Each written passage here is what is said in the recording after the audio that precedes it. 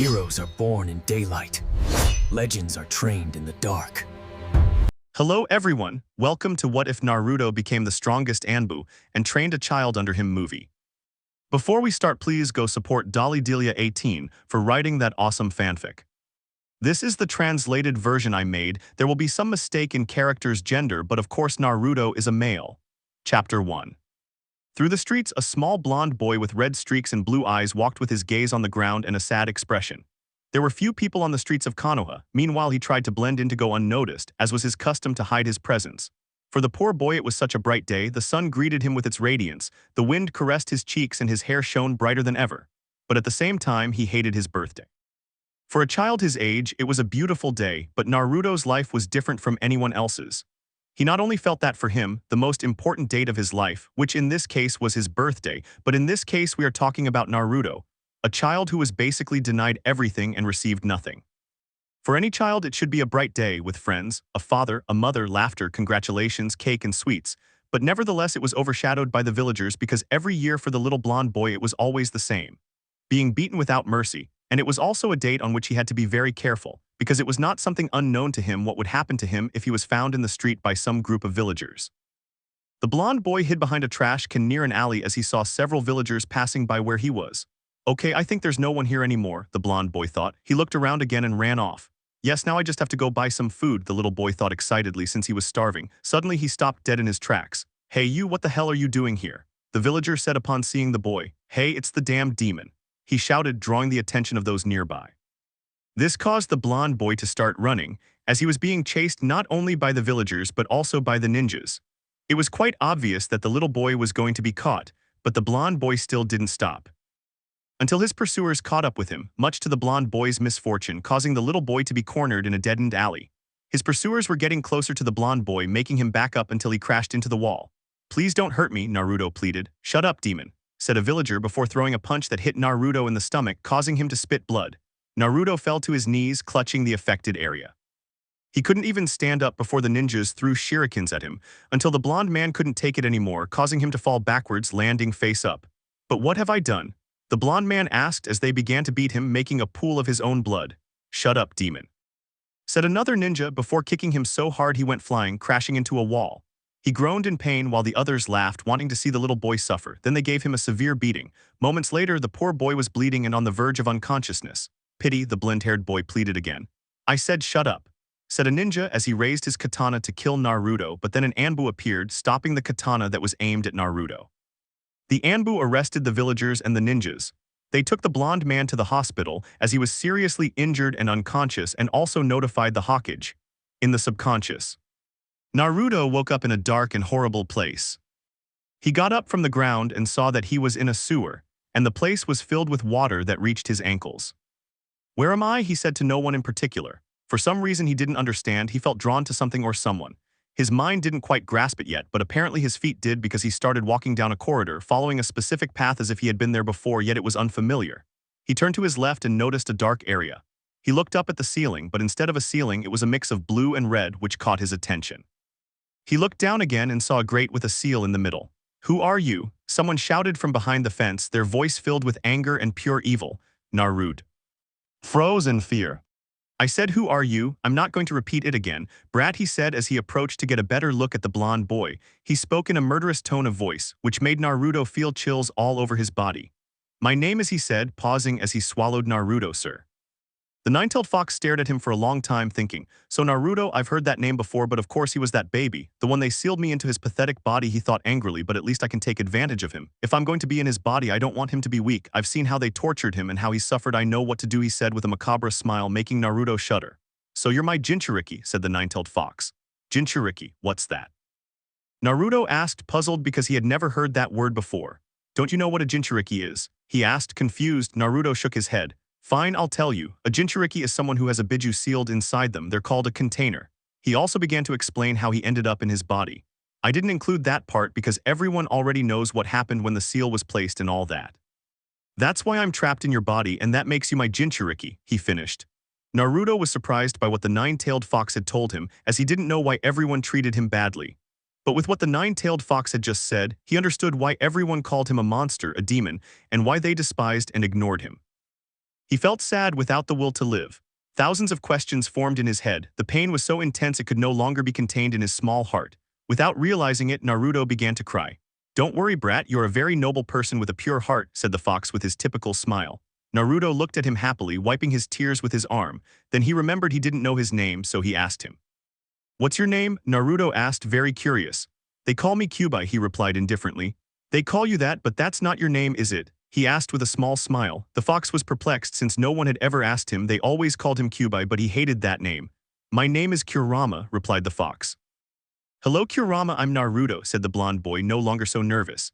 At that moment, Naruto had a question he had always wanted to know. The blonde boy sighed deeply before continuing. "Kurama-sama, can I ask you something?" Naruto said hopefully. "Ask whatever you want," replied the fox, to which Naruto smiled. "I'd like to know who were my parents."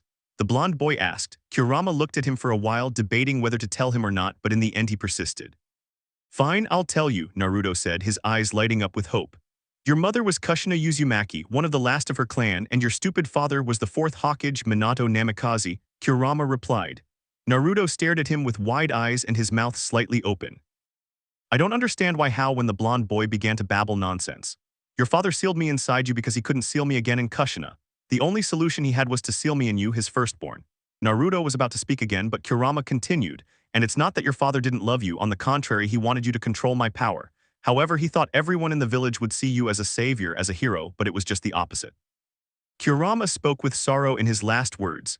After what he said, Naruto remained silent, processing the new information. He wanted to forget about it for now. So the two began to chat about whatever came to mind, but little by little, the blonde boy felt sleepy. As he entered the enclosure, the fox looked at him, confused, and then watched as he moved closer before settling onto one of his front paws and falling into a deep sleep. The fox looked at him, quite bewildered since he hadn't expected Naruto to sleep with him. He also felt a little strange that the boy treated him so well, since Kurama had thought Naruto would hate him because he was the cause of all the blonde boy's suffering. But instead, he treated him as if they were lifelong friends. The fox stopped drowsing about it until he too grew sleepy and lay down next to the blonde boy. Outside of his subconscious. Chapter 2. Naruto opened his eyes and looked at the white ceiling. "Where am I?" he said to no one in particular. Minutes later, he heard the creak of the door opening. He turned his head very slowly, as he was still in pain, not just his head but his whole body. When the door opened completely, he could see that it was the third Hokage. "Naruto, how are you feeling?" Sarutobi asked, very worried about the blonde boy's condition. "Technically fine," he said, turning to look at the ceiling. His face and words were completely expressionless, which surprised Sarutobi. Naruto's way of thinking had changed considerably lately. The blonde had matured so much that he now thought like an adult. This saddened the Hokage greatly. "I'm glad you're all right," said the Hokage, to which Naruto simply nodded. "When can I leave here?" The blonde man said very seriously. "In a few hours, since you're badly injured," said the Hokage, a little uncomfortable with the situation. "Okay," she said with a sigh. "Listen, Naruto," Sarutobi said, drawing the blonde's attention and making him turn around. "There's someone who wants to see you," Sarutobi said, a little worried about the blonde's reaction. Minutes later, a person entered, none other than Danzo. Naruto didn't seem to care much, but deep down he was very curious to know what this strange man wanted. "Naruto, I want to make you a proposal," the strange man began. "More like a question," Hiruzen corrected. "What's this about?" said Naruto, who already had an idea of where they were going with this, but he wanted to be sure before doing something stupid.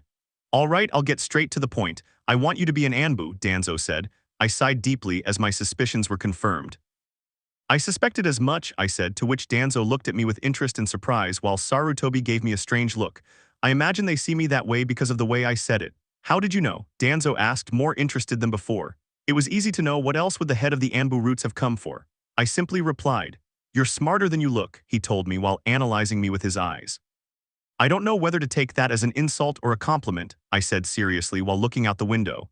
"Anyway," he said dismissively, "so what's your answer?" Danzo asked. Naruto didn't know what to say. He was thinking carefully because he knew that once he chose, there would be no going back. "Naruto, listen carefully," the fox told him, to which Naruto nodded mentally. "It would be a good opportunity for you to become stronger and be able to defend yourself. However, don't be overconfident. I don't like the guy, but you should still accept, but you'll know," Kurama told him, to which the blonde meditated for a few seconds.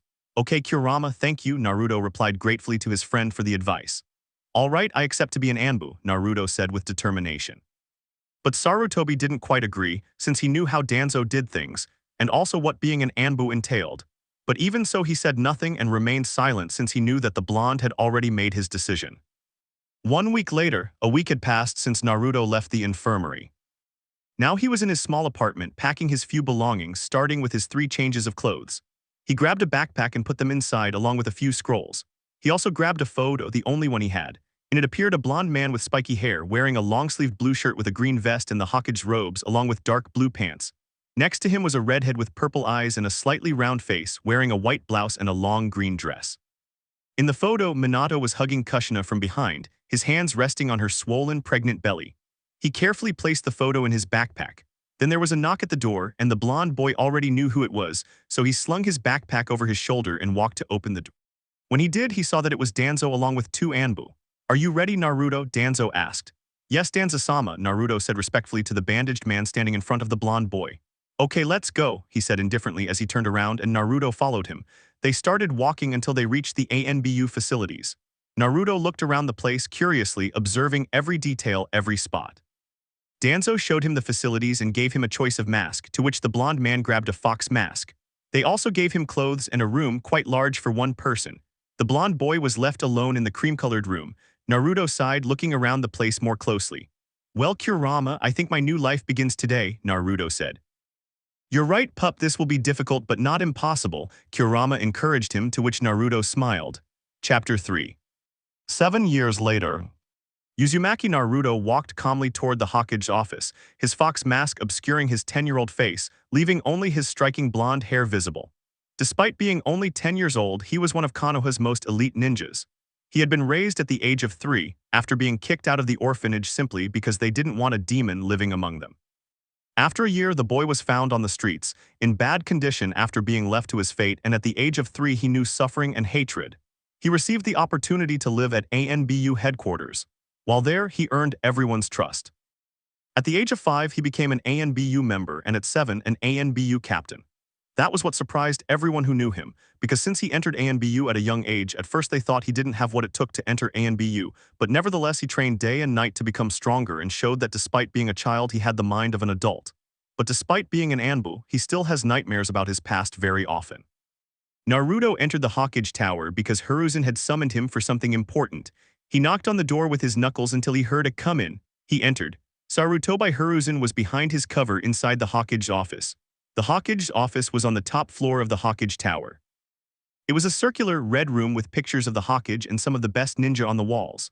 On the left side was a library. In front of the oak door was the Hokage's desk, a large wooden desk with various files and writing instruments.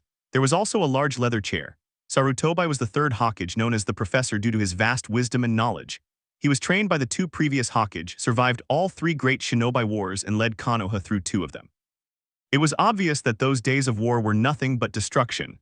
Despite his old age, the only thing he had lost was his stamina. His skill and strength were still there. In short, he was a powerful figure respected throughout the world. His eyes filled with sadness as he looked at the kneeling ANBU before him, but pride was also there.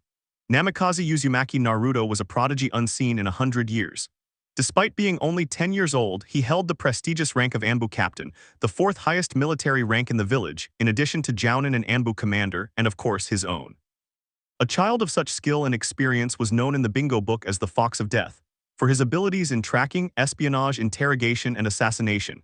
His fox mask held a high rank of A. The boy, no matter how much he tried to deny it, was a killing machine, a true assassin, a perfect shinobi. He excelled at everything he tried: ninjutsu, taijutsu, genjutsu, you name it.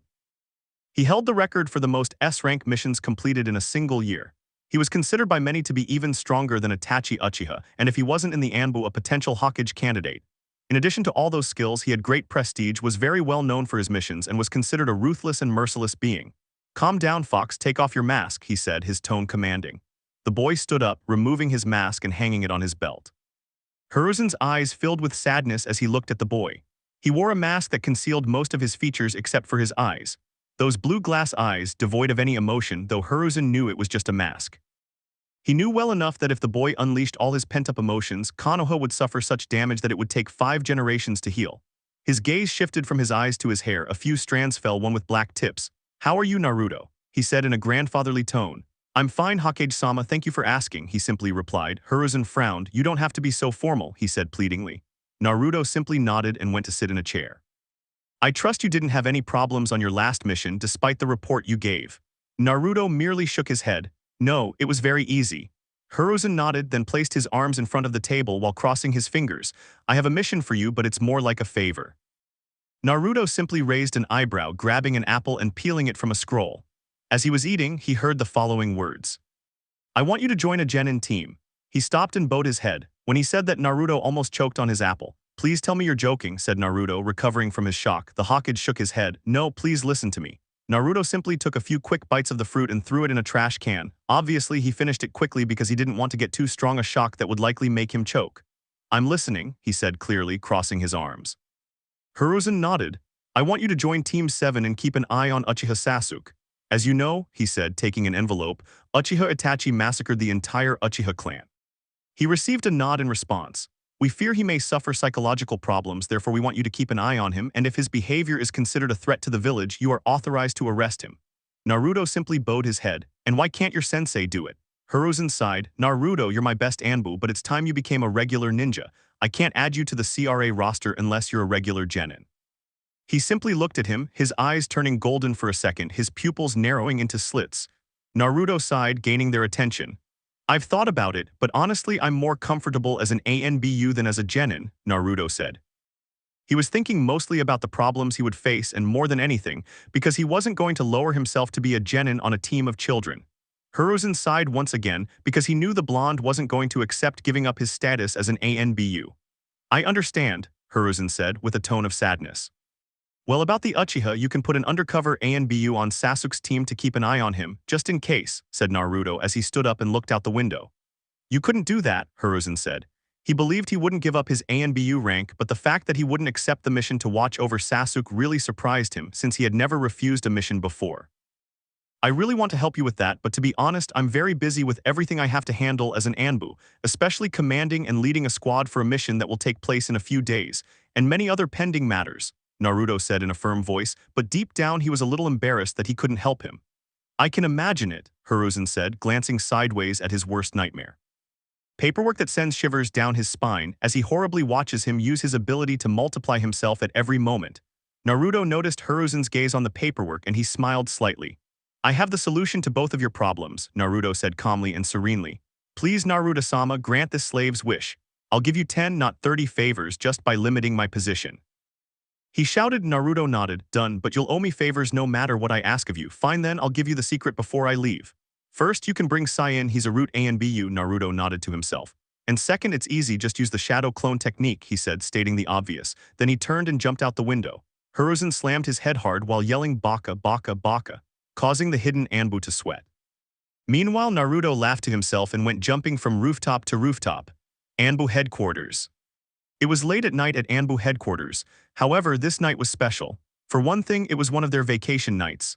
A night where they could eat, drink, and enjoy life with their fellow Anbu, but without masks. Furthermore, it was the day of the legendary wolf's return. Therefore, it was a celebration for his high-ranking missions. Everywhere you looked, Anbu could be seen spending the night with smiles on their faces. Some challenged each other to drinking contests, some to spar, and some were even kissing as if they wanted to have hex, which they would do in a few minutes. Chapter 4. For Naruto, this was perfectly normal, since when he got drunk he was obviously no saint, and even less so his companions who were twice his age. But it didn't mean he was a pervert either, since when he did it, he'd drunk too much during a game they'd all invented to have fun and distress from missions. Flashback. They were all drinking, and a certain blonde man was no exception. He was very stressed about an S-class mission, which he had to do with some Anbu he barely knew, but in order to carry out the mission and for it to be successful since it turned out to be more difficult than they imagined.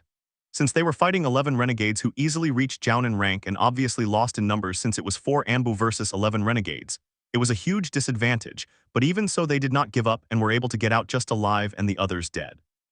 Naruto grabbed his sake bottle and took a long swig straight from the bottle. As the liquid passed down his throat, it refreshed him but at the same time gave him a burning sensation. He drank more than half of it, which gave him a satisfied smile, and he forgot about his problems for a while. Naruto approached a group of Anbu, more than 30 of them.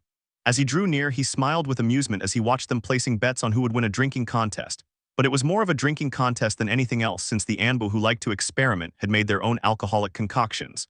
They were far too strong for delicate stomachs or even for those who weren't so delicate as they could easily cause vomiting.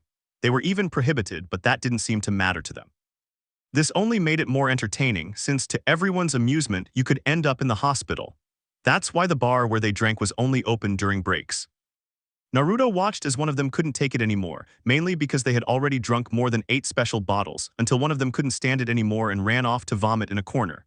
"Well, my dear friends, our winner is the Hellcat," shouted the bet's organizer euphorically. "As we all know, we're going to continue our tradition once again to see who will finally defeat the Hellcat," he said with a laugh, taking a sip from his glass. "Now, who will be our next challenger?" He called out, eager to know who would be competing, until Naruto smiled, thinking this was a way to entertain himself. "I'll do it," Naruto said in a powerful and firm voice. Everyone smiled with amusement upon hearing his voice because they knew it was going to be an entertaining competition. "But what do we have here, the very Fox of Death?" He shouted enthusiastically, even more euphoric than before. Everyone made way for Naruto to pass, and he did so, sitting on the stool with a defiant yet amused look. "Okay, are you ready?" he said aloud, to which the 2 participants nodded. "Okay, let's begin," he said excitedly. Naruto started drinking very fast. He felt his throat at its limit, but even so he did not stop. He was not going to lose even though he felt dizzy when he was on the 6th bottle and felt like vomiting. He felt his stomach churning. "Bottoms up, bottoms up, bottoms up, bottoms up." They all shouted, raising their sake bottles while laughing and throwing them at each other. The blonde man continued drinking the beverages without pause. He had already downed 10 bottles and was on his 11th until his opponent had to stop to vomit. Naruto even jumped up to avoid being spat out by his vomit. "The new winner is the Fox of Death," he shouted, to which everyone screamed and clinked their drinks together, causing them to spill. Naruto, on the other hand, didn't vomit, but he was dizzy and staggering. What did they put in the drinks? The blonde man thought as he walked away from the group, standing in a corner, leaning against a wall. That's when he saw a brunette with long, waist-length hair, very pretty with large breasts, the valley of her breasts showing, revealing her cleavage, especially with that gray blouse with red details, a black jacket, and black Anbu pants that accentuated her curves. She seemed a little drunk, but not as much as the blonde guy. The girl looked at him brazenly, scanning him with her eyes while biting her lower lip. The girl was drunk but still aware of what she was doing. Suddenly, the brunette approached him and kissed the blonde boy, at which Naruto's eyes widened, but he let himself go and bit her lip, causing the brunette to moan when Naruto squeezed her thigh. End of flashback. That day, he woke up in the chestnut-eyed girl's room, but luckily they used protection and nothing more happened. Naruto smiled at the memory, then paid for his drinks and left, since he couldn't stay up all night like the last time he had a terrible hangover. Naruto narrates, "I was at a special training ground, the kind reserved for ANBU. I was training like every day except no one was there because it was raining. Since I never stop training regardless of the weather and it also gives me a chance to practice with the Suiton element water, I made shadow clones to practice with. While I sparred with other clones, I wanted to test my defenses and see if my attacks were still weak or if my speed had increased. Each day I train with one element at a time. I have the Reiton's lightning element, the Futon wind element, and the last Suiton water element. I stayed like that for a while until I grabbed my katana and started moving it rapidly, blocking and attacking to prevent the clones from hurting me or cutting off a limb. But the best part of this training was that I was blindfolded so I could adapt to my other senses. It made it somewhat dangerous and even challenging since I was being attacked by more than 100 clones. After an hour, when I finally finished, I was extremely tired.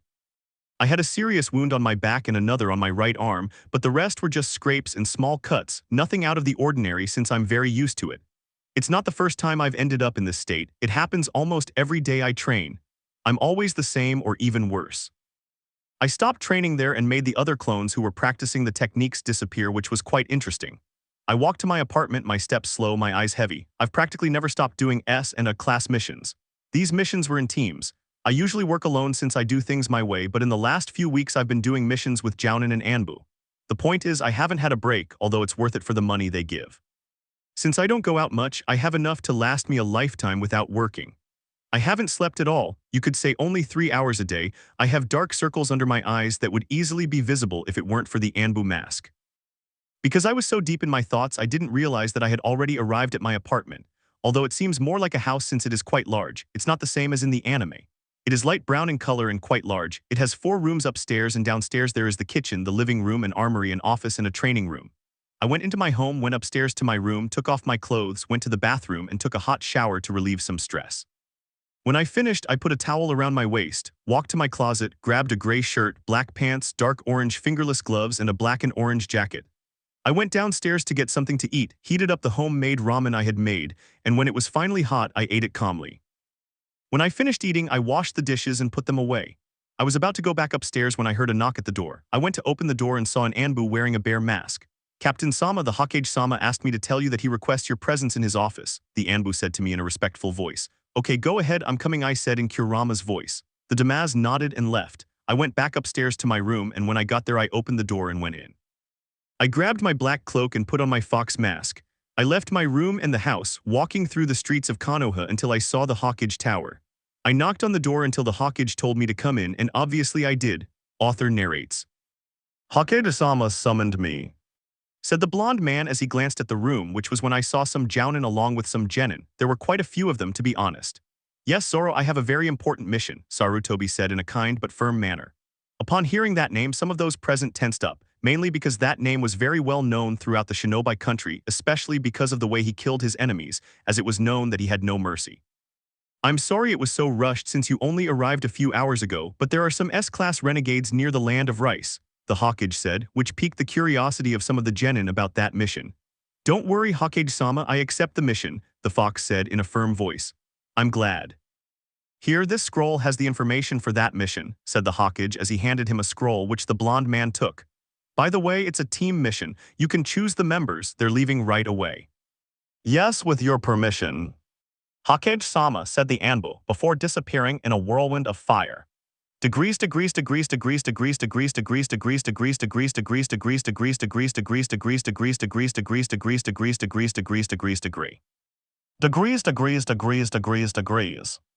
Author's note, I didn't consider including the mission statement, as it wasn't important.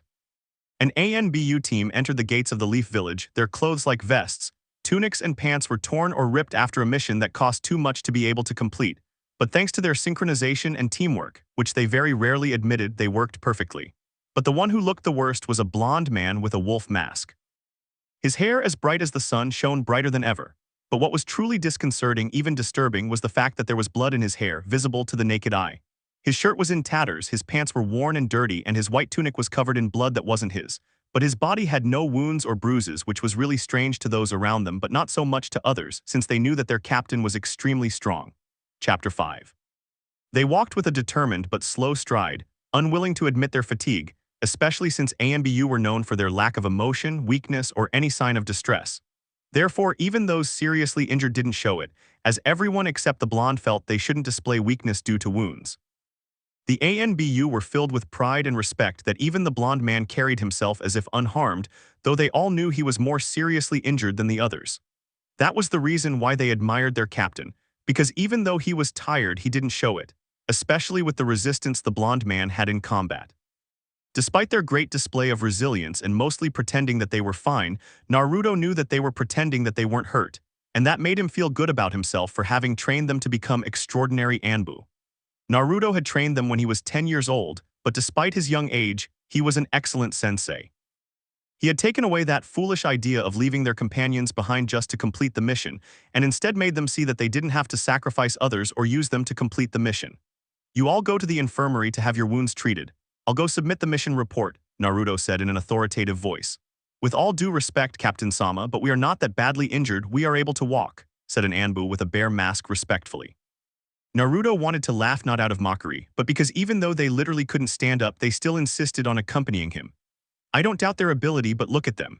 They can barely walk, they have broken bones, blood loss, serious cuts, and their chakra is low, Naruto said calmly. To which they all sighed heavily and mostly tired, but also happy that he recognized that they were capable despite being as they were. So go and rest, you deserve it. I'll let you know when I need you, Naruto said stoically. Yes, Captain Sama, they all said in unison with a small smile, but obviously it wasn't visible with the mask on. Everyone went to the infirmary except for the blonde boy who went to deliver the report. Degrees.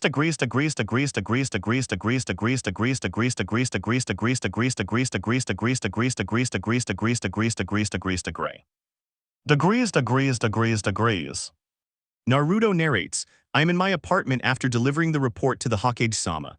I went to the bathroom, took off my already torn clothes, and took a shower to remove the dried blood from my hair. When I finished, I put on a gray shirt and loose dark blue pants. I lay down on my bed staring at the ceiling and fell asleep almost. Instantly, dawn had broken hours ago in Konoha, and everyone was awake, except for a blonde boy with blue eyes who was sound asleep, unconcerned that it was already 1 in the afternoon. But who could blame him with all those grueling missions? He barely had time to eat before heading out on a mission, and he was always so stressed and exhausted. The blonde boy began to stir, but when he saw the light hitting his face, he opened one eye and saw the bright sun. He rolled over and pulled the covers over himself. After a while, the blonde boy woke up to the sun's rays streaming through the window. He got out of bed and looked out.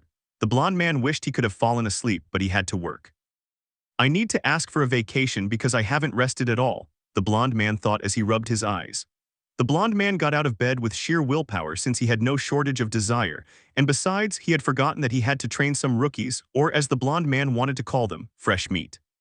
Naruto sighed heavily, walked to the closet, and grabbed a sleeveless blue shirt, a jacket that was short at the bottom but long-sleeved with the Uzumaki symbol on the back, black Anbu pants, and dark blue sandals that reached just above his ankles. He put on his Anbu mask. He didn't even have time for breakfast, but it was all because he overslept. The blonde man left his apartment, walked through the streets of Konoha. It was a quiet day and there was a peace that wasn't felt every day. He walked until he reached the Anbu facilities, entered the place, and they greeted him with a nod, to which he did the same. I walked down a long corridor, encountering Anbu everywhere of almost all ages. Naruto walked until he finally reached his office where he keeps S-rank secrets, which is why it is protected with seals which only the blonde can break. He removed the seals with his own blood while making a hand movement. The blonde man entered his office and sat down in the chair. He opened one of his drawers and took out some documents where he had noted and registered the rookies who would enter as Anbu. He had their abilities, weaknesses, their resistance, and their element, which are too peculiar to say rare. Not everyone, only 2 or 3 people have a special denjutsu. He grabbed the documents, stood up from his chair, and left his office, putting the seals on them. I walked through the facilities until I reached a door, entered the place, and everyone who was talking immediately fell silent. Everyone inside fell silent, wondering what a child was doing there. Someone was about to speak up to demand answers or ask what a child was doing there. But a young man, no more than 20 years old, recognizing the blonde boy, nudged his brown-haired friend to stop him from saying something stupid. "Shut up, he's legendary, the person everyone talks about. We're in front of a legend," the young man said admiringly. Some of those nearby heard him speak and were surprised to find this legend standing before them. He whispered this to the others, who then told the rest, and it must be said that everyone was nervous, some even sweating. Then Danzo entered and all eyes turned to him. "Now that we're all gathered here, I want to introduce you to the person who will be training you." Despite his busy schedule, he's here to lead another new Anbu team, Danzo said, pausing. "He will train you personally," he finished, turning to leave. "Well, as Danzo-sama already told you, I will be the one training you, and let me tell you, I'm not gentle when it comes to training. You might have broken bones or bruises by the end of the training, so I recommend that from today onwards you give me 100% effort. Do you understand me?" He shouted, the last part sending a chill down everyone's spine as they heard him yell, but they responded anyway. "Hi, Captain Sama." They all shouted in unison. "Well, your training, or as I call it, suffering, begins at training ground number 3, Naruto said, before disappearing in a swirl of leaves. When everyone saw that their captain had left, they let out the breath they hadn't known they'd been holding in. With Naruto. The blonde man was leaning against a tree, looking at the training field. He had chosen this place to train them because there wasn't enough space to train at the facilities. What he didn't like was that it was a place where anyone could enter, but he had no other choice. Naruto waited for a few minutes until after a while the others had arrived. "Good for your warm-up, you're going to run 100 laps around the field in 1 hour, and if you don't finish you'll have to do 300 laps. After that you'll do 200 push-ups, 150 sit-ups, then you'll fight each other, and to finish you'll fight me all while using weights," Naruto finished. The others stared wide-eyed, quite surprised by his warm-up. If that was the warm-up, nobody wanted to know or even experience what his training was going to be like. "Alright, what are you waiting for? Let's begin," Naruto said. "Hi," they all shouted, and so everyone started training. All of this was observed by some genin, and the jounin were watching the training in amazement. On the other hand, the jounin were already used to seeing that type of training. "Amazing," said Ino as she watched the training. "You're right, Inopig, it's amazing," Sakura said. "That looks troublesome," said Shikamaru. "I'm sure they'll be hungry when they're done. Just thinking about it makes me hungry," said Choji as he took out some potatoes and ate them. "You're always thinking about food, Choji," Kiba said while carrying Akamaru. I think it's incredible," Hinata said while playing with her fingers, and a slight blush appeared on her cheeks. "Hinata-sama is right, that training is incredible," said Neji as he watched the training. "That training is fabulous, isn't it, Gaizensei?" said Rock Lee. "If with that training they're showing their flames of youth," Guy exclaimed euphorically as they raised a thumbs up. "For once I agree with you too," Tenten said. "Not bad," said Sasuke while deep down he was dying of jealousy. "It seems incredible," said Shino. "Yes, it's best if we leave so as not to interrupt them," said Kurenai, starting to walk. "You're right," said Asuma, walking beside Kurenai. "If we're going as a team, we should leave to meet the newest member of Team 7, Kakashi said while reading his Ika Ika book. "Yes, Kakashi-sensei," Sakura said. "Well, whatever," Sasuke said grumpily. And so one by one they began to leave.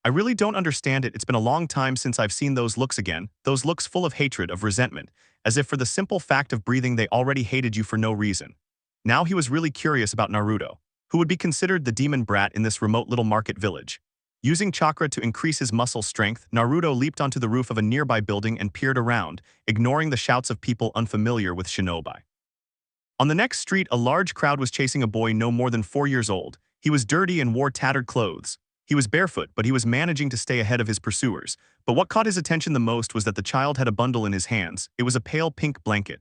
The enraged crowd rushed forward to stand in front of the child. The boy stood up and put the bundle behind him as if he were protecting it with his own body. "You're going to pay, brat, for everything you've done," a civilian said angrily while holding a kunai in his right hand, ready to kill the boy. But then Naruto ran and stood in front of the civilian, holding his wrist with his hand. Naruto held her tightly, causing the civilian to groan in pain. "Who are you?" the frightened civilian asked, dropping the kunai to the ground. "I warn you that if you don't leave right now, I will have no mercy in making you suffer until death," Naruto said in a demonic voice. The blonde boy then let go of her wrist, but obviously not affectionately. Instead, he threw it, causing it to hit a nearby wall. Everyone else ran as if someone were chasing them. Naruto turned to look at the boy, and what he saw left him frozen, as the boy was cornered against a wall, standing with a look of fear, terror, and above all, determination. "Are you all right, kid?" Naruto asked. The kid tensed up when he heard him speak, and in those eyes he could see fear, loneliness, and suffering. Chapter 7. "Please don't hurt us, don't kill us," the boy said, trembling, clenching his fists in his pants. Naruto was about to speak, but the boy interrupted him. "Do whatever you want to me, but don't do anything to my sister, I beg you," the boy said, crying, kneeling down and putting his head between his legs. Naruto was shocked as a memory came back to him. Flashback. "I was leaning against a wall, panting as my attackers approached. I was scared and tired, afraid and cold. Those people approached me, they had a macabre look, and they smiled in a psychopathic way. I huddled against a wall, begging and even praying that they wouldn't touch me, that they wouldn't hurt me. I beg you, please don't hurt me, I haven't done anything, I beg you, I don't know what I did, but I promise not to do it again," I said as I let myself fall to my knees. "Please God, protect me so that nothing happens to me, so that I don't get hurt," I thought as I cried harder and harder. "Shut up, die demon," he said as he began to smash my head against the ground. They all joined in and beat me until I couldn't feel any part of my body. End of flashback. Remembering that memory filled Naruto with anger. The blonde boy saw the child still lying on the ground crying and began to plead in a low voice. Naruto approached until he was standing in front of the child, who tensed up and clutched his small hands tighter in his worn shorts. The boy was trembling. He was very afraid that this man whom he didn't know would hurt him. At that moment, the little boy felt a hand on top of his head, and in the process it was combing his hair. The boy opened his eyes in surprise, having closed them without realizing it. "It's so warm," the little boy thought. He felt something in his heart, something strong, something beautiful. He felt warmth, a feeling he hadn't felt in a long time. Otsutsuki," said the little one before fainting. Naruto frowned in confusion, then saw the boy faint and caught him before he hit his head. Naruto didn't know what to do. He couldn't leave the children here. Where are his parents? Well, it doesn't matter, I'll find that out later, the blonde boy thought. Naruto made his shadow clone disappear so he could find out the location of his apartment. When he did, the information came to him, and thanks to that, he wasn't that far away. Naruto picked up the child and walked over to the bundle. He uncovered the blanket and realized it wasn't just a bundle, but a baby, or rather a girl. The baby opened her red eyes and stared at him until she started to cry. Naruto frowned, clearly confused. He picked up the baby, but when he touched her, he noticed she was hot, burning with fever. Naruto narrates, "I grabbed the two children and started running, jumping from roof to roof. It took me about 5 minutes to get to the apartment. I went inside and looked around until I found the room my clone had paid for. I entered the apartment and opened a bedroom, finding myself with a fairly large bed, a white vanity, along with a modern bathroom. I put the children to bed while I took off a sweater that was torn and sandals that were not in good condition. I made 3 shadow clones, one looking for clothes, another buying food, and the last one preparing the bathroom. I put a damp cloth on the baby's forehead to try to lower her fever. After spending about an hour putting the cloth on his head, his fever had finally gone down a little. The clones had also arrived with all the things I'd asked for. I carefully removed their clothes and threw them in a trash can. They were not in good condition, neither the clothes nor the children. They had bruises, scrapes, and serious cuts, and their faces were dirty. Once they were naked, a clone helped me carry the boy while I held the baby. I went to the bathroom, where the tub was already ready. The water was warm. I carefully sat her down, supporting her small back with one hand and gently scrubbing her wounds with the other. My other clone did the same with the boy. We put shampoo in their hair, which was dirty. It took me a little longer with the girl because she had longer hair. When we finished, we wrapped them in towels and I gently hugged the baby. I laid her on the bed and took the clothes out of the bags, grabbed her clothes, and made the clone disappear because I had already finished changing him. I dressed the girl in a long-sleeved pink blouse and loose white pants. The boy wore a short-sleeved red shirt and loose black pants. I made them comfortable on the bed and proceeded to treat their wounds. They were quite deep, and just imagining who had done this to them made my blood boil. I was furious. How could anyone do this to children? I applied alcohol to disinfect the wound so I could bandage it, and I also applied an ointment that I had made myself. When I finally finished treating their wounds, I covered them with sheets. I looked out the window. It was already night, and I doubted the children would wake up. Besides, I was already tired. I left the room, leaving the door open, and walked down the hall to the kitchen. I sat down in a chair, grabbed a glass to drink some water, and all I ate was cereal. I wasn't really hungry. When I finished, I got up from the chair and went to a room which was on the other side of the hall, opened the door and went in. I went into the bathroom and took a shower. When I finished, I got dressed and left. I went to bed, covered myself up, and lay staring at the ceiling, thinking mostly about those poor children. I wondered where their parents were. I knew I should have looked for them, but it would be pointless since they couldn't be in the same place where I found them because they seemed to have been running for a long time. And I can't even ask because the way they were being looked at or the way they were attacked seemed strange to me. I wonder why. After a while, I got sleepy and fell asleep. Chapter 8. I woke up and stared at the cream-colored ceiling. I stared for a long time. I don't know how many minutes I spent looking into nothingness. That's when I remembered what happened the night before, those poor children. I sat up in bed and rubbed my hair in frustration. Last night I fell into a deep sleep, but since I'm practically used to not sleeping, I woke up around 3 in the morning and couldn't fall back asleep until after 5. All that time I kept thinking about those children, about those people, or rather monsters who chased them. What I should have done was kill them for what they did to those little ones. Well, who would have thought it? The great wolf of death worried about some brats. Kurama said mockingly. It's been a while since I heard from you, I said mentally while rolling my eyes. Do you miss me? He said, bursting into laughter. I miss the Kyuubi. Yeah, right, he said sarcastically. Hey, you know I hate being called that, he said angrily. You weren't laughing, I said with a smile on my face. Yes, you'd better keep an eye on those brats, he said through gritted teeth. What are you talking about? I asked, frowning and becoming completely serious. I'm talking about feeling something really weird with those brats, Kurama said. What do you mean? I asked curiously. That's something you'll have to figure out, he told me, leaving me even more confused than before. Kurama. Kuramas. Kuramas. Damn Kurama, why won't he tell me? As usual, he doesn't even answer me. I was going to try again, but a scream interrupted me. I jumped out of bed and ran to the room where I'd left the children. I ran to the living room and then to the other room.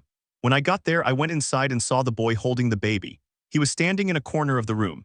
The baby had tears in her eyes. She was crying, and the boy looked tired, trying to calm her down. Now that I look at them more closely and they're not dirty, the boy has messy blonde hair that spikes up in the back, blood-red eyes, thin lips, and pale skin. The girl has blood-red eyes, pale skin, and almost white blonde hair.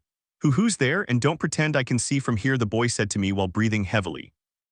No, I'm not going to pretend. I'm the same person as the other night, I said in a neutral voice. Notice how the child calmed down but then tensed up. Why don't you kill us? She said as she began to cry. That's what you would have wanted, I asked as I started walking. No, please, not again. We don't want to die. We don't want to suffer. No, I beg you, said the child while crying and shaking her head frantically. She held tighter to the unharmed baby. Watch as the child hugged her because she was trembling, holding her in his small arms, while he wrapped his arms around her back and rested his small head on her chest. Listen, I don't want to hurt you. I just want you to be safe, I said calmly. I don't believe you. You just want to make us suffer. The boy shouted as small tears came out of his eyes. Then I'll put it more simply. If I had wanted them dead, I would have let them be killed. I would have left them there. I wouldn't have brought them to an apartment. I wouldn't have bathed them. I wouldn't have bought them clothes. I wouldn't have changed them. I wouldn't have cared for their wounds, much less taken care of them, I finished, at which point his eyes widened in shock. The boy seemed surprised, and with a look I couldn't decipher, he felt fear, anger, anguish, and gratitude. The boy was also surprised. He was sad, dejected, tired, but with a hopeful look. You did everything that for us. Why? The boy asked curiously as he began to cry more and more. Because I want to help them just like they helped me, I replied, to which the boy smiled. But what I found strange for a while now is why they don't look at me. Could it be that they are nervous or afraid? I'd like to ask you a few things, I said calmly, to which he nodded. Okay, first question, where are your parents?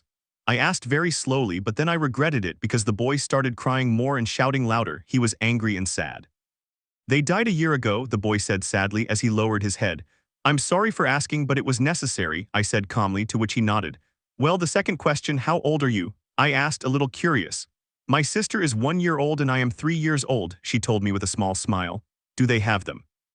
Then they're siblings, I asked, trying to piece together everything they told me. Yes, she's my sister, he told me with a proud smile. Then the third question, what are they called? I asked with great curiosity. I don't remember, the boy told me, crying. I opened my eyes in surprise. I looked at the child, waiting for him to answer me. I don't remember. I used to think our name was Demon or Child because that's what everyone calls us, she said, starting to cry. Well, I can't call them that for obvious reasons. What if I give them names? What do you think? I asked with a smile. The boy nodded. Okay, let's see, what names should I give them? I murmured softly. He looked anxious and hopeful. And what if instead of boy I call you King, and instead of girl I call her May? I asked, and the boy smiled. I like it, the boy smiled with a very sweet look. King, the boy murmured softly as if he were testing his name. Okay, how about I ask the last, most important question? I asked seriously. I don't know if it's the right decision, but I can take the risk. Besides, I'd already thought about it a lot last night, so. Naruto, do you think this is the right decision? Kurama asked, to which I sighed. I'm not going to lie to you, Kurama. I also have doubts, but you saw what they did to them. I can't just go back to Konoha and leave them alone. I know, but it's not just that. The children seem to have something inside them, he said, sounding worried. What's bothering you so much? Why don't you tell me? I asked, tired of her not telling me. I wouldn't have said anything, but the children don't seem to know what that man did to them either. He might have put something inside them. She spoke while sighing. Tell me what they put Kurama in there. I said desperately. Naruto, they are Jinchuriki. Apparently they only have chakra, and I know this because it's my chakra that they have inside them. He told me sadly. They have what? I shouted, very surprised. It seems that person did that to the children, he said, disappointed. I understand, I said, taking in everything he had told me. Now I understand why people look at them that way or why they hate them, and that's all the more reason I'm going to make that decision. Chapter 9. Sir, are you still there? The boy asked. I think I spent a long time talking to Kurama. Yes, Kid King, he smiled when I said his new name, but don't call me sir. I'm not old. I'm 10 years old, I told him, to which he seemed surprised.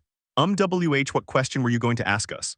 The boy said curiously. Like I said, I don't even know if it's the right decision, but if I leave them here, they will die, and I can't allow that. I'd like to know if you want to come with me to my village. You'll be safe there. I can arrange some paperwork so you can come live with me, Naruto said slowly, like a family, the child innocently. Does that mean you want us to be your children? She asked, her eyes filled with tears. Well, if we can call it that, would you like that? I asked nervously, me the fox of death speaking nervously. I need to get used to their names. The child seemed shocked, and I would even venture to say uncomfortable. I reached out to place my hand on top of his head. If you don't want to, I can understand, Naruto said calmly. Ray remained silent. He seemed sad but also excited. Author narrates. Ray was nervous, he was afraid, but for some reason he didn't understand. He felt comfortable. For the first time, he felt like this was the place where he belonged. When those men were chasing him, he thought he was going to die, but even so, he wanted to protect his sister. But that strange man saved him and placed his warm hand on Hima's hand that wasn't very big, but was both soft and rough at the same time. It was a touch he had never felt before, a touch that conveyed so much affection. Even though it had only been for a few minutes, it felt good. It reminded him of his mother and father, when he used to sit on his mother's lap back when he could see. He remembered their kind and loving eyes, chocolate-colored eyes, the color of the sweet treat he loved so much.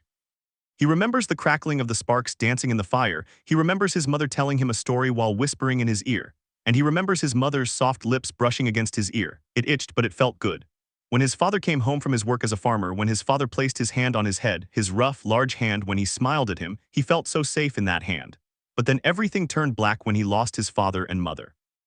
It was night and there was a storm that day. He lost them and only his sister remained. From that day on, he had never again felt their touch, their love, and their warmth. His sister doesn't remember them since she was only a year old, but he was old enough to understand that this was a cruel world. His idea was always that the weak died and the strong would endure. That was his thought when his mother and father died. That was always his mindset. The only thing he had left in the world was his sister, whom he could barely carry even though she was only 3 years old. He was the oldest, so he had to take care of her. He fed her with whatever food people gave him or sometimes stole it so he could bring her warm milk. He's not proud of what he did, but at that moment he had no choice. Survival was his only goal, and what kept him going was his sister.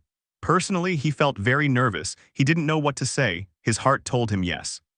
But he was afraid that she would abandon him, that she would leave them alone like his parents. He was afraid of suffering again, of being alone. No, I mustn't think like that, he encouraged himself. If I say yes, we'll have a family, a home to call home. I'll have a dad and my little sister will be happy, he thought excitedly. Yes, I want to be your son, I want to have a family, Ray said with a smile, and on pure impulse he hugged that man with his sister in the middle. Naruto stood frozen, stunned by the unexpected embrace, but then he smiled and hugged him and the baby, being careful not to crush her. The older blonde man was happy for the first time. A genuine smile graced his face. It had been a long time since he'd felt this way. He was also thrilled at the prospect of having a family, though on the other hand, he was afraid he wouldn't be a good father to these little ones. But he knew this was the right decision because he didn't want to leave them alone, much less let them suffer what he himself had endured. On the contrary, he wanted them to feel protected and loved. He pushed those thoughts aside and focused on embracing them. I will protect them so that nothing happens to them and so that they feel at home. That's a promise, Naruto said without thinking. The words just came out on their own. Ray smiled and tears of happiness welled in his eyes. He felt protected and once again felt that warmth, that beautiful feeling that flooded his heart, something he had always longed to feel again. He knew that he would only feel that way with him, with that blonde young man with blue eyes. But then that beautiful moment literally went down the drain when they smelled a disgusting, nauseating odor. The two immediately separated and fixed their eyes on the laughing baby. Naruto covered his nose, almost channeling chakra into it to try and mask the smell, but then realized he needed them to breathe. He mentally cursed the damn oxygen. I think someone needs a diaper change, Naruto said, to which Ray nodded while pushing his sister away with his arms outstretched in the air. Wait, did you put a diaper on him? Ray asked. Naruto opened his eyes in surprise as he hadn't thought of that. I think I forgot, Naruto thought to himself. What do you mean you forgot? Didn't you know babies go to the bathroom too, or do you expect the baby to crawl to the bathroom? Kurama scolded him, his voice clearly annoyed. Shut up already, Naruto said, angry but also embarrassed. Naruto didn't know how to switch babies, so he looked at Ray.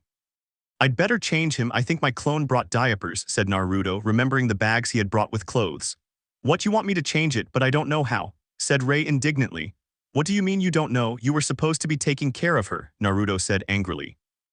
I did take care of her, but I never knew how to clean her and she always got dirty, Ray said, annoyed. Besides, aren't you supposed to be the dad, so you should change her, he pouted. What, I'm not going to touch anything, Naruto said in a panic. So what if you don't do it, it's going to get chafed, he said with a mocking smile. Naruto swallowed nervously. Fine, Naruto grumbled through gritted teeth.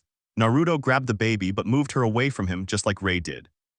Okay then, look for something in the black bags I brought, said Naruto as he placed the baby on the bed, but not before putting the worn blanket under the baby. Ray nodded and searched through the bags until she found diapers, at which Ray smiled, but she also grabbed a small pink book that had a picture of a baby in the center, so she guessed that it would be helpful. Here, I also found this, Ray said, and Naruto grabbed the diaper, the toilet paper, and a book. Ray noticed his confused expression and decided to explain. I thought it might be helpful, she said, shrugging.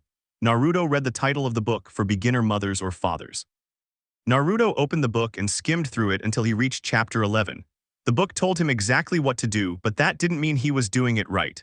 When he took off her pants, he almost threw up, and all he could do was hold his breath. Since he hadn't put a diaper on her, the pants had soiled her, so with all his willpower to avoid vomiting, he grabbed the pants and threw them in the trash. He cleaned her with a wet towel, lifted her legs slightly, put the diaper underneath, and applied some talcum powder. Then he lowered her legs and fastened the diaper with adhesive wings. After that, he almost choked for air. He grabbed a pair of white pants and put them on. He didn't smell bad anymore. Naruto sighed in relief. Okay, let's go downstairs so you can get something to eat, I told Ray, and he nodded. Okay, then carry your sister so we can go downstairs, I said, hugging her. But it's very heavy, Ray complained, to which I sighed. Okay, let's go then, I said as I held the girl more securely. We left the room and walked down the small hallway until we came to the kitchen. Sit down, I'm going to make something to eat, I said seriously, and he nodded. I made a shadow clone to make the food and another to pack my things, which weren't many. I sat down with the baby on my lap. Hum, the boy murmured as I looked at him. What's wrong? I asked, urging him to continue. Well, he blushed and looked down at the ground so that she wouldn't see his smile and his very noticeable blush. He felt too nervous and embarrassed. He couldn't look him in the face, but he still wanted to ask. Those doubts were in her head, even though the man told her that they were going to be family, since he told her that she didn't know what to call him, so leaving her nervousness behind, she dared to ask. Naruto-sama, the boy said nervously. What's happening? Naruto asked. How should I call you? The little boy said without taking his eyes off the ground. I don't understand, what do you mean? Naruto said, confused. The boy felt even worse again. He didn't know how to explain it, or rather, how to say it. Well, I was wondering what I should call you maybe. Atusan? The boy asked, his last words feeling shy. Naruto remained silent, processing the words he had heard from Ray. He opened his eyes in surprise, unsure what to say. Being called father felt good, but Naruto knew her, so he thought that he wouldn't be a good father. After all, he was an Anbu, and he couldn't forget his responsibilities as an Anbu commander. He knew he wasn't immortal, so it was likely he would die on a mission, and now he couldn't just leave without worrying about them. Naruto knew he now had a family to fight for. Ray, however, interpreted his silence differently. He lowered his head even further, but this time not because he blushed, but out of regret and sadness. He thought that Rei didn't love him that way, but rather as an acquaintance, someone who only wanted to help them or even a friend. But this thought unsettled him because, even though he knew he couldn't force him, quite the opposite, in fact, since this person had helped him and lifted him out of poverty, it still saddened him that Rei loved him like a father and not as a friend. But after all, Rei was just a child who had suffered greatly and who longed for the warmth and love of a father. Chapter 10. Narrated by the author. Naruto ate in an awkward silence after their conversation, completely lost in his own world. He paid no attention to anything and didn't respond to Rei's question, not even because he didn't want to. Deep down, he knew the answer would be yes, so being proud and stubborn, he remained silent. Rei, on the other hand, felt incredibly uncomfortable, only glancing at the man in front of him, obviously out of the corner of his eye, as it was still too embarrassing to look him in the face. He watched the man feed his sister, even doing it better than he did, or so Rei thought. After a while, the three finished eating. Naruto was in the room with Rei and the baby. Naruto put on his black cloak, but not before putting on his jacket and then his fox mask. Rei, on the other hand, watched him while taking care of her sister, who was on the bed. He was a little anxious. They hadn't spoken a word since he had asked her that question, and he thought he had made a mistake in asking it. Naruto thought a lot about the words he had said to the king. "We see that's what you were thinking," words he himself had said to the king about them starting a family, and when the king asked him if they were going to be his father, Naruto said yes. Therefore, it was his promise, or rather his word. But he knew that shouldn't be said because he also wanted to be called that. "King, let's get out of here," said Naruto, to which King nodded. Naruto walked over to the bed and picked up the baby, who was very smiley and babbling incoherently. They both walked until they left the apartment and went downstairs to where the receptionist was. As she passed by, she gave Rei a dirty look which made Naruto frown. But the little boy didn't seem to notice, since he was walking beside Naruto and therefore blocking his view. The Anbu decided to overlook it just this once, since the faster they got out of there, the better. They left the building and walked through the streets, which were more crowded than usual. But Naruto didn't pay much attention to it, since it had been night when he arrived in this village, so it was perfectly normal that there were more people than he was used to. The further he went, the more uncomfortable he felt, so it couldn't have been his imagination, or so he thought until he saw how the civilians were staring at them, but not in a pleasant way, quite the opposite. It was then that he understood that they weren't looking at him, but at the children. It was at that moment that he looked at Rei. Rei was scared, he was afraid, and he felt intimidated, but it was no wonder since everyone looked at him as if he were a mistake. With hatred, with contempt, the little one by pure reflex clung to Naruto's leg, trying in vain to get away from the gazes of the others. Naruto felt angry. How could people bully a poor child? Just then he felt Rei grab his leg. Naruto immediately looked at the boy and saw a look of terror in his eyes. Naruto put his arm around the child while holding the baby with his other hand, keeping Rei close and pressing him against his body. Rei smiled. The hug felt good and warm. He forgot about the other people around him and only focused on Naruto and his sister. Naruto, with his great hearing, could hear the murmurs of the civilians, which were not pleasant at all. "Look, there are the demons," people could be heard saying. "They're sure to kill them. They are a danger to this place. They shouldn't be alive. I hope they suffer. May they never return." Those and many more insults echoed throughout the place, growing louder and more intense. By this point, Naruto was furious. Rei shuddered even more and the little baby began to cry as well. Naruto began to unleash his murderous instincts, causing all the civilians to turn and look at the Anbu. They immediately looked away and fell silent. The civilians were so terrified that more than one person wet themselves, so they all moved far away from them, so far that they started running. Rei looked around in bewilderment, watching as each of the civilians walked away from the place, but then he smiled when he felt a small squeeze on his shoulder, at which he looked up to see Naruto. "Don't worry, everything will be all right. I promise you'll never suffer like that again," Naruto said, to which Rei nodded with a big smile. Naruto grabbed the child to lift him off the ground, causing Rei to let out a small gasp of surprise. The Anbu placed the little blonde boy behind his back. "Hold on," Naruto said, and Rei grabbed Naruto's neck with a little force. Naruto increased his pace, not running as fast as he was used to since he had 2 children. Naruto jumped from branch to branch. By this point, the baby was already asleep. It was then that he remembered Rei's words. He wanted to fix things so the child wouldn't feel uncomfortable. "King," Naruto called to him, and the little boy looked over his shoulder with curious eyes. "About what you said this morning," Naruto said, choosing the right words to speak. Rei quickly looked away, his cheeks flushed. "What you said caught me off guard, but I'll answer you anyway," Naruto said, to which Rei looked at him a little anxiously. "I wouldn't mind if you called me Atusan, just call me whatever you feel most comfortable with," Naruto said with an almost imperceptible smile. Rei looked at him surprised and with tears in his eyes, but to make sure he wasn't dreaming, he decided to ask. "Are you serious?" she asked, her voice breaking. Yes, King, I'm serious, said Naruto. Rei's eyes lit up and tears streamed down her cheeks. Naruto just smiled, although it wasn't visible because of the mask. Naruto kept jumping around, they'd been at it for a while. He saw Rei was very quiet, so he turned around and found the little boy falling asleep. Naruto made a shadow clone with some effort because he was holding the baby. The clone simply nodded and picked Rei up, laying him down like a baby. He immediately fell asleep, so the Anbu increased his speed even more. After a while, the Anbu had arrived in Konoha, and by then Rei had already woken up, so the clone put the child on the ground and disappeared. We're here, said the Anbu, to which Rei nodded. Rei contemplated the place. The place here was quite beautiful, and all around was vegetation. Naruto grabbed Rei by the shoulder, to which he smiled, and they started walking. They passed by where the ninjas were keeping watch. They went on guard as soon as they saw the child, but they recovered when they saw the Anbu. The ninjas stared at the baby, now king, but didn't say anything and let them pass. They both continued walking and passed by where the civilians were, who began to murmur, but not unpleasant things, but pleasant things such as how good they looked with the children or who the children were, and the younger ones just fell even more in love with the Fox of Death. Rei looked intently at the other people. He honestly expected them to hate him, not to look at him with a smile. For once in his life, he did not feel intimidated by the civilians. They walked to the Hawkage Tower. When they arrived, they went inside and Naruto knocked on the door. A come-in was heard and they entered. It was at that moment that Hiruzen put down his paperwork to look at the Anbu and the children. The Hawkage had a confused look. Did something happen on the mission, Fox of Death? The Hawkage asked, but it was more of a statement than a question. Yes, Hawkage-sama, said the Fox of Death. What exactly happened? She asked, to which the Anbu sighed. Well, it's a very long story, but here's the report, said the Fox of Death, after an hour. I understand now, said the Hawkage, processing the information. But what do the children have to do with all this, and more importantly, why didn't you write it in the report? He asked. This is too delicate to write in the report, he said firmly.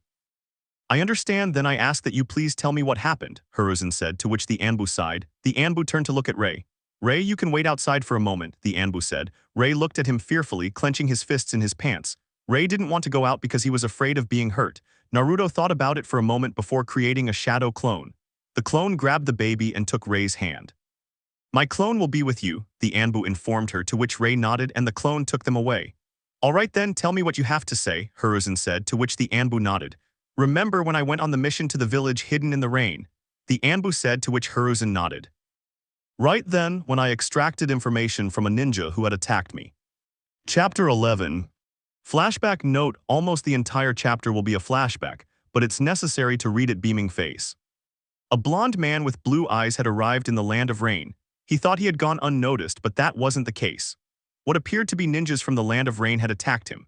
But in addition to that, the weather in this place was dreadful, which made it a little difficult for him to fight, and what put him at a slight disadvantage was that he didn't have his ninja weapons. The sun was barely rising. The blonde dodged the katana and with his palm kept it away from him, striking it with chakra to the side of the ribs, causing blood to spurt out. The other ninja thought the blonde was distracted, so he held his sword firmly in his hand, ready to attack the blonde, but he moved to the side and with his bare hands grabbed the sword, causing blood to flow from his hands. But the blonde ignored him and positioned his own sword to pierce the ninja's stomach, killing him. Naruto grabbed the sword and approached the other ninja who was on the ground, lifted him up with one hand and brought the sword to his throat, making him bleed. Answer me, who sent you? Said the blonde man, forcing the sword harder against his neck. It was nobody, I swear, said the terrified ninja. Don't try to make me look stupid. You'd better speak up if you don't want to die like your partner, he said in a neutral voice. Okay, I'll tell you, but don't kill me. The blonde nodded, allowing him to speak, and continued. It was someone from Akatsuki. It's an organization, a group of S-rank renegades. The ninja said with difficulty because of the sword at his throat. I've heard about them, but as far as I know they're not moving, but what does that have to do with me? He said through gritted teeth. There's something you're not telling me, so I suggest you start talking, he said as he squeezed him even tighter. Apparently they're gathering more renegades, and before they had a test subject, a child no more than 5 years old. I heard the boy was an orphan. They were going to use him as a test to see if the statue works, but apparently he escaped with a baby. And they wanted to recruit you to be a new member. That's all I know, I swear. The man said, frightened. Naruto nodded to himself but still pulled his back away from the other ninja's neck, causing him to smile with relief. Naruto then gathered momentum and with a swift movement slashed the other's throat. The ninja instantly fell dead, and Naruto threw the sword to the ground. The blonde man walked away from the place and stood there thinking, mostly about what that man had said about the boy who was an experiment. Suddenly he received information about the clone, a secret base. Naruto frowned, but then he began to run at great speed. jumping with great agility but at the same time being careful not to attract attention, leaping from branch to branch as he lunged and the soft, wet drops of water hit his face, making his hair dance in the gentle morning breeze. After a while, the blond man stopped, scanning the place with his eyes. It appeared to be an abandoned place. The blond man entered because he found no chakra signature. The place was empty. He looked for any clues or papers that were the only mementos of his clone before he disappeared. Naruto found papers on an old wooden desk. He picked them up with his wet hands, and as he did, he found things that made him almost scream. But it was no small matter, since what he found said things that he didn't know if they were possible. Note, the experiment appears to be underway. Research on this major chakra is fascinating. Chakra, what the hell are they talking about? Keep reading. We managed to extract the chakra that was filtering through the air that day. We successfully obtained the chakra, but it's proving difficult because we discovered we needed a container. Don't tell me that. We managed to find a child at random since we wouldn't have any problem getting rid of the civilians of that child's parents. When we found him, we also saw a baby. Conclusion, the experiment is underway. A child was used and a baby. Who the hell is sick to do that to children? And Anbu thought with disgust as he clenched his fists, crumpling the sheet of paper in his hand. He flipped through the pages to find out more. The experiment was a complete success. We managed to introduce chakra into his system, and we were also able to introduce chakra into the baby. Now we have not just one Jinchuriki but two. They injected the chakra of a Biju into children. Naruto's mind was going crazy at the idea of using children for their dirty purpose. Alert, the experiments escaped. Apparently the boy took the baby and their whereabouts are unknown. We have a slight suspicion that the current Jinchuriki have left the village. They are currently being sought so that the plan can be put into action. If things go as planned, we could obtain the Kyuubi's chakra without needing to find the Nine Tails. The Anbu opened his eyes in surprise. How is this possible? How can they use children as experiments as if we were nothing, as if we were reusable things that could be discarded at any moment, any second, any day, without even asking if we wanted this burden? It's not fair.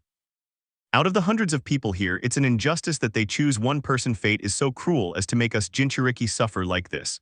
Perhaps my father condemned my life. In fact, it's something I sometimes wonder about. Did he suffer because he knew the consequences? That's what I thought. Although I didn't know who my parents were before, I always thought they were too cruel to ruin my life. Yes, but all my thoughts changed when I discovered that the Kyuubi, the nine-tailed demon, wasn't what everyone said it was. On the contrary, it was a human being who had every right to be free. They didn't even ask him if he wanted to be sealed away. Obviously, the question is stupid because it would be obvious that the answer would be no. The blond boy hurried out of the place, clutching the leaves tightly in his hand, consumed by the immense anger he felt at that moment. Naruto climbed onto a tree branch and sat against it, breathing rapidly. He closed his eyes for just a brief second, letting the raindrops flow freely down his face. This was neither the time nor the place for feelings to interfere with his work. He shook his head from side to side, as if this were the only way to clear away negative thoughts he thought were buried. But it was obvious that the feelings were still there, hidden deep in his mind. Feelings that tormented him, that made him ask himself again and again, every night, if it was true that fate repairs things for us, that they are like tests to make us strong. But sometimes one person is given more difficult tests than another, and that is unfair. Once again it is, end of flashback. That's what happened, Hokage-sama, said Naruto, omitting some personal details.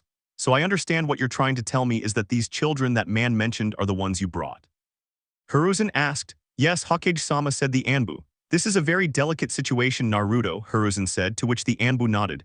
I know, but that's not all I want to tell you, said the Anbu, to which Hiruzen raised an eyebrow. Are there more?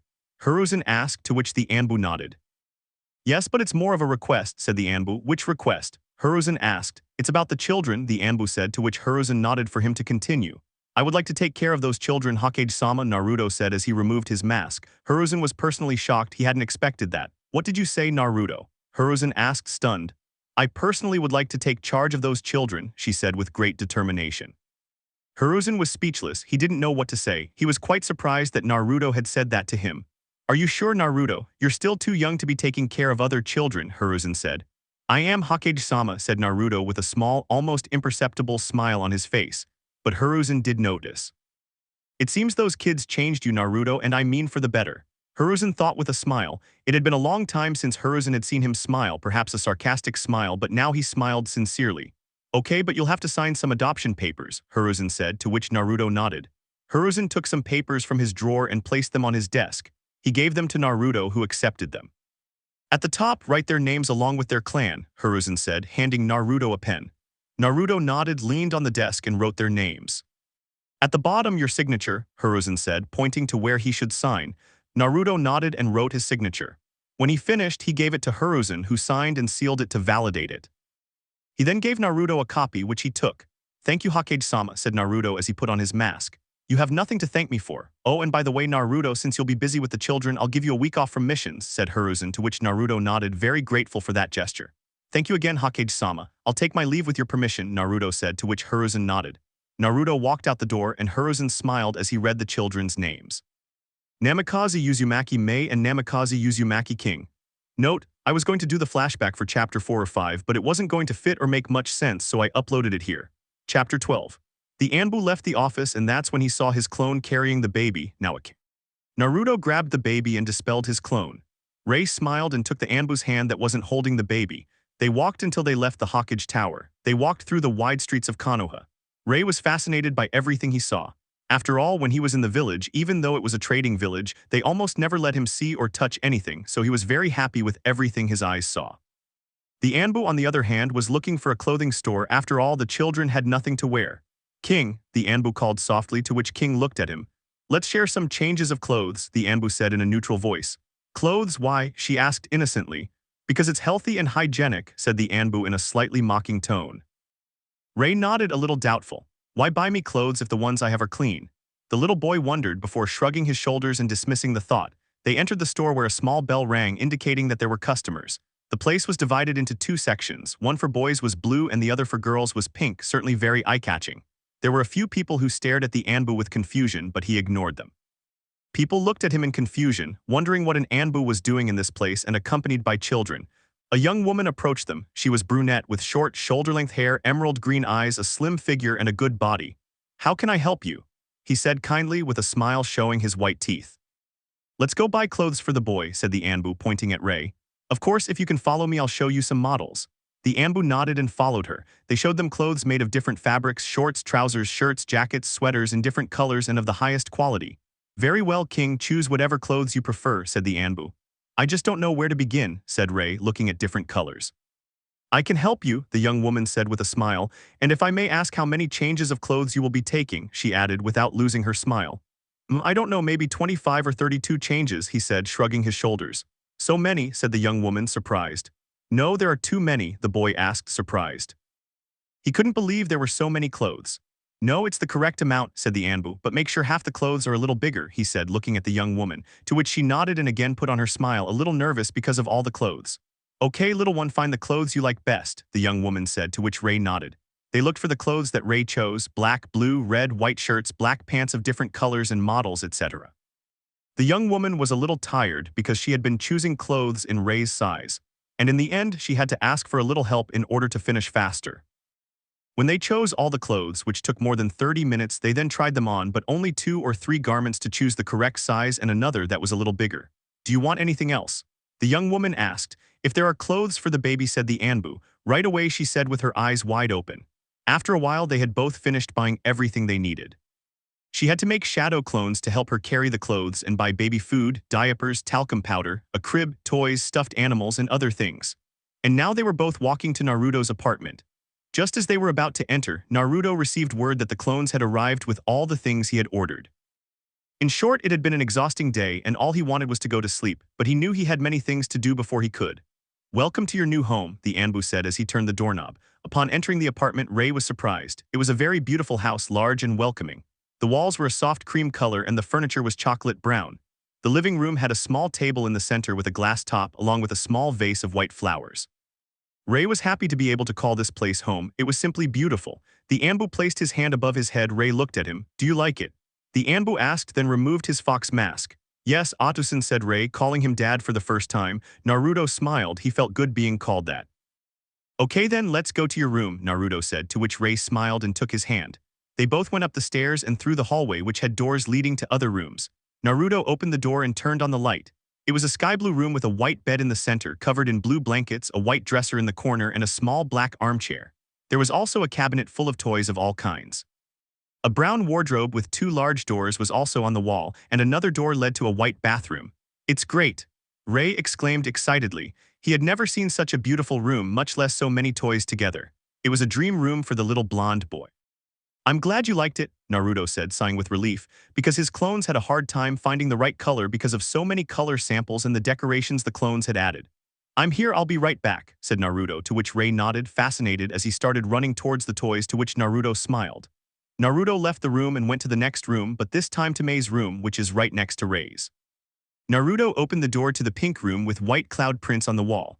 The floor was chocolate-colored wood, and there was a white crib with gold trim in the middle.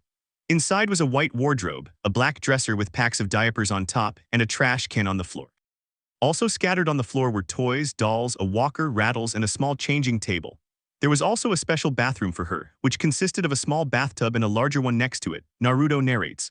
I carried Mei in my arms and sat her in the crib where she giggled and stretched her arms out in the air. I gave her a rattle and a doll to keep her entertained while I tidied up the mess. I started by grabbing the toys and putting them in a small closet. I also unpacked the diapers and put them in the dresser drawers, along with the talcum powder I bought. I put the walker in a corner of the room, and I arranged the armchair next to the crib. I spent time picking up and arranging the clothes to put them in the closet. It took me more than an hour to get everything in its place, but I was finally finished. I looked out the window and realized it was getting dark, the sun was setting. It certainly took me a long time to buy clothes and everything I needed. I'm so tired my eyes are already closing on their own. I left the baby's room so she could keep playing since I didn't want to move her because she seemed so happy playing. I left the room and went into Rei's where I saw him on the floor playing, but this time more lazily as he yawned. Rei, I called, and he turned to look at me. Come on, let's eat. He nodded and stood up. I made a shadow clone to go get Mei. We walked down the hall to the stairs and went straight to the kitchen. Rei sat in the chair and I opened the refrigerator to find some food. I found instant soups and some orange juice. I put the water on to heat and took a baby bottle out of a bag. When the water was lukewarm, I took it out and added more water for the soup. I added 3 tablespoons of powdered milk and stirred it a little. I put it on the table to give to the clone to feed her. After a while the soups were ready. I sat down at the table and gave Rei her bowl and I poured the orange juice into 2 glasses. We both started eating in comfortable silence. After a while we finished eating and I washed the dirty dishes. When I finished I put them away. I grabbed the baby and banished my clone. We went upstairs with Rei holding my hand. I'll be right back, go to your room, I told Rei, to which he smiled and nodded. Rei went into his room and I went to Mei's. I went to the small bed and laid her down and she started to cry. Shoo, I'm just going to change your diaper, I said, giving her a rattle to help her stop crying, which she did. I went to get a diaper, wipes and talcum powder and put her down next to the bed. I pulled her pants down a little and took off her dirty diaper, throwing it in the trash. I cleaned her with a baby wipe and put on a clean diaper. I grabbed the talcum powder and applied some, then fastened the diaper securely with the adhesive wings. I went to the closet and grabbed a pair of white shorts and a short-sleeved pink top. I took off her clothes and put the clean ones on her. I held her gently, rocking her from side to side in my arms. Mei gave a small, incredibly cute yawn, I must admit. I kissed her forehead affectionately, gazing into her little eyes, which looked at me with a look full of innocence, curiosity, and happiness. I admired her red eyes, but not blood red. They were a combination of orange and yellow, like a sunset, with a small sparkle in her sweet gaze. The baby was adorable and very beautiful. I watched as those little eyes closed until her breathing calmed down and she drifted off to sleep. I watched her for a moment longer before walking to her crib. I gently laid her down and covered her with her blanket, tucking it in below her shoulders. I walked quietly, trying not to make a sound, opened a drawer in the dresser and took out a small flower-shaped lamp. I plugged it in and then turned off the light. The room was illuminated but not too brightly. I left the room but not before taking one last look at Mei. I went to Rei's room and carefully opened the door to see if he was asleep. I saw that he was awake, staring out the window, but the light was off. I walked over and sat on his bed and Rei, still sleepy, looked up at me. Because you're not asleep, I said, to which Rei rubbed his eye. I was waiting for you, she told me with a smile but also in a shy way. Oh, I see, I said while ruffling his hair. Go to sleep, it's late, he nodded and lay down. I tucked him in. You can stay until I fall asleep, Otosen said nervously. Yes, now go to sleep, I told him, to which he smiled and closed his eyes.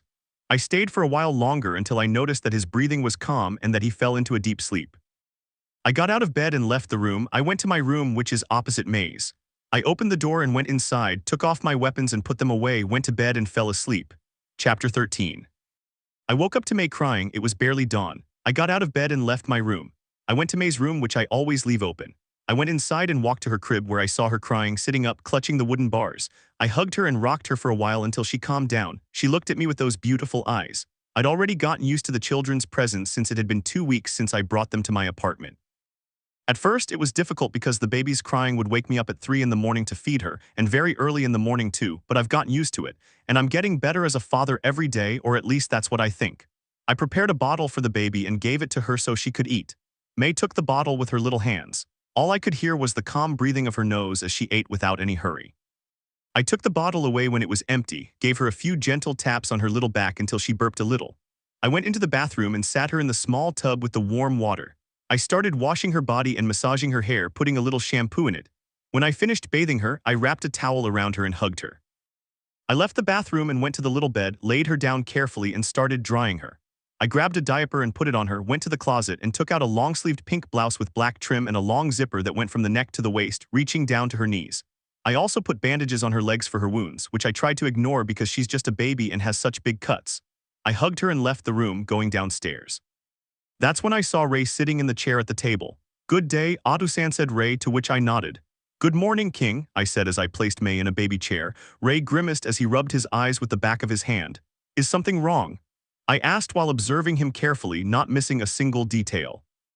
"My eyes hurt a little," she said, rubbing them harder. "Let me see," I said, and he nodded and took his hands away from his eyes. I cupped his face in my hands and leaned closer. I looked at his eyes. They were swollen as if he had been crying, and his red eyes had darkened slightly. "Can you see properly?" I said, moving away a little. "A little blurry and I feel a little dizzy," he told me, making a face. "Maybe you're sick, but just in case, I'm going to take you to get some tests done tomorrow," I said seriously, to which he nodded. I made the baby her food and her bottle as usual. I feed him some cereal and I just have a little tea. I'm not hungry. Besides, I have to go see Danzo-sama and the Root Anbu. From what I understand, I'm going on a mission, and I think that's the problem since I don't have anyone to look after the children. I can't leave them with just anyone. It has to be someone trustworthy, but I can't think of anyone to look after them. After thinking about it for so long, the perfect person came to mind. Besides being trustworthy, I've known her for as long as I can remember. She's someone who helped me a lot, along with Iam Tuchisen and the Hokage-sama. She's very kind. Her name is Yugo. She took care of me before I joined Root and was one of the people who trained me. Maybe I could ask her to look after them, though I'll have to explain everything from the beginning. "Atu-san, is something wrong?" Rei asked me, to which I shook my head. "I wasn't just thinking," I replied, to which he looked at me curiously. In which Atu-san said to me curiously, "I was thinking about the person who can take care of them while I go on a mission," I said, getting straight to the point. "Huh, you're going on a mission and you're going to leave us?" He asked, a little scared. "It will only be for one day. I have to go on that mission. Besides, the person who will take care of you is very kind and trustworthy," I said confidently. "HMPH, fine, but it'll only be for one day," she said, pouting. "You know I have to go on missions almost all the time. Besides, it's my job. I already told you about that," I said, reminding him of the previous conversation we had last week. "I know," said sadly as he lowered his head. "I'll be back tomorrow," I reminded him, to which he sighed and nodded. I got up from my seat and cleared the table. Then I made a shadow clone to watch over them while I went to Yugo. The clone nodded and I left my apartment, jumping from roof to roof, until I arrived at her house, which was quite simple but pretty and white. I knocked on the door with my knuckles until I heard footsteps and he opened the door. "Hello, Naruto-kun. It's been a long time since I've seen you," Yugo said with a small smile. "My work as an Anbu keeps me quite busy," I told him with my barely perceptible smile. "I understand. The same thing happens to me. Would you like to come in?" He asked me with a big smile. "Yes, thank you, Yugo-san," I said, to which she gave me a dirty look. "How many times have I told you not to be so formal? Besides, you're like my little brother," said, giving me a hug. "The third Hokage-sama keeps repeating it to me," I said as we broke apart from the hug. "I can imagine," I said, glaring at me, to which I smiled mockingly. "Come in," he said, stepping aside, to which I agreed and went in, but not before taking off my sandals and leaving them by the door. "Do you want something to drink? Water, coffee, tea, juice?" he said to me as he went to the kitchen. "Coffee is fine, thank you," I said, and I saw her nod. I followed her to the kitchen, sitting down on a stool. "Have you had breakfast yet?" he asked, raising an eyebrow.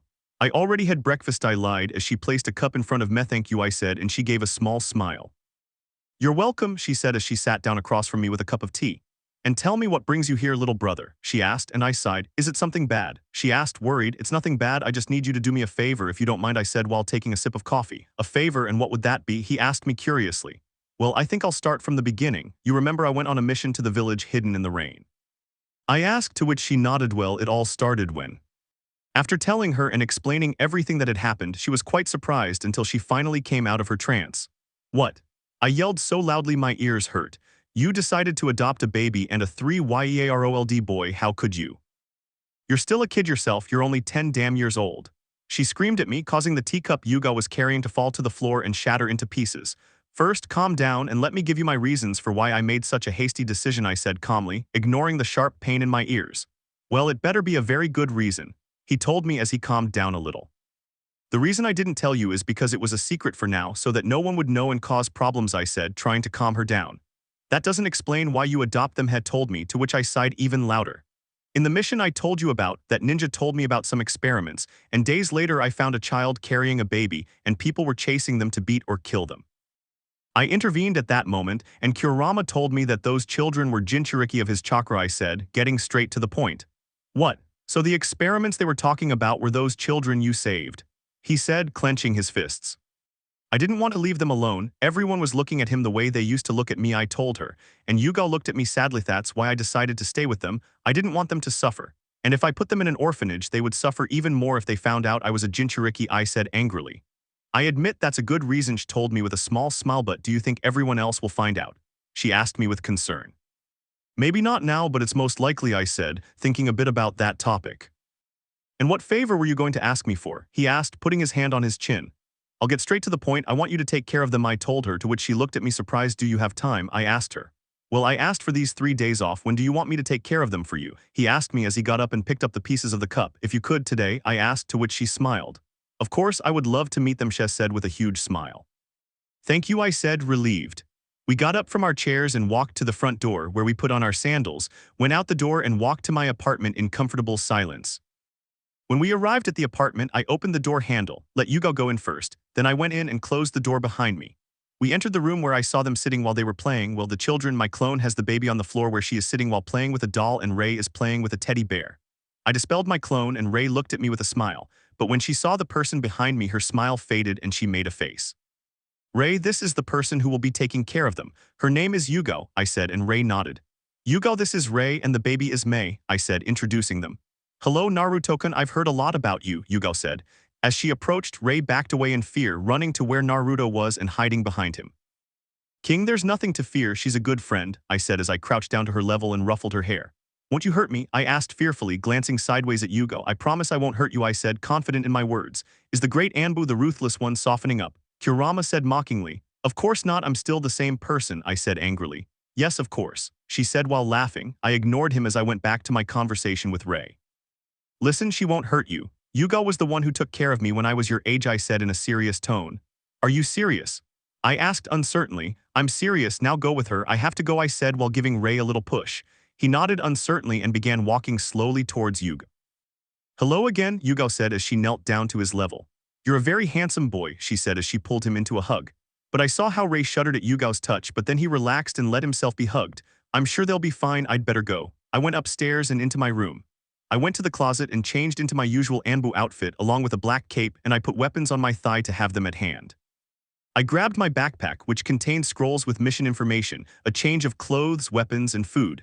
I left my room and went downstairs where I saw Yugo trying to talk to Rei while carrying Mei. I have to go now, I'll see you when I get back, I said as I walked to the door. But suddenly I stopped walking when I felt hands on my legs. That's when I turned around and saw Rei. Is something wrong? I asked, confused. Promise me you'll come back, said Rei with concern. What are you saying? Of course I'm coming back, I said, bewildered that she would ask me such a thing. Just promise me. She told me as tears welled up in her eyes. I already explained that I don't promise things like that because of my job, I said, remembering the conversation we had 3 days ago. Besides, why are you asking something like that? I said in a serious tone. Then I turned to look at Yugo, who was still playing with Mei. It's just that my Akatsuki and my Otsutsuki left and never came back, said Rei as a tear fell from his left eye. I sighed deeply before crouching down to his level, understanding better what was happening. Look, you'll never be alone again, neither you nor your sister, and to make you believe what I'm telling you, I'm going to promise you something. I can't promise that I won't die, but I will do everything possible to come back. It's a promise, I said while ruffling her hair. King of Nothingness embraced me, so I did the same, letting myself go a little. Thank you for everything, Otsutsuki, said Rei as he hugged me around the neck. You don't have to thank me for anything, remember that from now on you won't be alone anymore, I told him with a small smile. And you said you weren't softening up, Kurama said mockingly. Shut up. I said angrily because deep down I knew it was true. I broke away from the hug because I was already running late and Danzo-sama was going to question me about my punctuality. I'm running late, Rei, I have to go, I said as I stood up. Yes, father, said Rei with a small smile. I nodded and left the apartment, but not before giving Yugo a look, to which she nodded. Chapter 14. Naruto was behind some rocks. He was on a mission near the country of Iwagakure. Not only was he there, but also his team, the one assigned to him by Danzo. It turned out that the mission had to be done with his new team as if it were a training exercise. This is an S-class mission to gather intelligence. This job involves infiltration and stealth. They've located a base where Iwa is plotting to rebel against Konoha, wanting to start an unnecessary war in revenge for the Yellow Flash that wiped out so many of their shinobi during the Third Shinobi World War. Now he and his team must thwart their plans at all costs. At first they thought it was the Tsuchikage who gave the order for the plan to be carried out, but apparently that was not the case and they must investigate what happened to the Tsuchikage who made such a drastic decision. He has a very different mission from his team. He was supposed to kill the Tsuchikage no matter what, but that would mean another war for having killed a Kage, but Danzo doesn't see it that way. Flashback. Danzo-sama summoned me, said an Anbu wearing a fox mask. He was kneeling with his head bowed in respect, holding the mask in his hand, revealing Naruto's face. Yes, I need you to go on a mission with the new training team. This is going to be an S-rank mission, Danzo said as he walked around the room. With all due respect, Danzo-sama, do you think it's a good idea to send rookies on a high-ranking mission? Naruto asked without taking his eyes off the ground. I understand your point, but I believe, or rather I affirm, that this mission will help them become more loyal to our village, Danzo said confidently. I understand, Danzo-sama. What is the mission about? I asked, raising my head slightly to look at Danzo's face. This mission is about keeping an eye on Iwagakure, Danzo said. Can I ask why Iwa? Said Naruto. With my contacts I was able to find out that they intend to launch an attack on Konoha, said Danzo. Is it for the reason I think it is? Naruto asked, but it was more of a statement than a question. Indeed, it's out of revenge for your father killing his shinobi with his teleportation jutsu, which is how we won the war, Danzo said, stopping in his tracks. If what my contacts said is true, I want you to kill the Tsuchikage, he said sternly. Naruto was surprised, but then he composed himself, putting on his inscrutable face. But that would put us in another war over killing a Kage, said Naruto. Without their Tsuchikage, they have no chance against Konoha, said Danzo. But it would cause a great loss of our shinobi, said Naruto. That doesn't matter. In life there are sacrifices we have to make for Konoha to prosper, Danzo said as he went to his desk and sat down. That will be your mission. Now leave. Yes, Danzo-sama, Naruto said before getting up and leaving Danzo's office. End of flashback.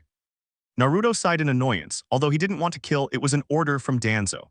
We attack at my signal, the Anbu whispered. The others nodded in agreement. The Anbu observed the Iwa shinobi. He wanted to ambush them, but he didn't want to rush into making a mistake, lest they alert their village and request reinforcements, and if that happened, they would all be dead, mainly due to the number of shinobi. The Anbu raised his hand with his palm open. It was a signal that meant to run to the next point. The team obeyed and passed very stealthily, jumping over the large rocks and putting chakra into their feet to avoid falling. The Anbu was the last to pass but stopped when a ninja from Iwa passed by, but the Anbu remained silent until the subject left. The Anbu continued advancing until he reached his team. Naruto raised his left hand, making a fist as the others cautiously advanced. The only thing separating them was a line of enormous rocks, each one taking a back seat.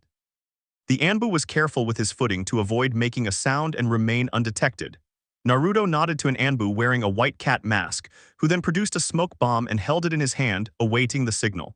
The Anbu raised his hand, showing 3 fingers. One closed and 3 Anbu prepared to unleash their techniques on their targets.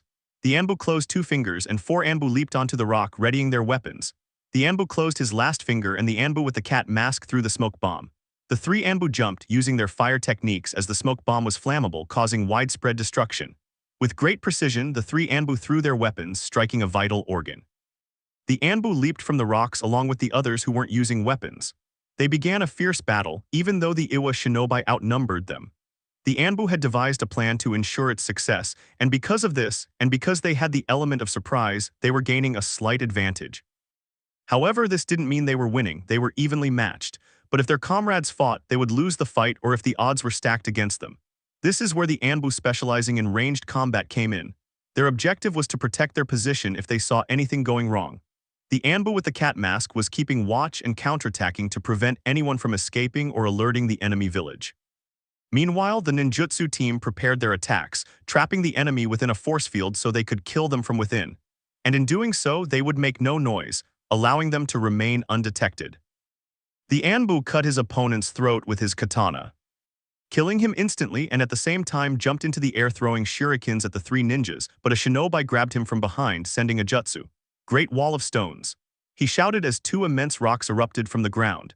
The Anbu propelled himself forward with his katana, but being in the air hampered his movement and he didn't react in time. He raised the katana like a shield, causing the weapon to fall to the ground. The Anbu cursed inwardly and quickly formed a sequence of hand seals. Infernal tornado. The Anbu shouted, unleashing a whirlwind of air toward his opponent. The shinobi fell backward but quickly got back to his feet. Thus they both began a taijutsu fight. The Anbu hit him in the jaw, but he quickly turned his head to avoid being hit. The Anbu threw a kick, grabbed a kunai and stuck it in his stomach, making the enemy spit out a large amount of blood. Thanks to their impeccable strategy, all the Anbu managed to eliminate their enemies, killing almost all of them as the Anbu left only one alive. The Anbu wearing a fox mask advanced to the subject who was being held by two Anbu. Tell me why the Tsuchikage wants to order the attack. He already knows the consequences of that happening, so you'd better tell me, the Fox of Death said, staring intently at the renegade. I won't tell you, I'd rather die, the renegade said through gritted teeth. Believe me, that's what everyone says, but I don't agree with it, said Death Fox. What are you going to do to me, torture me? Said the ninja mockingly. It's not physical torture but psychological, said the Fox of Death, placing his hand on the ninja's head. Hold him tight, he told his companions. They complied and held the man firmly. The renegade screamed with all his might as he felt an immense pain in his head. Yuga was preparing food while humming a song. She didn't consider herself an excellent cook, but the food she made was edible, and for Yuga that was more than enough. Besides, her job as an Anbu had a pretty tight schedule, but she loved her work and did her best to improve every day. She also really enjoyed training. Her specialty was kenjutsu. She was quite skilled with a sword, especially alongside her boyfriend Iate, who was very supportive. The two of them practiced almost daily, mostly at night. It was a great workout. Yuga grabbed carrots and started cutting them into small pieces. She also grabbed potatoes and put them on the chopping board. Yuga-san, he called, and she looked at him. Is it true that you took care of Atu-san? She asked out of curiosity. I took care of him when he was 2 years old, but I couldn't always be with him because of missions, said Yuga, as she grabbed the chopping board and emptied everything into a saucepan. I see, said Rei while sighing. Rei missed Naruto terribly. Even though Yuga cared for him and was very kind, he still felt insecure because he wasn't used to being around people. He was traumatized by the fact that if a civilian approached him, he had to run away before they hurt him. But everything changed when he met Naruto. Naruto was the only person who wanted to help him and didn't try to hurt him. Even though he had only left that morning, he was very used to his presence and the warmth he gave off. He had grown too attached to him in these past few weeks, and when he went on missions, he always waited for him with the fear in his heart of never seeing him again. But the promise Naruto made him this morning had helped him trust his word. I think the soup is ready, and the porridge too, Yuga murmured to herself. Come on, let's eat, said Yuga as she emptied the food onto 2 plates and the porridge onto a small plate. Rei nodded and walked to the table where he sat next to his sister who was in her chair. Here you go, Yuga said as she placed the plate in front of him. The purple-haired girl fed Mei, making the baby laugh and almost throw the food with her hand, which made Rei laugh because Yuga did some strange maneuvers to prevent the plate from spilling. That was funny, Yuga-san. It reminds me of when I used to feed her. She always did the same thing, Rei said, laughing. Oh yeah, and with Naruto? Yuga asked as she placed the plate on the table. I guess not, Atu-san always feeds her, but he never throws the plate away, Rei said while eating her soup. I think I've got the hang of it, Yuga said, putting the plate on the table and feeding him without the plate in her hand to avoid a repeat incident.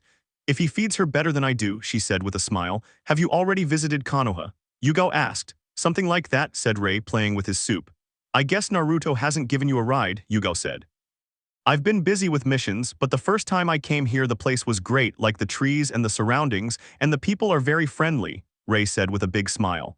Yes, especially kind, she muttered sarcastically. Yuga remembered very well the way Naruto had been treated when they found out he was the Kyuubi's Jinchuriki, and now these little ones could suffer the same fate, all because of their stupid ignorance. This saddened her, because the children were still too innocent to know the dark side of the village, the indifference shown simply because something was different from them. Although it was precisely for this reason that Naruto had adopted them, so they wouldn't suffer the same fate as him and so they would have the chance to be happy. Chapter 15. The Anbu team was in a forest and decided to rest in order to continue the mission tomorrow. They still wore their masks to avoid unnecessary risks. They stood in front of a campfire to keep warm in the cold night. The place where they were had been uninhabited for a long time, and like every place it had its legends. This is where the Biju used to be free, so nobody comes near this place, and therefore it was perfect to spend the night without needing to be alert all the time, even more so because there was no surveillance in this area, something really stupid. That's what the Fox of Death thought. What will we do now? Asked an Anbu wearing a bird mask. Relax, Hawk, remember that this mission is quite complicated and we must be focused, said an Anbu wearing a cat mask. The Hellcat is right, stay focused. An Anbu wearing a bear mask told him. Okay, but what's the plan? We all know that if we do something wrong, we'll most likely be dead, said the hawk. You're all right, this mission is quite complicated, but it's something I do every day. Even though you're Anbu in training, in Danzo-sama's opinion, you needed to be strong and loyal to the village. That's why you're here risking your lives for the good of Konoha. So stop hesitating. Tomorrow first thing in the morning we'll infiltrate Iwagakure. Understood, said the Anbu with the fox mask. HAI, shouted almost everyone except for 5 Anbu who were leaning against the trees a little ways away from the others. With all due respect, Captain Sama, but why don't we attack now so we can cover ourselves with the night? Asked an Anbu with a mask who looked like a cross between a rabbit and a dog. Hair is right, Captain Sama, why don't we attack now? Asked an Anbu wearing a wolf mask. The other 3 agreed with the Anbu. I don't know if you know this, but if you don't, I'll tell you anyway. I'll give you 3 reasons, said the Fox of Death. While raising 3 fingers first, Iwagakure has heavy security at night, he said, closing 1 finger second. We are a group of 8 members, not counting myself, so we wouldn't go unnoticed. On the other hand, if we were a team of 3 or 4 members, things would be different, he said, while closing another finger third. In the morning they will change the security shift, and we will pass without being detected, the Anbu concluded, closing his last finger. Everyone agreed with their captain's deduction and quick strategy, but the 5 who were far away were surprised because they hadn't thought of that. Well, if that's the only doubt you had, I advise you to go to sleep. Tomorrow will be a long day, said the Fox of Death, to which they all nodded and went to bed. The Anbu sighed and moved a little way away from the small camp they had set up. He walked for a while until he stopped near some rocks. He lay down against a tree, sighing deeply and closing his eyes to concentrate and sense chakra in case someone was approaching. But when he didn't sense anything, he removed his mask, revealing his blue eyes and blonde hair. Naruto took out a scroll and a brush and began writing a letter to send to Yugo. When he finished, he bit his finger, drawing blood, and made a quick sequence of finger movements before placing his hand on the ground. Invocation, shouted the blonde man, causing a large cloud of smoke to appear and a small crow to emerge from it. Oh, what a surprise, Naruto-sama, how can I help you? He said respectfully. Hello, Kist, could you take this letter to Konoha and give it to Yugo-san, please? Naruto asked in a cold but kind voice. Yes, with your permission, Naruto-sama, the summoned creature replied before unfurling its wings and flying away. Naruto put his mask back on and started walking toward the camp. Along the way, he set traps and genjutsu all around. It took him more than 2 hours, but he had finally finished. When he was sure everything was in order, he turned around and returned to the small camp. It took him quite a while, but he had finally arrived. He lay down a little way away, gazed at the stars for a long time, and closed his eyes, letting the world of dreams wash over him. The next day, his team was already on the move. They were with a Bushin of an Iwa ninja, one of those they had killed so that no one would suspect what had happened. As the Anbu had deduced, they had switched shifts and it was easier for them to blend in without being asked so many questions. They were moving through the streets at a leisurely pace, making no visual contact with anyone but keeping a watchful eye on the surroundings, especially the perimeter, mainly out of caution.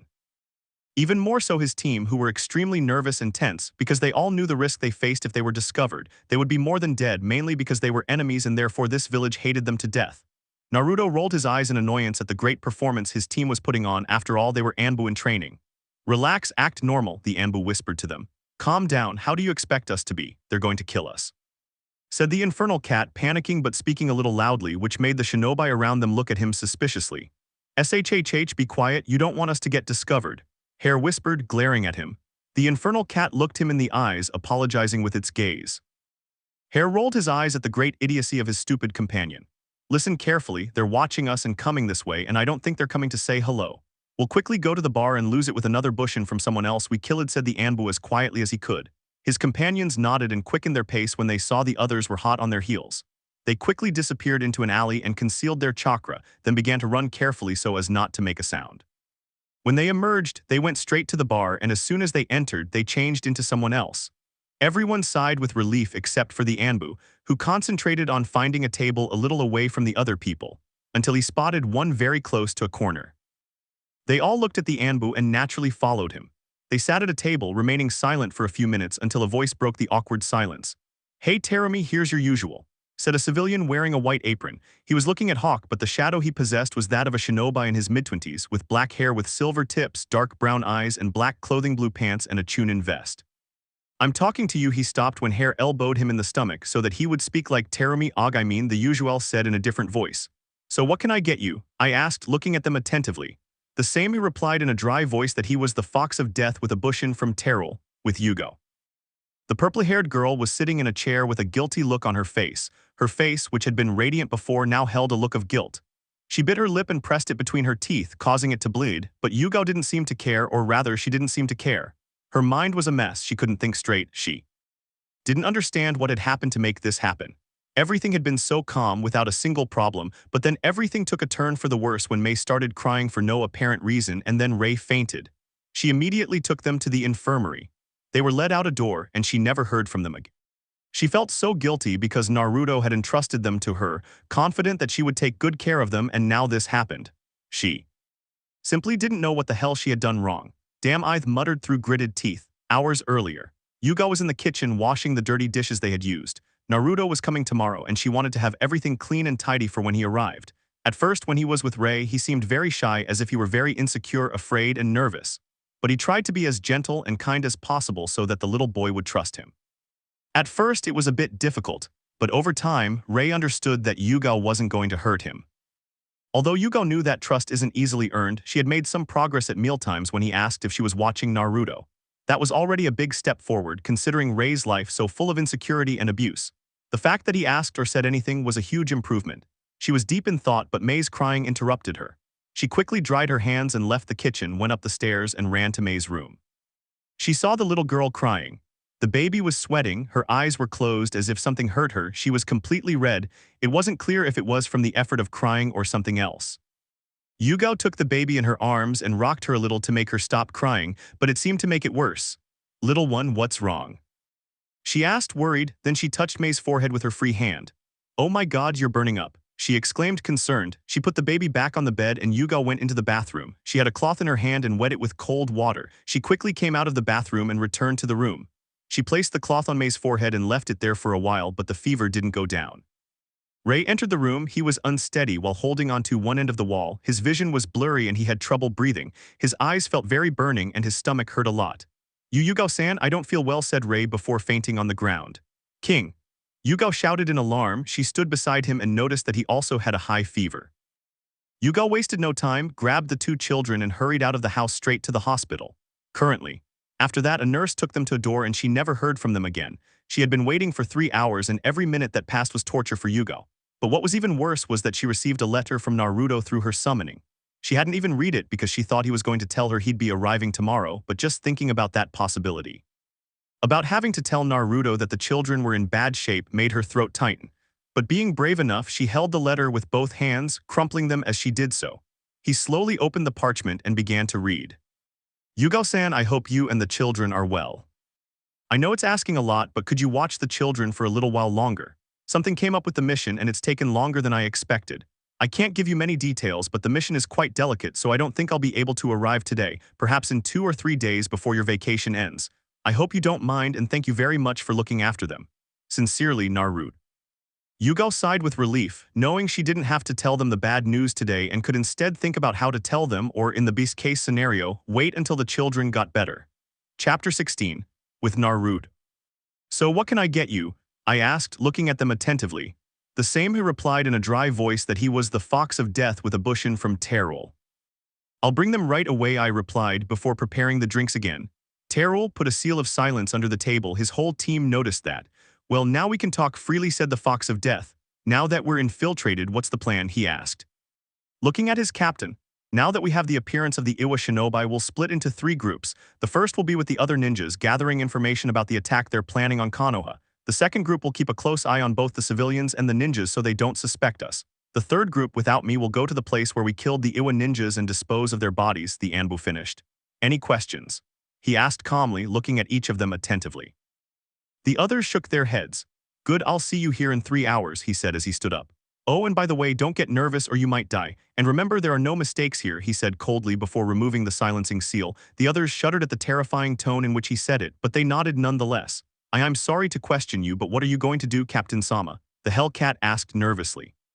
"I can't give many details," he said, looking around because he had already removed the seal of silence, "but I'm going to the Tsuchikage Tower," he said in a whisper. To which the others nodded in understanding. "See you," he said curtly before turning around and walking towards the exit of the bar. "Am I the only one who thinks Captain Sama is really scary?" said Hare, which made everyone shiver. "With the fox of death. The Anbu walked through the streets of Iwa, this time receiving no attention, so he walked directly to the Tsuchikage Tower. When he was out of sight of everyone, he dispelled the Buhin, since the clothes that Terrell was wearing were very conspicuous and would quickly attract attention. He channeled chakra into his feet and climbed the tower, but first concealed his chakra so as not to be noticed. He climbed until he reached a window, carefully ascending until he stood on the edge. But what he saw surprised him, for it wasn't the Tsuchikage in the chair but a rogue from Iwa, one he knew all too well. He had fought him some time ago, and the wretched coward had managed to escape by attacking him from behind and using something that confused his senses, causing him to completely lose his bearings and allowing him to flee. He was the first person he hadn't killed, but rather let escape, and that's why he was on his list. He was the only one left to fill that slot. The Anbu wants his head because that time he caught him off guard and he was a damned coward for running away from that fight. One he was enjoying and will enjoy again, but not right now because if he fights that rogue, the only thing he'll achieve is betraying his team, and that's not a good idea considering they're in a village where they want him dead. So fighting now would be suicide. I'll wait for the right moment to attack, but where is the Tsuchikage? The blonde thought. He looked around but couldn't find him. The Anbu began to descend the tower carefully, stopping the flow of chakra in his feet, which caused him to fall faster. When he was just centimeters from the ground, he grabbed the wall again with chakra, and after a jump he fell to the ground. The Anbu transformed with the Terrell Bushin, but someone saw him emerge from a ball of smoke, so they looked at him suspiciously. Shit, thought the Anbu. I don't think I'll eat that much again. It gave me gas, said Terrell while scratching the back of his neck. That person glared at him while covering his nose with a look of disgust. Disgusting, muttered the ninja before leaving. To which Terrell sighed with a large anime-style drop of sweat. Ha ha ha ha ha, fars, what a humiliation. Ha ha ha ha ha. Kurama laughed uproariously, repeatedly hitting the ground. His face was epic. He shouted even louder. Shut up, shouted the annoyed Anbu. And oh ha ha ha ha, she screamed as tears escaped her eyes from laughter. That was the most humiliating thing that's ever happened to me, the Anbu muttered. Before leaving his mental space, Naruto sighed and rolled his eyes. I've been sighing too much lately, the Anbu thought before shrugging off the matter. He then began to walk slowly, discreetly looking around in case he saw anything suspicious. The civilians appeared nervous, scared, and in a great hurry, quickly going into their homes and also into their businesses, but not all of them, just most. The Anbu frowned, but he didn't stop anyway and started walking until he reached the bar, which was one of the few places that hadn't closed. Upon arriving, he saw his colleagues sitting down. How long will it take me, or will I spend too much time thinking? She thought to herself. The Anbu sat on the stool and placed the seal of silence once again. What did they discover? I asked in a demanding voice. I heard something that was truly shocking, greppled hair, putting his thoughts in order. What was it? I asked, intrigued.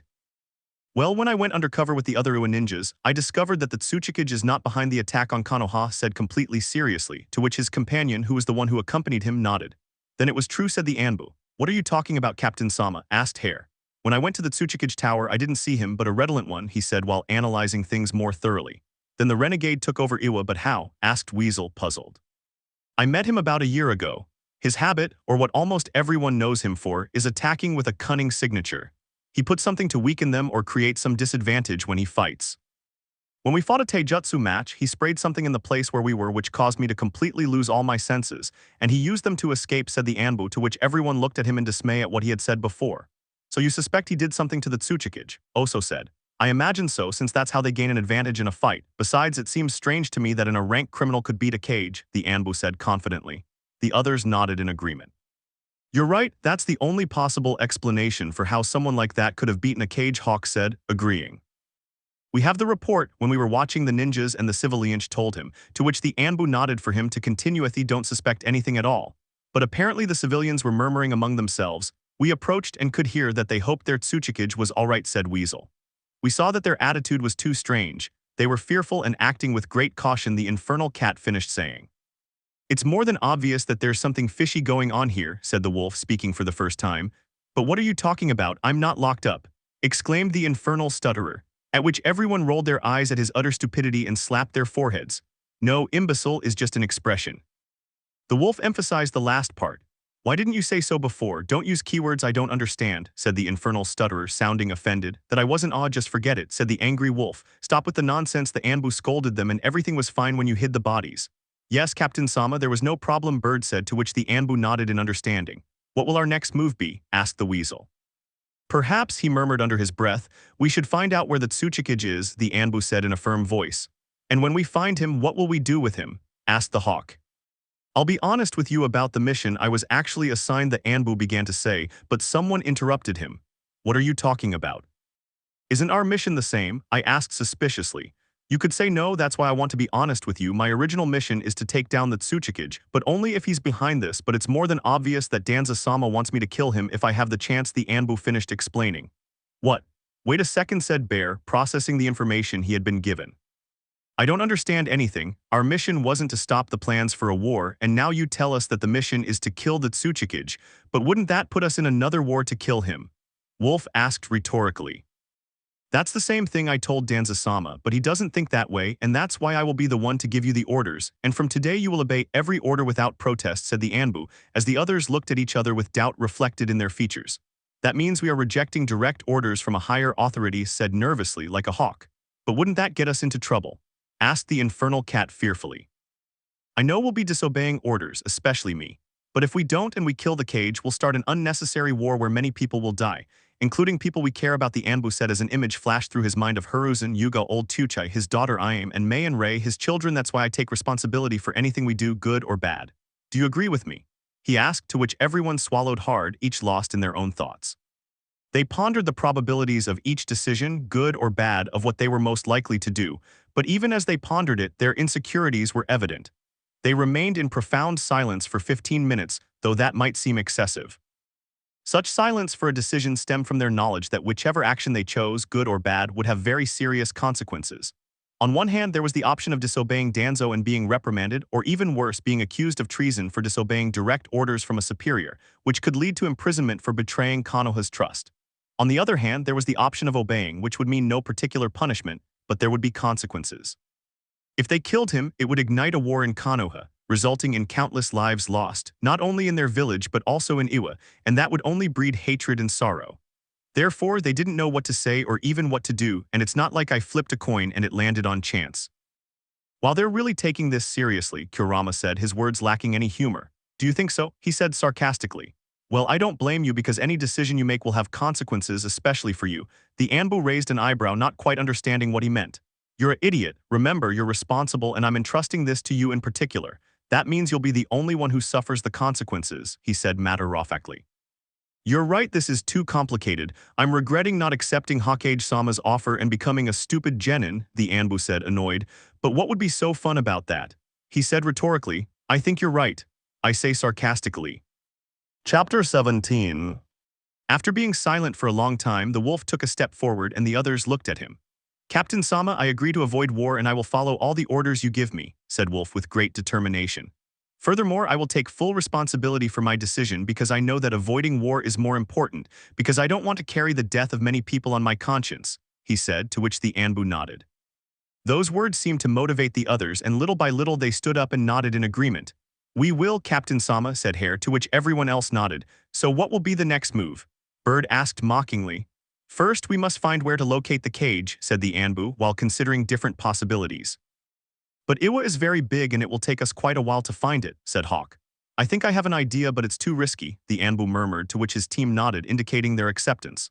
Well, as I already mentioned, the rogue who took over Iwa is cunning, so he wouldn't leave the cage alone without protection. He would leave him with many people and of a high rank by shinobi standards, he said calmly. The others thought about it for a moment and understood what he meant. So you're assuming we should find it where there are more chakra signatures and they're all gathered in one place. Oso concluded, to which the Anbu nodded. But even so, I don't understand what's dangerous about knowing how to find it, said the confused wolf. That's my point. Since the place will be under surveillance, we must create, so to speak, a distraction where we will leave ourselves exposed fighting with everything we have, but without killing anyone except those who are collaborating with the renegade, the Anbu concluded, leaving the others perplexed and unable to believe that they were going to attack and more than anything be discovered in the place where they wanted them dead. But Captain Sama, it's a great risk and besides, they outnumber us, exclaimed the infernal cat. I know, but the number won't be a problem. I'll use the cage Bunshin no Jutsu. Besides, the only one who can stop his ninjas is the cage, said the Anbu. How will you convince the cage not to harm us and to help us? Hawk asked. I'll take care of that, the Anbu assured, to which no one else said anything. With Yugo. The purple-haired woman stood looking out the window at the children. They were in poor condition and this distressed her. The cause of their illness was unknown and despite the doctor's investigations, they couldn't find the problem to address it. They found nothing unusual except that their chakra was almost non-existent, as if their chakra points had been closed, but they couldn't determine the cause. Whatever it was affecting them severely. Their condition was so dire that she had to inform the Hokage because Yugao knew he was the only one besides herself who knew that Naruto had adopted children. Upon learning this, the Hokage was far from pleased and ordered the investigation to be expedited. Although he had a suspicion as to why the children were in this condition, he informed a trusted doctor of the children's Jinchuriki status. It should be noted that the doctor was surprised and initially afraid of the children, but later scolded himself because he knew they were not to blame. Knowing the true situation, the doctor got to work. With his medical ninjutsu, he was able to remove the excess chakra that couldn't fit in their small bodies. In fact, it was no wonder the children were in such bad shape. So much so that they had to undergo surgery, and it must be said that it was anything but pleasant. They had to reopen their chakra points. It was very difficult for them, but they managed it, although the price was very high for the little ones. This didn't mean they were out of danger, though. They were in the emergency room where they were checked every 5 minutes to note any changes or improvements. Their situation was disheartening. Even if they were to regain consciousness, nothing would be the same for them, because when they realized their disability, they wouldn't be happy at all, but rather sad and without the will to live. The problem was too big, but they were still doing what they could. Yugao sighed, watching the children breathe with great difficulty, so much so that they had to put an oxygen mask on them to be able to breathe. Do you think the children will be all right? The purple-haired woman asked, glancing sideways at Hiruzen. I don't know, Yugao, I really don't know, the Hokage said. Sadly, sensing nothing along the path, the Anbu began to run, this time cautiously so as not to trigger a trap. He stopped beside the door, carefully peering through the small grills that allowed him to see every movement perfectly. It was then with squinted eyes that he saw the cage trying in vain to remove the chains from his hands. His face showed desperation, sadness, and helplessness. When he looked ahead, he saw the cause of that desperation. The rogues, who seemed to be having fun with a kunoichi, were black-haired, their hair short above her shoulders. She wore a red headband on her forehead, and her clothing was the same color, a kimono that reached above her knees with white trim and a thigh-length slit where she wore bandages. She had a good figure, he had to admit. The other subject was fat, wearing dark orange and red clothing and a hood that concealed the top of his brown hair, and like the kunoichi, he was being held by the renegades. They were taking advantage of her, starting to pull at her clothes and in the process tearing off her top, exposing her black bra. The fat man was struggling unsuccessfully and yelling for them to let her go, as was the Tsuchikage, while the renegades laughed uproariously at his pathetic effort to save her. The chubby man felt so helpless and useless for not being able to do anything to save his companion. All he could do was scream and beg to be left alone. The Tsuchikage was yelling, though that wasn't like him. He was trying to think of a way to escape, but nothing came to mind. He felt pathetic because a Tsuchikage was supposed to protect his subordinates, and now he was witnessing the worst possible scenario, which demonstrated his lack of strength. The kunoichi was terrified and fighting in vain to be released. She was exhausted from her lack of chakra. Her black eyes began to fill with tears. She felt disgusted, dirty, and other things. Just when they were about to lose hope, an explosion occurred and the door fell to the ground. When the smoke cleared, they saw a short young man. The only thing they could see through his clothing was his golden hair. Before anyone could react, the blonde man, wasting no time with blinding speed, easily defeated those holding the kunoichi, killing them instantly. He then swiftly dispatched the other two who had the chubby man. The kunoichi, still with tears in her eyes, lay trembling on the ground. She couldn't tell if it was from the cold or from the silent sobs of the dark-haired woman. She knew she was acting pathetically, but even so she felt like a dirty rag even though nothing serious had happened.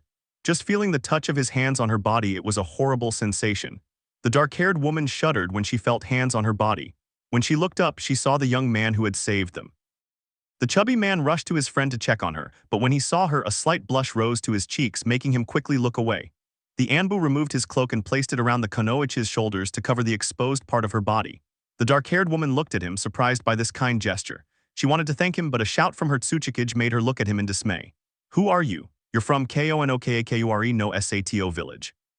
Tsuchikage shouted in surprise when he saw the whirlwind behind his black cloak. Yes, I'm from Konoha, I'm a root Anbu, said the Anbu. I don't understand, why did you save us? The kunoichi asked. Well, everything that's happening is a bit complicated, but let's just say my original mission was to kill the Tsuchikage, said the Anbu, awaiting their reactions. How dare you, shouted the chubby guy. As I already told you, the situation is complicated, the Anbu said, trying to explain. But why were you ordered to do it? Was it your Hokage? Onoki asked calmly but suspiciously. Well, first of all, Danzo-sama ordered me to do this because there was a rumor that Iwa wanted to attack Konoha, and if that was true, then I would kill him, the Anbu explained as he walked to where he was being held in a cell. So you'll kill me? Onoki asked. The other two tensed up because they knew they didn't stand a chance since he had sealed their chakra points. That was the mission at first, but now that I see you're not to blame for the attack on Konoha, I'll let you go, he said while trying to find a way to open the gate without triggering an alarm that would alert the others. But wouldn't you be disobeying orders and that would make you a traitor? Anoki told him suspiciously, since it was known that if someone superior ordered something their subordinate had to comply, because disobeying would be a betrayal of their own village. I told you it was complicated. Besides, I'd rather be considered a traitor than be the cause of the death of innocent people, whether from Konoha or Iwa, he said, completely convinced of his words. The Shinobi and Tsuchikage himself were shocked by those words. Do you care that much about what happens to Iwa? The Konoichi asked, surprised. As I already said, both sides are innocent people who are not to blame for anything, regardless of the village they come from. Why should who pay for the decision of a few? He asked rhetorically. Besides, I suppose I practically owe that to Iwa, he said as he took a tool out of his weapons case. What do you mean? Asked the chubby guy. Let's just say it's something from the past that my father did. I suppose that for you to trust me, you need to know who I really am, he said, driving the tool into one of the holes. Everyone waited patiently for him to speak. As you've already noticed, I'm not older than 15, I'm actually 10 years old, he said, taking off his fox mask. I am Namikaze Uzumaki Naruto, son of Minato Namikaze, better known as the Yellow Flash of Konoha. Chapter 18. In the previous chapter, as you've already noticed, I'm not older than 15, I'm actually 10 years old, he said, taking off his fox mask. I am Namikaze Uzumaki Naruto, son of Minato Namikaze, better known as the Yellow Flash of Konoha. The Tsuchikage stood with his mouth agape and his eyes wide as saucers, and the other two were no better. He was practically a damned copy of that bastard who had ended the lives of so many of their shinobi. The entire place fell silent, staring into those deep blue eyes that chilled them to the bone just by looking at them. I don't understand why you came to the place where we want you dead if you're from that village and the son of that man, asked the chubby guy. Because there are things more important than my life, he replied calmly. I think that's how it is, he muttered to himself as he forced the cell lock harder. The Tsuchikage stared at them even more intently now that he knew the identity of the person who had saved them, but he wasn't about to say it aloud. It was incredibly ironic that Minato's son, the man who had killed so many of his ninja, was now saving them. To say he was annoyed was an understatement, but he couldn't tell if it was because the son of his deceased enemy had saved them, or perhaps because of his own lack of strength or incompetence. Can I ask you something, Tsuchikage? He said as he finally managed to open the cell. The Tsuchikage simply nodded, as it was the only thing he could do for the person who had saved them. Ever since I learned of your situation, I've been curious. How did an S-class rogue warrior defeat a Tsuchikage? He asked. The Tsuchikage raised an eyebrow, unsure whether he was being mocking or genuinely curious, but I was still going to answer. The wretch set a trap for me in the cage tower and used a kind of scent to confuse my senses and used a seal so that I couldn't use my chakra and did the same to the two of them so that there would be no witnesses. So he did that, huh? I already suspected it, I just wanted confirmation, he said. Entering the cell, I propose a deal, he said bluntly. What kind of deal? I asked suspiciously. I'll help you escape and defeat the other rogues so you can take care of killing the person who put you here and stayed with Iwa. I've already switched teams and you let us go free, and of course, you cancel the attack on Konoha. That way everyone wins. You keep your beloved village and we go back to ours so that both villages don't suffer an unnecessary war, he concluded, and the other two waited for their Tsuchikage to speak. Anoki carefully considered the decision he was going to make, even though Konoha would practically help him, but he knew he had no other option since it put him at a disadvantage, and besides, what the blonde said was true, both would win. Do we have a deal? I asked with a sly smile. Yes, we have it, but what did you mean by your team and you? Did more people come? He asked suspiciously. That's right, more specifically there are 7, of course, if you don't count the silent one, he said, referring to one of his team members who hadn't spoken, or rather couldn't speak since his tongue had been cut out. Then there are 8 of us and counting you 9. My shinobi in another cell give us the majority to have an advantage, but from what I heard there are more than 2,000 people on their side, said, a little worried about the issue.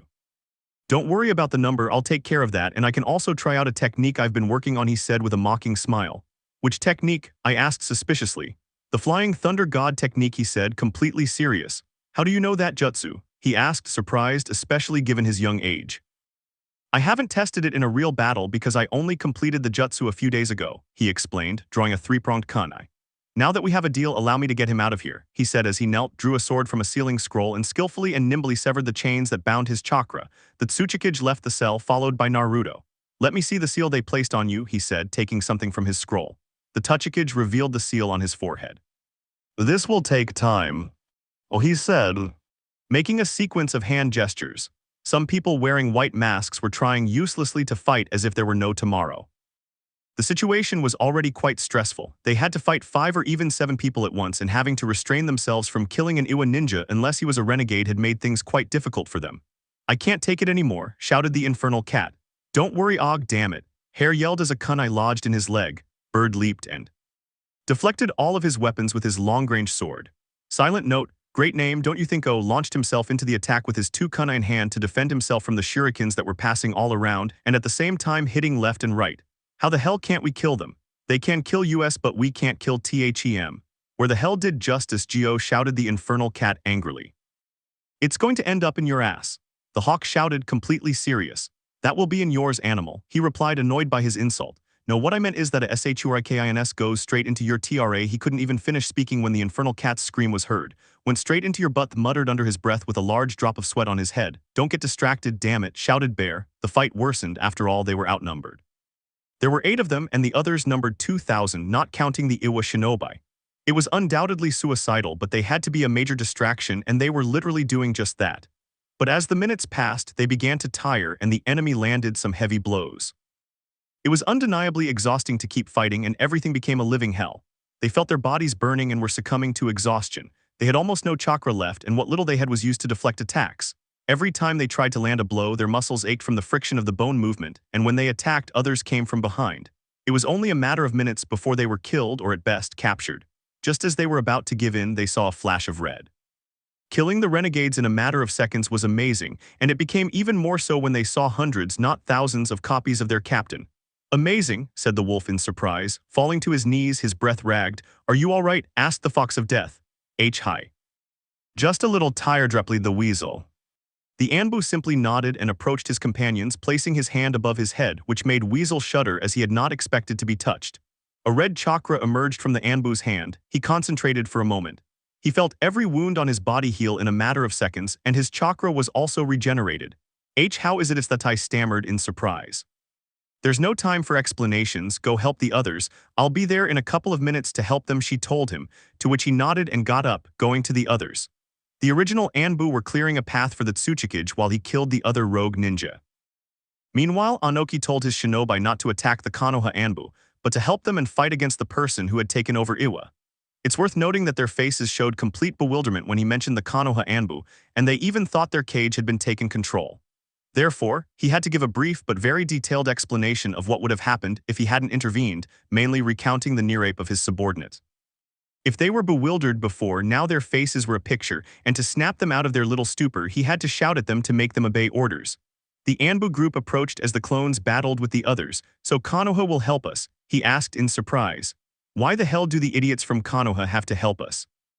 Shouted an Iwa ninja furiously. The Tsuchikage was about to interrupt, but they beat him to it. You're the only idiots. The wolf shouted, they're so pathetic they even need our help. Continued Hare, so much so that they even need the Captain Sama's help, said the weasel. Stop, we didn't come here to fight the Shinobi of IWA. The Anbu shouted, you only need to follow the plan we agreed upon. He reminded them, to which his team reluctantly nodded. The same goes for you, the ANBU and I made a deal. The Tsuchikage shouted and his shinobi nodded in agreement. Good, now we will fight with the help of the ANBU to reclaim our village. Tsuchikage-sama, we can't fight the renegades. A ninja shouted desperately. I know it's a large number, but you, the Tsuchikage, began to say. No. Another ninja interrupted him, shouting, to which the Tsuchikage raised an eyebrow at his audacity and interrupting him. I'm sorry, Tsuchikage-sama, what I'm trying to say is that it's not that we can't face them, but that something happened when they locked him up, the ninja said, trying to explain. What happened? He asked, worried, but he didn't show it. The ninjas looked at each other, not quite knowing what to say, or rather how to say it, until one ninja dared to speak. The only reason we were all helping the people who stayed in the village is that when they caught us off guard, they kidnapped our families. When we tried to get them back on our own, they threatened us, saying that if we tried anything, our families would pay the price. This obviously had an effect on us. The first thing they ordered was that at a certain time, all the shops except the bars would close and we weren't going to leave our houses except, of course, the renegades, just so they wouldn't be at risk. If we disobeyed, they would kill our families, but if we didn't have any, they would kill them anyway, but not before they tortured or grod them. And that person would just stand there watching until you went crazy, and then they would kill you, he finished, his voice bitter and a lump in his throat. The Tsuchikage was furious at everything he had heard. If he had felt incompetent before, now that word fell short of describing how pathetic he felt. Now not only was his subordinate paying the price for nearly being grod, but also young children, low-ranking shinobi like genin, pregnant women, and civilians. And the worst part was he didn't know what to do. He couldn't focus on saving his village and fighting the S-rank criminal while simultaneously saving the familess, even worse, since he had them in his power to blackmail him. On one hand, if they chose to fight, the families would die. On the other hand, if they saved the families, the rogue would seize Iwa again, and then they would all die. The Anbu squad remained on the sidelines, mostly analyzing the situation they had heard from Iwa. It's worth noting that the others were somewhat surprised by the rogue's brilliant strategy, as it was pushing a cage to his limits. They could even admit it was a very clever move, but they couldn't help but compare the situation to Konoha. If that rogue had done that in Konoha, they would all be dead now, since the village was somewhat different from theirs, especially in its rules. In any other village, if you didn't kill someone on the direct orders of a cage, you could go to jail, since the village never ordered the killing of innocent people like civilians or children, unlike other villages where killing them as sacrifices would jeopardize the mission. Because in the village there are more civilians than ninjas, and although they were powerful, they also had weak points such as family and comrades, but that didn't mean they were weak because to protect at the cost of a life, regardless of whether you knew them or not, since comrades come first. "Excuse me," Tsuchikage-sama, the Fox of Death, called to him. The aforementioned turned to look at him. It should be noted that he had forgotten they were there. "I can personally help you bring every single shinobi family back alive," he said in a firm, clear voice. "What?" Everyone thought in surprise, even the Anbu squad. "But Captain Sama, that's not our responsibility," Hawk said. "What's it to you?" yelled a ninja from Iwa. "What would you get from all this?" Another ninja shouted angrily. "And what if he kills our families?" shouted a Kunoichi. "Bingo," thought the Iwa shinobi. "Great, we're dead people," thought the Anbu squad. "First of all, you're right, I shouldn't care what happens to this village, but for some reason I do, since the civilians and children aren't to blame for anything. Second, I wouldn't gain anything from this, in fact, we'd even get into trouble for helping them. And third, what would I gain by killing them?" "Absolutely nothing, since you are the majority and could kill us right now," she finished calmly. Everyone was stunned by the answers because he was right, since, according to what their Tsuchikage had told them, they had disobeyed in order to avoid a future war and were having a mental debate about what to do. "Furthermore, if you don't accept my suggestions, your family will be killed because from what I've heard, you've already disobeyed orders to do anything," he said with a hand gesture, causing everyone's eyes to widen in horror. "This is the plan. You will fight with the help of my clones and my Anbu squad while I go to rescue your families. But whether you accept or not, whether you give me permission or not, I'm going anyway," the Anbu declared. Everyone was going to protest, but someone got there first. "I accept your proposal, but listen carefully. If you do anything to my village or its inhabitants, you're as good as dead," the Tsuchikage said through gritted teeth. "Don't worry, I give you my word that nothing will happen to you," he said with great confidence. "Wait a second, Captain Sama, if we do that we'll get into even more trouble, not only for not killing the Tsuchikage but also for treason, subordination, for associating with an enemy village, for making deals with another cage, and for joining forces to save the inhabitants of Iwa," said Wolf. "Wolf, you are right," Captain Sama, Hare told him. "They'll undoubtedly throw us in jail for treason," the Weasel told him. "They'll do it anyway, mainly because we helped prevent the cage's death," said Bear. "I say that, buck you all, we're in deep trouble. If we're going to jail, then let it be worth it. Don't be wimp," said the infernal cat mockingly. The bird hit him on the head. "Ouch, why are you hitting, you useless idiot?" I yelled while rubbing my head. "Because it's the smartest thing I've ever heard you say," Bird told him. "I have my moments." He growled angrily. "So will you help me or will I do it alone?" asked the Fox of Death. They all sighed. "Yes, I do," said the infernal cat, raising his hand like a little kid. "Count me in," said the bird, to which the silent one nodded. "We're going to jail anyway, so I'm going too," said Bear. The others looked at the wolf, the hare, the hawk, and the weasel, and even the shinobi of Iwa looked at them expectantly. "Okay," the four of them answered in unison. This was obviously frightening, but since they always seemed closer or more united, it wasn't really surprising. "Well then, I hope you're all still alive when you return. Oh, and by the way, hurry up and go fight Sen because there aren't that many of my clones left," he said, turning around, but then he stopped and looked at his squad. "Oh right, I forgot," he said, taking out a three-pronged kunai and throwing it to Hare, who looked at it confused. "It's a special kunai. When I transport everyone, I'll use it as a kind of link, so when you see it glow red, throw it somewhere," he said as the kunai glowed. "Just like that and stay back." "Wait, is this the Hurricane?" he asked in surprise. "How is it that you asked Hare?" "There's no time for explanations, but I don't think there's any need for them. You've probably already guessed," he replied indifferently. "You are the son of the lightning bolt," he said after thinking for a few minutes, since he was not an idiot and knew that only a descendant of the family could use it. "Shhh, shut up, idiot," Wolf shouted, who had also deduced what his captain said, and it should be noted that he was also surprised. "You are the son of the yellow flash of Konoha," shouted the infernal cat. This caused all his classmates to facepalm. Even Naruto, who, although he had already told the Tsuchikage to Shinobi, didn't think he was going to tell everyone since only Konoha knew about the kunai and the lineage of those who could use it, but they were going to find out sooner or later anyway. The Iwa Shinobi were in disbelief, their mouths opening and closing, unable to utter a coherent word. The entire place was eerily silent. "I'm leaving and remember what I told you," Frishi said before disappearing in a red flash. Chapter 19. The battle became incredibly intense. It was astonishing how a group from Konoha was helping Iwa reclaim their village. Although it seemed surprising, even unbelievable, they were already fighting incredibly skilled and powerful enemies. The Konoha Anbu were fighting to kill, which was what they did best, especially with the help of their captain and his amazing jutsu. With 1,000 clones, they had the battle in their favor, and although they wouldn't admit it, Iwa's help was also a factor. Besides, now that they thought about it, the inhabitants of Iwa were too numerous. The only reason they hadn't attacked was because of their families.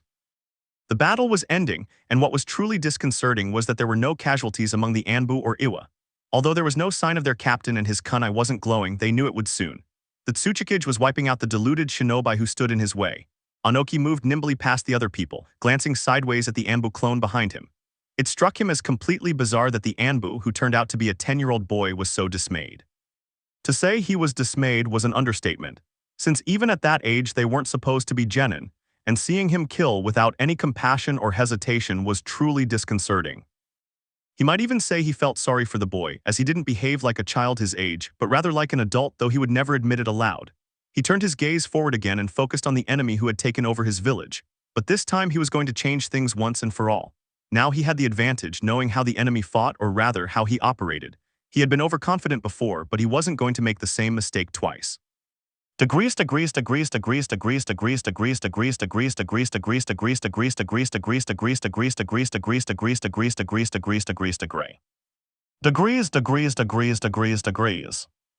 Anbu reappeared in a ruined place and, thanks to being a sensor, was able to quickly identify the place where many chakras were gathered. He intercepted a group of rogue ninja who assumed they had received a tip-off to kill everyone, and indeed they did. Not to mention they were skilled with their long-range weapons. He killed them with some difficulty given their large numbers.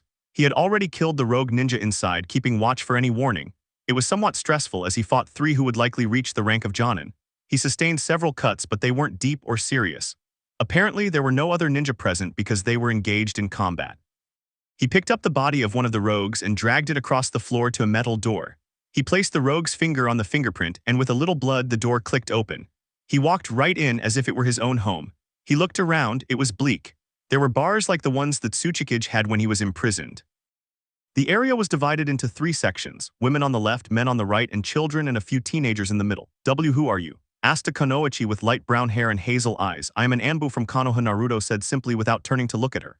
"How did you join Tita K kill us?" asked a fearful civilian. "No, on the contrary, I made a deal with your Tsuchikage," told them as he walked between the sections. "What did you say? With Tsuchikage-sama, is he all right? Did he manage to escape?" They all asked at once, to which the Anbu sighed. "Tsuchikage-sama and I made a deal. I would help him escape, and in exchange we would both go back to our village," he said, summarizing both sides. Everyone breathed a sigh of relief upon learning that their leader was all right. "I don't have that much chakra left because of the numerous shadow clones I made, but I can make 4 more. He thought as he made a hand movement and 4 clones appeared. "All right, you know what to do," he told his clones, to which they nodded and quickly went to get everyone out, but there was a problem. They were seals like the ones that Tsuchikage had, but even so they got to work. The original Anbu was standing next to a clone. The latter was checking the seal since it was somewhat different from the others. "Hello, little one," he said as he knelt down to see a girl with black hair halfway down her back and chocolate brown eyes. The girl was crying, but when he looked up he saw her startled and back away in fear. "I didn't mean to scare you. Tell me, why are you crying?" said, trying to soften his voice, but she still didn't answer. He guessed the girl was afraid of his mask, so he just sighed and took it off. What did it matter now that they already knew who he was or who her father was? What difference did it make if they saw his face? "My name is Naruto, and what's yours?" he asked in his normal voice. The girl studied him with a look full of curiosity, seeing beautiful blue eyes that were like the sea. Our name is Lalash," said fearfully. "And why is she crying?" I asked with a smile. "I miss my parents so much," said, crying. "I'm very sure you'll see them," Agnes said as he put a hand on his head. "Are really?" she asked hopefully. "I promise," I said, raising a hand, to which the girl smiled, so she put her mask back on. He felt the clones dissipate, so he smiled and quickly entered the cell where the children were. With the help of a sealing scroll, he removed each restriction and freed the children and teenagers. The youngsters, no older than 13, began helping the others escape, and the Anbu broke. Although Seals, the battle was finally over, so everyone smiled with relief. The Tsuchikage had already dealt with the criminal, his head was rolling on the ground and his body was torn to pieces. It was a battle that caused the Tsuchikage trouble, but that didn't mean the rogue was stronger than Anoki. Even though he was an S-class rogue, he wasn't on par with a Cage. The only reason he had captured him was because he had set a trap. It's worth noting that when they were fighting, he wanted to repeat the move, but this time Anoki wouldn't allow it. Instead, he delivered a clean, precise, and above all, powerful cut with his sword, severing his head. For the clones, it was a complicated fight, but even so, they had taken care of every renegade, of course with the help of all the shinobi of Iwa and their squad. But what was truly worrying was that the kunai wasn't glowing, and this made the Iwa men nervous. They were fearing the worst for their families, and had imagined the worst possible scenarios. The Anbu were practically killing them with their gaze, so they were anxious because more than 5 hours had passed since the fight began and he hadn't appeared. Although they were very confident that their captain hadn't killed the civilians, they certainly weren't going to leave them to be killed by Iwa. But those thoughts made them even more nervous than they already were. "Come on, stupid kunai," muttered Hare nervously. And as if Kami could hear his words, the kunai glowed with a red chakra. So he threw down the kunai and walked away as his commander had told him. A red beam appeared and they saw numerous people, including civilians, children, and elderly people, and of course their captain. Everyone immediately rushed to their families. Shinobi of both hexes running through tears to their children, including little Leela, who hugged her parents tightly. Comrades and acquaintances also gathered, laughing and crying with joy at seeing them alive again. The Anbu walked away and calmly walked towards his team. Little Leela had let go of her parents, much to their confusion, although this confusion ended and turned into horror when they saw their daughter run towards the Anbu. Lila. Her parents shouted and everyone immediately turned to look at her except the Anbu since it was none of his business. But he stopped walking when he felt a pull in his feet. If he wasn't a ninja, he would have lost his balance. "Naruto-san, thank you for bringing my parents back to me," the little girl cried, clinging tighter to his legs. The Anbu crouched down to be at his level. "Don't worry, Leela, now be a good girl and go back to your parents," he said, ruffling her hair. "Hi, arigato," Naruto-san said while bowing again ran back to his parents. Naruto got up and walked back to his team, this time without any interruption. The Anbu finally stood to one side of his team as several Iwa shinobi surrounded him. The blonde man dispelled every clone he had created, and if he was tired before, now he was even worse. His bones ached and the exhaustion was worse than before. He knew he was going to faint, but he kept his feet firmly planted on the ground.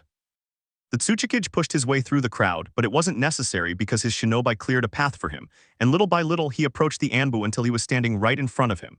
"I am a man of my word, and since you helped me regain command of my village, and not only that, but you also helped my shinobi, especially name omitted, to avoid being grod, I truly thank you," said the Tsuchikage with all the sincerity he could muster. "You have nothing to thank me for. Now that everything is settled, I hope the attack on Konoha is also resolved," he said suspiciously. "If that's also cancelled, I give you my word that I will fulfill what I promised, just like you already did," he said, agreeing to the part where he freed them and removed the seals. "That's what I expected. We have to go back to our village and give the report of what happened, with your permission, Tsuchikage-sama," he said before turning to his team. "Let's go." "Hi, Captain-sama," shouted almost everyone except the silent one, obviously. They all turned around and started running, leaving a trail of dust behind them. "Tsuchikage-sama, are we really going to let them go?" asked one of the ninjas. "Besides, I gave my word and now that shinobi has my respect," he said with a small smile. All the other shinobi looked at him in surprise, their mouths slightly agape. "Tsuchikage-sama is right, despite being only a 10-year-old boy, it's quite surprising that he's a captain of an Anbu squad," said the chubby guy. "You're right," said the Tsuchikage. Now it was official. Everyone was choking on what they'd been told, they couldn't believe it. And now even less so, knowing she was only 10 years old. 10 freaking years old. The dark-haired woman saw the small amount of powder they had used to retreat. She hadn't had a chance to thank that blonde ninja for saving her from what would surely have been a grape. A slight blush formed on her cheeks when she saw Naruto's cloak draped over her shoulders. It was very chivalrous of him to have given it to her, since it would have been very embarrassing to go out half-naked. "Thank you, Naruto-kun," she whispered with a sweet smile on her lips, in a somewhat remote location. "Danzo-sama won't like this at all," said a person wearing a white mask and a white cloak with a swirl symbol. He had observed and listened to everything that had happened in the fight. To say he was surprised was an understatement. I'd better go back and give him the report. Chapter 20. With Naruto, the Anbu squad was leaping from branch to branch. Even though their captain had healed them and regenerated their chakra, it didn't mean they weren't physically tired. Perhaps not, but mentally they were. The Anbu was barely holding on, his body covered in wounds, even in places he hadn't known he could be injured in. Deep cuts pierced his arms and bruises ranged from green to violet. His torso was covered in blood from the kuna he hadn't been able to deflect. His legs weren't as badly wounded, but they were still bruised. His face was one of the few areas untouched. Adding to this the terrible mental strain of his shadow clones, it felt as if he'd fought for years, even though he'd only been fighting for a few hours. And to make matters worse, the Flying Thunder God technique wasn't fully mastered, and his body couldn't withstand the incredible speed. He could see the attacks perfectly when he used the Flying Thunder God technique, but his small body couldn't react in time. It didn't matter how strong he was. After all, he was still just a child with short hands and feet, unlike an adult. But despite that disadvantage, he always worked very hard in his training to strengthen the parts he had mastered and work harder on the weakness he had to later turn them into a strength. And thanks to some advice Kurama gave him to overcome that disadvantage, he still remembered his words perfectly. No matter how strong or agile you are, remember that you're still a child. Naruto knew Kurama was right. Even though he was a ninja and a captain of high standards, he was still a child, and Kurama had told him that when he was a little older he could be considered an invincible shinobi, but he shouldn't consider himself a god either. He told him that if his ego grew, he would take over his body and teach him a lesson he would never forget. This obviously had an effect on Naruto, who unconsciously nodded and accepted the deal. The Anbu sighed wearily, mostly because of how troublesome things were going to be from now on. If he had a difficult time with the Otsutsuki when he mentioned his decision to disobey Danzo's orders and how risky it was to reveal his identity, he didn't even want to imagine what it would be like when he gave the report to Danzo and told him everything that had happened. I bet you're going to get kicked out of Konoha, ha ha ha ha, Kurama laughed. What's so fun about that? Naruto said, annoyed. If you try to save them, they will turn their backs on you, Kurama said, a little calmer. Forgive my ignorance, but I don't see the humor in that, I replied sarcastically, to which Kurama smiled mockingly. Ha, you even made it rhyme. Ignorance, Grace, he said, making an exaggerated movement with his hands and emphasizing the last words. You're irritating, but seriously, what am I going to do? Naruto said more seriously. Kurama, seeing the state of his Jinchuriki, became serious. I know I did the right thing by disobeying Danzo-sama, but you're more worried about your squad, Kurama told him. Yes, I don't know what consequences you will receive for helping me, even though I will take full responsibility for my decision, Naruto said sincerely. They are also aware of that, and yet they decided to help you, Kurama said harshly to make the blonde understand. I know. I sigh in frustration. That was the last thing he said before focusing on the road ahead. He wanted to get there as quickly as possible. The faster he did things, the better.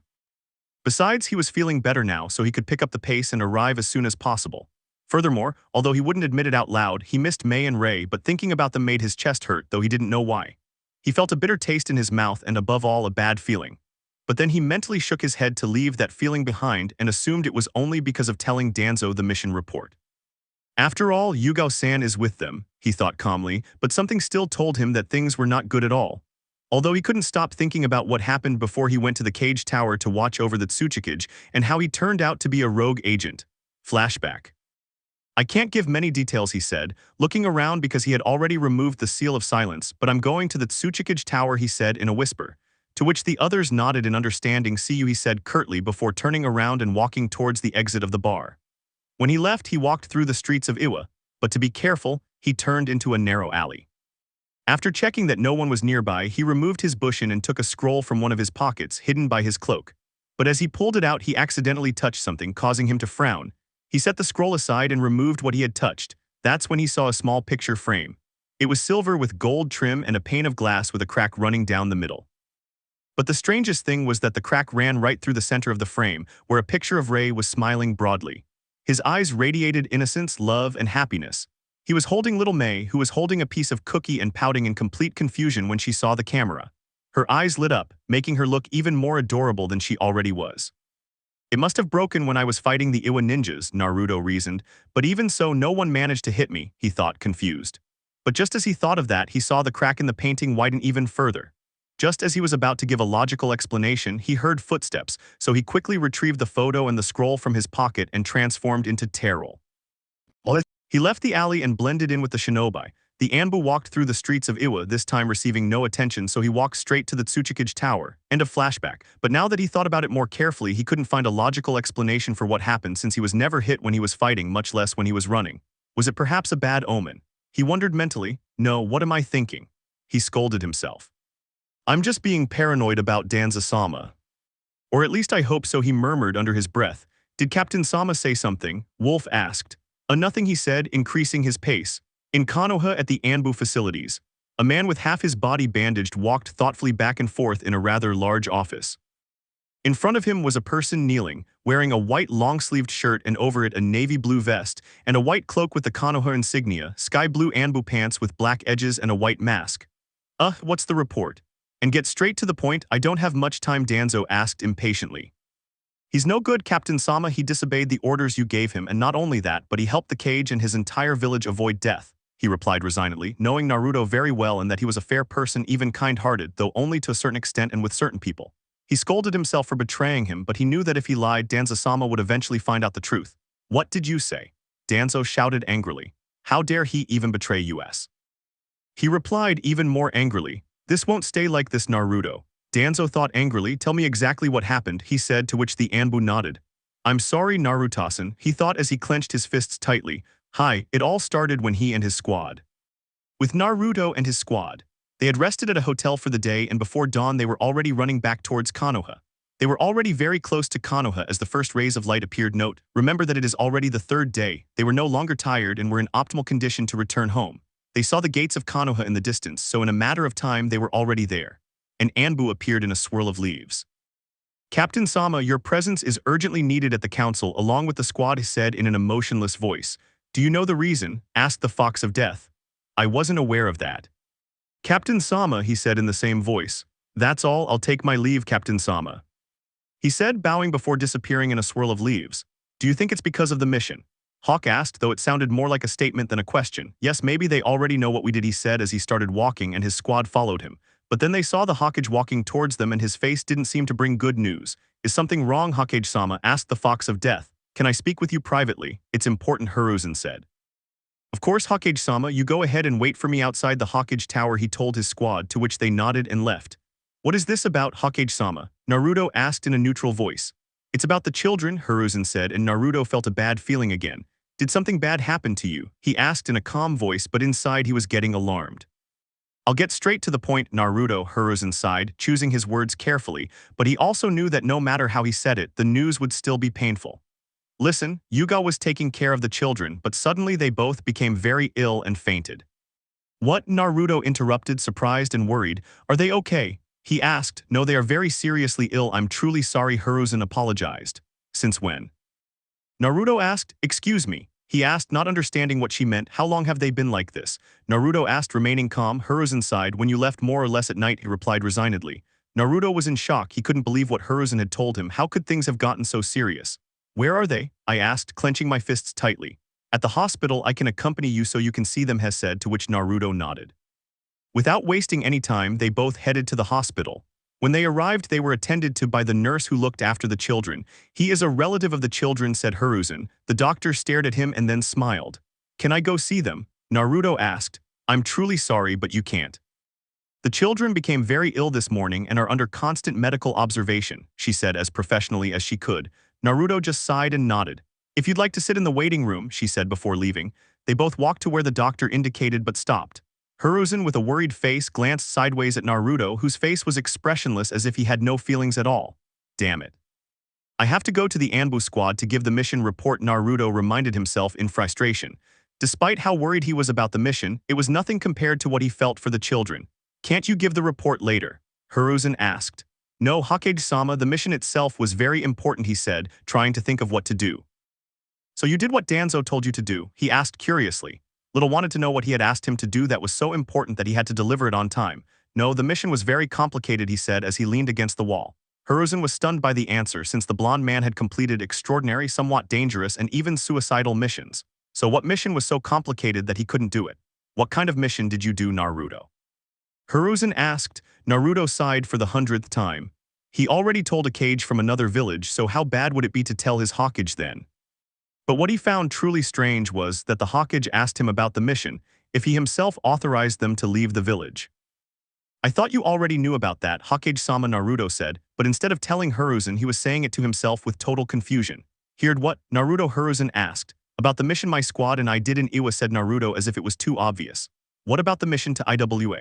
He shouted so loudly that everyone in the room stared at him in confusion, mainly because it was completely out of character for their Hokage to shout, so Hiruzen apologized.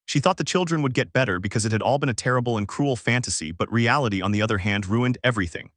Although everything seemed to be going from bad to worse, they found the real reason why they were in that state, and thanks to that they were able to help them. She slumped down onto the furniture, sitting down while covering her face with her hands, trying above all to calm herself down. She felt strong, warm arms envelop her. He immediately jumped up and looked back only to find hate there, so he relaxed. "Sorry, I didn't mean to scare you, note. Imagine he's coughing, okay." XD, he apologized with a smile, but seeing the worried face he was trying to hide and his tense shoulders only made it more noticeable. "Oh, don't worry, I was just a little distracted," said, feeling a little embarrassed for having caught her off guard. "Is something wrong?" I asked, worried, since in Hate Yugao's opinion he was very distant. "No, I'm fine," she said confidently, even though her eyes told her otherwise. "By the way, when did you arrive?" she asked, changing the subject. She was taking advantage of the opportunity. Since Hate had left for a week on a mission. "This morning around 6, but no, where were you?"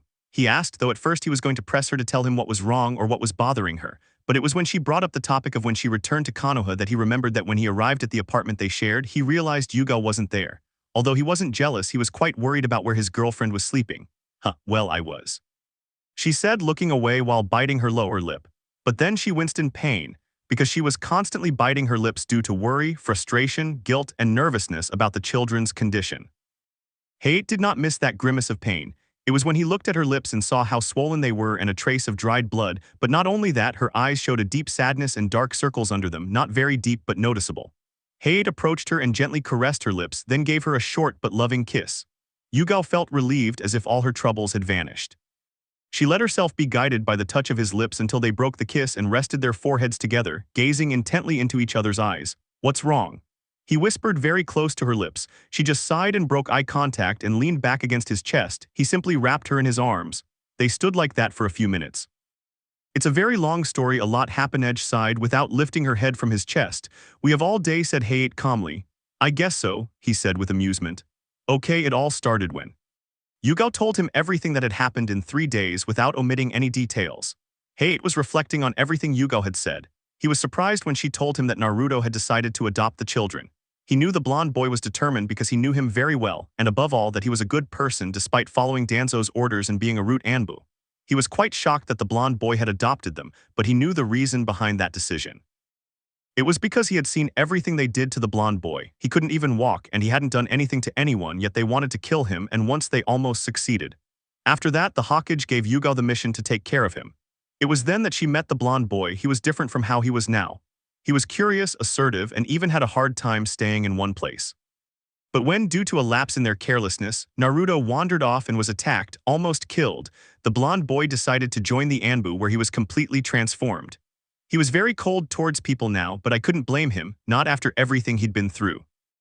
When I heard the story of the children, how they were treated, how Naruto found them, and how he'd entrusted them to him when he went on a mission, and how they'd become so ill that they were in the hospital. And now those little ones are in the hospital fighting to save their lives, and I feel like it's my fault, Yugao whispered the last part. It was then that Hate snapped out of his thoughts to look at his girlfriend reproachfully. "What are you saying? It's not your fault." Hate scolded Harriet was those people who hurt them, because they subjected their bodies to a very heavy burden, said as he pulled her closer to his body. "I know," but Yugao tried to explain, but Hate interrupted him. "No, Butch said, kissing her cheek. "You'll see, they'll be fine," said before kissing her lips. In the Hokage Tower, and that's what happened, Hokage-sama, Naruto said. Everyone remained silent for a moment, processing the new information. To say they were surprised was an understatement. Danzo, on the other hand, was more than angry, he was furious. In his opinion, Naruto could have killed him, but instead he helped that entire stupid village survive. His blood was boiling with rage. He gripped the staff tightly between his fingers, but then forced himself to calm down, thinking about his next move, because this wasn't going to end like this. "How could you do something like this to Konoha? You and your squad have betrayed us." Himura shouted angrily. "They deserve appropriate punishment for their actions," Koharu said. "I was responsible for the mission. I was the one who was given the mission to kill the Tsuchikage, but I didn't do it. The responsibility and my actions as well as the punishment are for me. They have nothing to do with it. They were only following my orders," declared with his eyes on the ground. Himura and Kahura were more than annoyed by his disrespectful outburst. "Let me see if I understand." Danzo sent them on an infiltration mission, but it was actually to kill a cage. The main mission was to prevent a war, but if they carried out that mission, there would still be a war, Tsume said, not really understanding the purpose of the mission. "Danzo, how could you even think of ordering the assassination of a cage? Do you know what would have happened if the Tsuchikage were dead?" You would have started a war, Danzo, said Hiruzen, completely furious. And that war would have taken us to the top.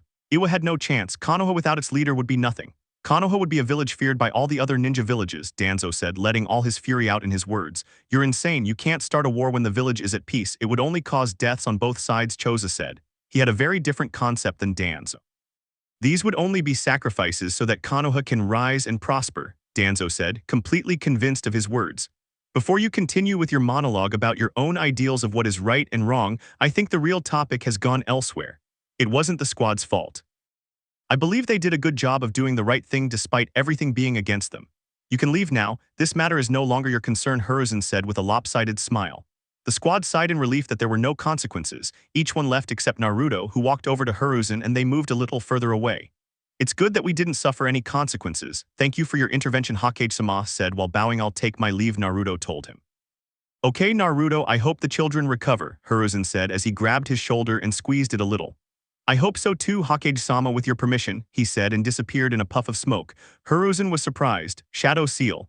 He whispered in dismay. He hadn't expected it in the slightest. But then his face softened into a smile of understanding.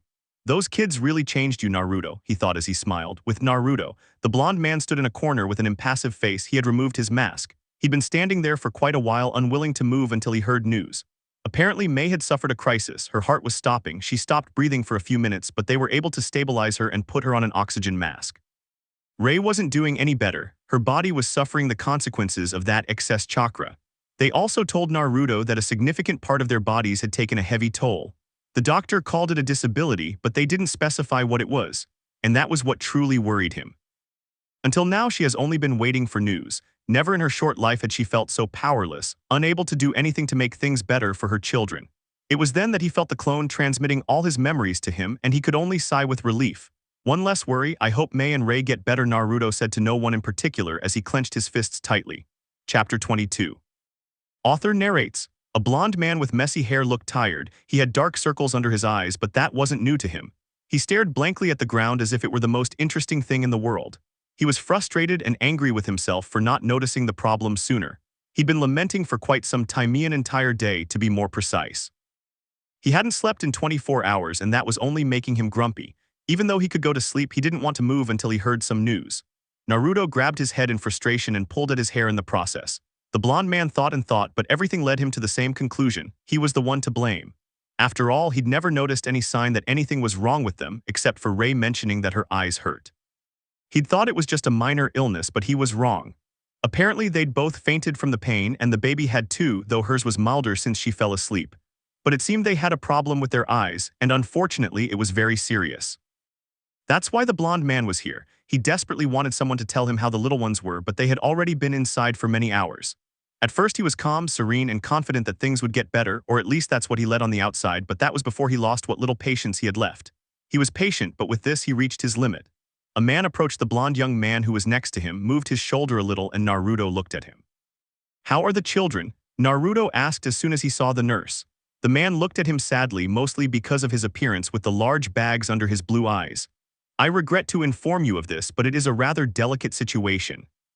Apparently, the enormous amount of chakra that was subjected to your small bodies was too much, he said professionally, and as softly and quietly as he could given their situation as Jinchuriki. But will they be all right? Naruto asked, to which the man's gaze darkened. The nurse had attended to the children and was quite shocked by their terrible condition, especially since one of them was a baby who couldn't even walk. Despite the tests they underwent, the results weren't good at all. He never liked delivering bad news, and there he was, delivering exactly what he didn't want to. The children are stable and out of danger, the nurse said. But his voice didn't sound happy, so Naruto knew he wasn't finished speaking, and that what he was about to say wasn't good. I'm sorry, but neither of the children will be able to see. They've gone blind, the nurse said. Naruto opened and closed his mouth repeatedly, but no words came out, so the nurse continued speaking. We don't know why they went blind. I have theories, but they are not confirmed. Naruto was speechless, overwhelmed with anger but also heartbroken. How could they possibly live normal lives when everything had been taken from them? A father, a mother, their lives, their homes. They were beaten, experimented on, possessed chakra which had turned them into Jinchuriki, and now they were blind. It wasn't fair. It was cruel and heartless. The blonde boy also thought he was partly to blame. Perhaps if he had investigated further when that rain ninja told him about them, but he hadn't done anything, or rather, he hadn't had the time. And worse, when he had them, it never occurred to him to go to a doctor, or at least not in time, and now they were both blind at such a young age. The children will see again, right?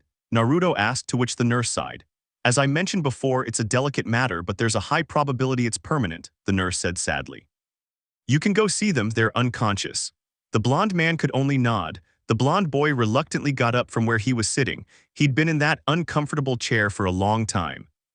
He walked where he was being led, passing through many hallways, all the same white color, a color so dreary it only made him feel sick.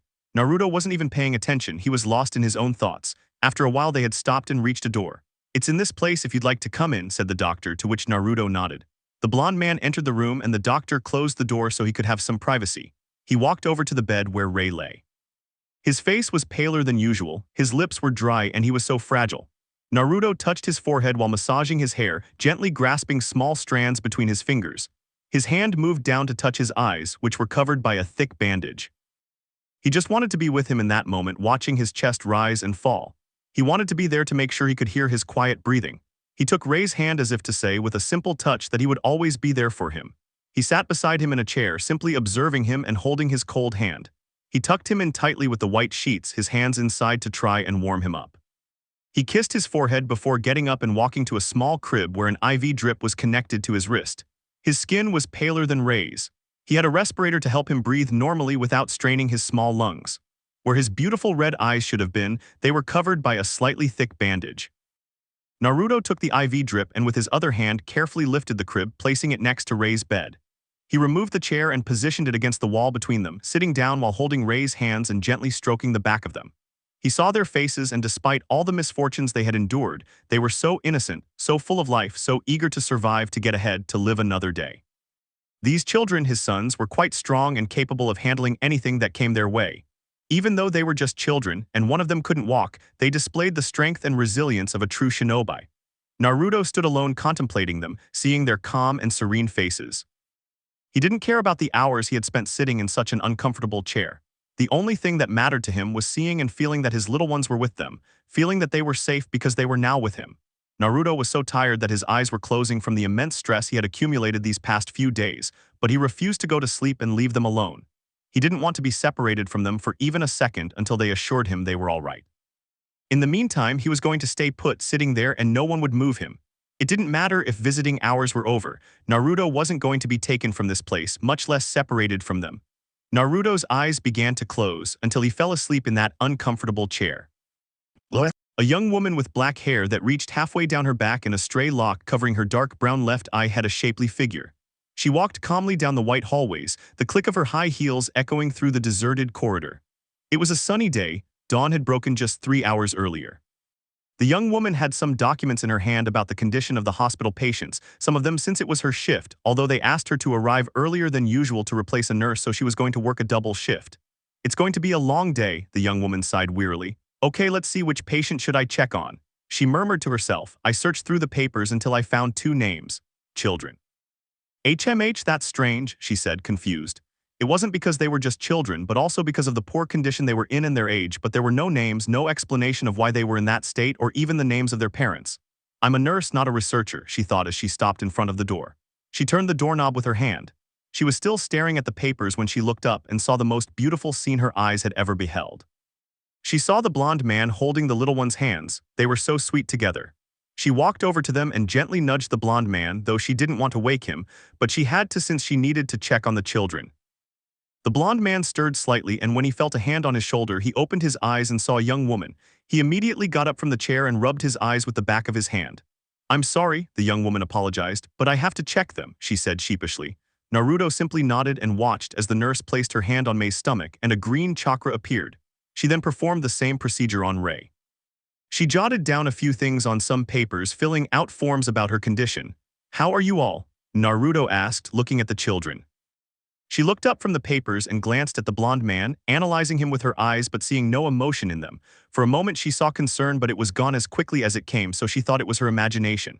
They're fine, they'll be able to leave very soon. To be honest, I'm surprised they recovered so quickly, the young woman said with a kind smile. Naruto completely relaxed upon hearing those words.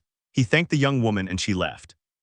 Naruto sat back down in the same chair, staring at the wall in front of him. He was very worried about Danzo because he knew he wouldn't let it go and that he would surely plan something against him, but what worried him most were the children. How was I going to tell those little ones that they might never see again, and especially how was I going to tell Ray? A child so young who had lost everything and now lost his sight, how was I going to explain it to him? And when Mei grew up, how was I going to explain why she couldn't see? How would they take it? Unfortunately, he didn't have the answers to those questions, and that was what tormented him the most. Naruto, can I come in? A soft voice said from behind the door. Yes, go ahead, said the blonde boy. He looked up and saw Yugo. The purply-haired woman entered and gently closed the door. Yugo grabbed a chair that was in the corner of the room and placed it in front of Naruto. They were silent for a few minutes. Yugo didn't know what to say as she still felt a little guilty despite Ayate's words. She couldn't stop feeling guilty. I'm sorry, Yugo said, clenching her fists tightly. Huh, said the blonde boy, not knowing why Yugo had apologized. It puzzled him. Why is she apologizing? He asked while looking at her. It was my fault you put them in my care. Yugo said without even looking at him. Yugo-san, it's not your fault, said Naruto. Yes, it is. I should have been more attentive to both of them, but it happened out of nowhere, she said while squeezing her hand tighter. Yugo-san, it wasn't your fault, said Naruto as he grabbed the purple-haired girl's hand to prevent her from hurting herself. It was mine for not taking you to get checked out sooner. So you're not upset? With me, Yugo asked uncertainly, to which the blonde man shook his head. I shouldn't have to. In fact, I'm very grateful that I was with them, said the blonde man as he looked at the little ones with a trace of guilt in his eyes. Yugo noticed and squeezed the blonde man's hand a little. He turned around and looked at her. Don't blame yourself for this either, Naruto, Yugo told him, to which Naruto sighed. You know, even though they aren't your real children, you and Ray look quite alike when he was your age, the purple-haired girl said, trying to change the subject. I don't see the resemblance, Naruto said humorously. They have quite similar lives, Yugo said, ignoring Naruto's comment. They're both curious, and I noticed they both really like eating ramen, and they both call me Yugo-san. I want you to break them of that habit and have them call me Auntie and Little Miken too, she said, smiling. Auntie? Naruto asked, confused. Yes, I told you that you're like a brother to me, and nothing would make me happier than for those little ones to call me Aunt, Yugo said with a huge smile. Naruto nodded and smiled slightly. They chatted for a while. Yugo just wanted to cheer Naruto up so he wouldn't be so sad and support him in this difficult situation for his little brother. Yugo hoped that the children would get through this difficult ordeal they were going through and overcome their disability. Chapter 23. Everything is dark. I hear voices, but whose? I can't identify any voice. It's as if I hear them and try to form them into coherent words, but then the words fade away and I forget them completely. I feel very dizzy and my body hurts a lot, especially my eyes. I want to open them, but something is stopping me. I'm very afraid of being alone again, of feeling loneliness again. I want to open my eyes to make sure that I will never be alone because he will be with me, but once again I cannot open them and that only makes me more desperate. I feel myself drifting back into that void. I feel my will to wake up fading as the desire to sleep draws near. But before that happened, I heard a voice. I heard his voice. King, I know it's all my fault. I should have taken you to get checked out, but it never crossed my mind that all this would happen to you. I'm truly sorry. Atu-san. Now they're like this because of me. I was able to put a stable seal on them, but unfortunately the damage is already done and I can't do anything to remedy it. Otu-san, why are you blaming yourself? What are you talking about? Ray, it's been 2 weeks since you've been in this state, since you've been like this. I just want you to wake up. Mei already has. She's very weak, but she's starting to recover. Please, Ray, wake up. You have to wake up. My voice gradually fades away and the urge to sleep grows stronger as I fall back into a deep sleep. Narrated by the author. The blonde man sighed wearily, but it wasn't physically, it was emotionally. I've been waiting 2 weeks for a miracle, hoping Ray will wake up. The nurses say it's normal that the aggressive chakra had an effect on her system and that Ray will wake up eventually. The little one showed signs of waking up in the first week. Apparently, they didn't seal as much chakra in her as they did in Ray, so the chakra was less aggressive. It was when he entered the room and saw the little girl crying that he told the doctors, and they said that the little girl was weak but out of danger. That filled him with deep relief when he saw her beautiful eyes open. What was truly sad was that her eyes no longer focused on anything, and of course she didn't see Naruto. They didn't connect their eyes as they had so many times before, and he couldn't see her curious gaze, so full of intrigue that it exuded pure innocence. That was the saddest part. Don't put so much pressure on yourself, Naruto, Kurama's voice said in his head. Naruto closed his eyes and appeared in his subconscious. In the subconscious. It's just that I can't stop thinking that all of this is my fault, she said, her voice breaking. It's not Naruto. Kurama scolded, fed up with his human's disappointing lament. If I had, Naruto began, but Kurama interrupted him. Naruto, there is no what if, only the present, what we are experiencing right now. You must stop lamenting something you had no control over. Because do you think that if you had known that seal was defective, you wouldn't have replaced it with a more stable one? Do you think that if you had known, you wouldn't have left the village to complete the mission?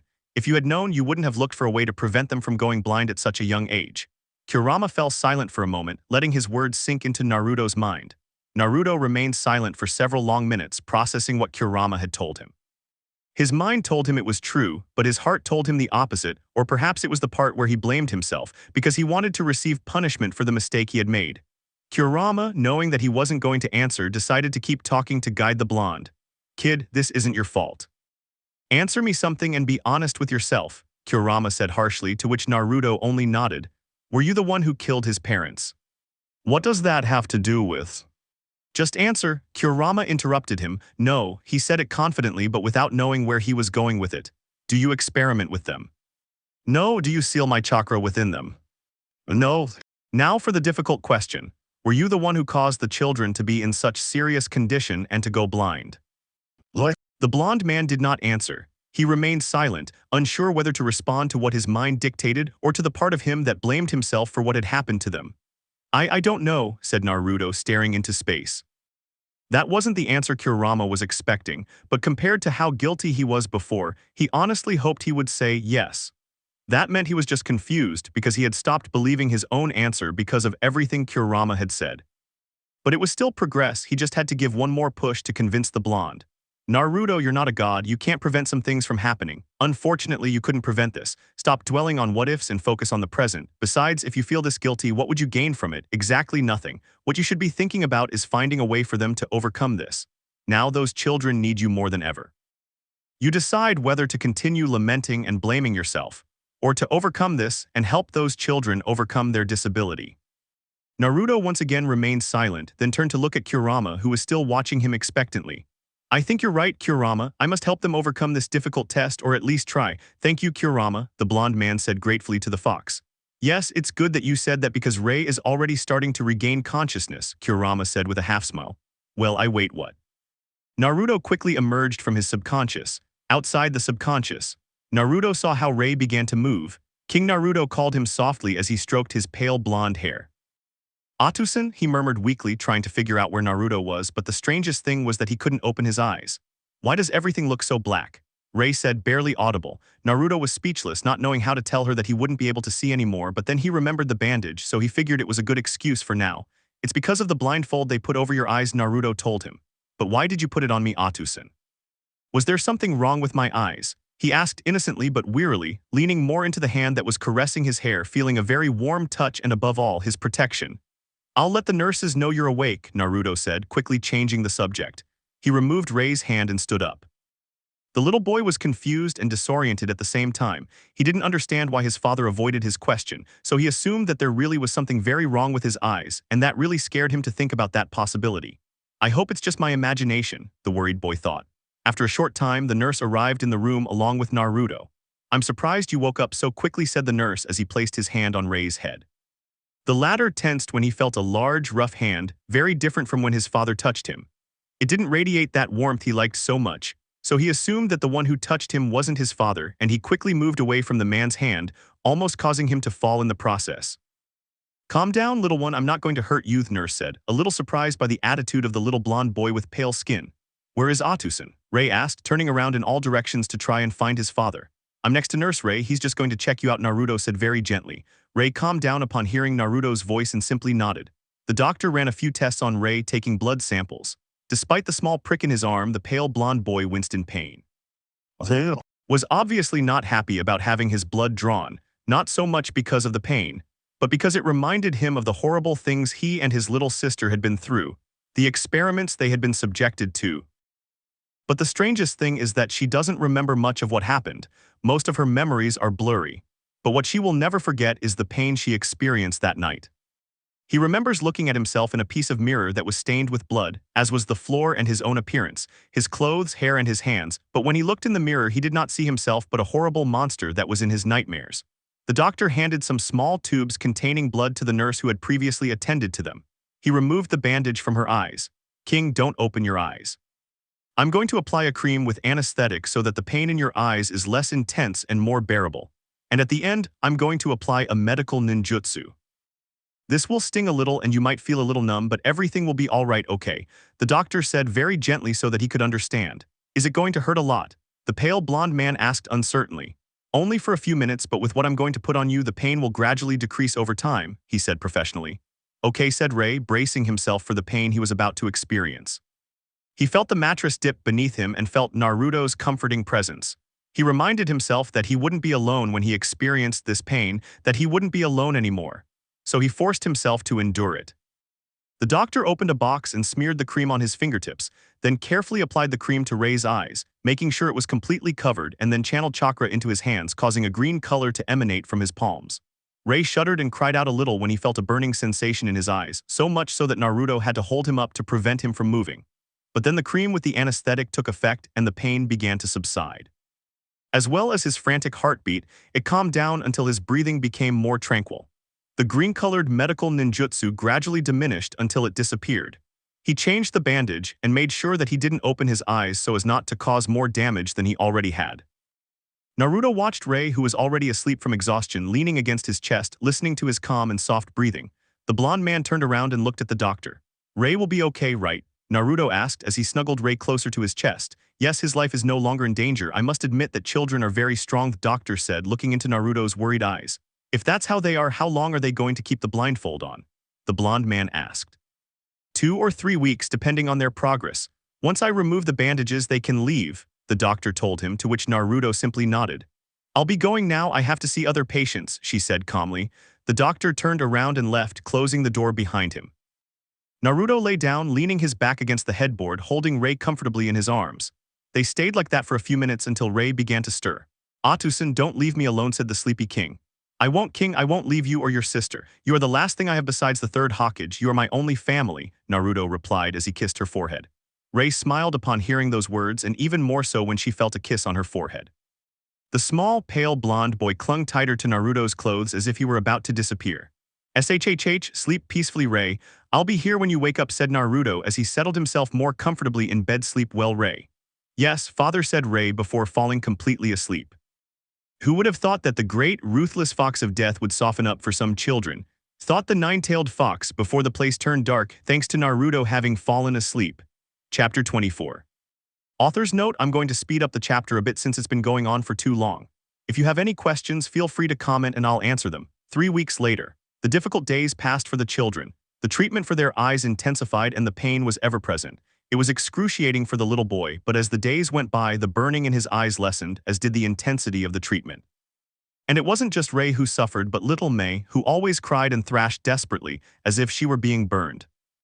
It wasn't a pleasant feeling, especially not for Naruto, who saw his children's sorrowful faces. In the first week, the children had been moved to a room, which was a good sign as they were recovering very quickly.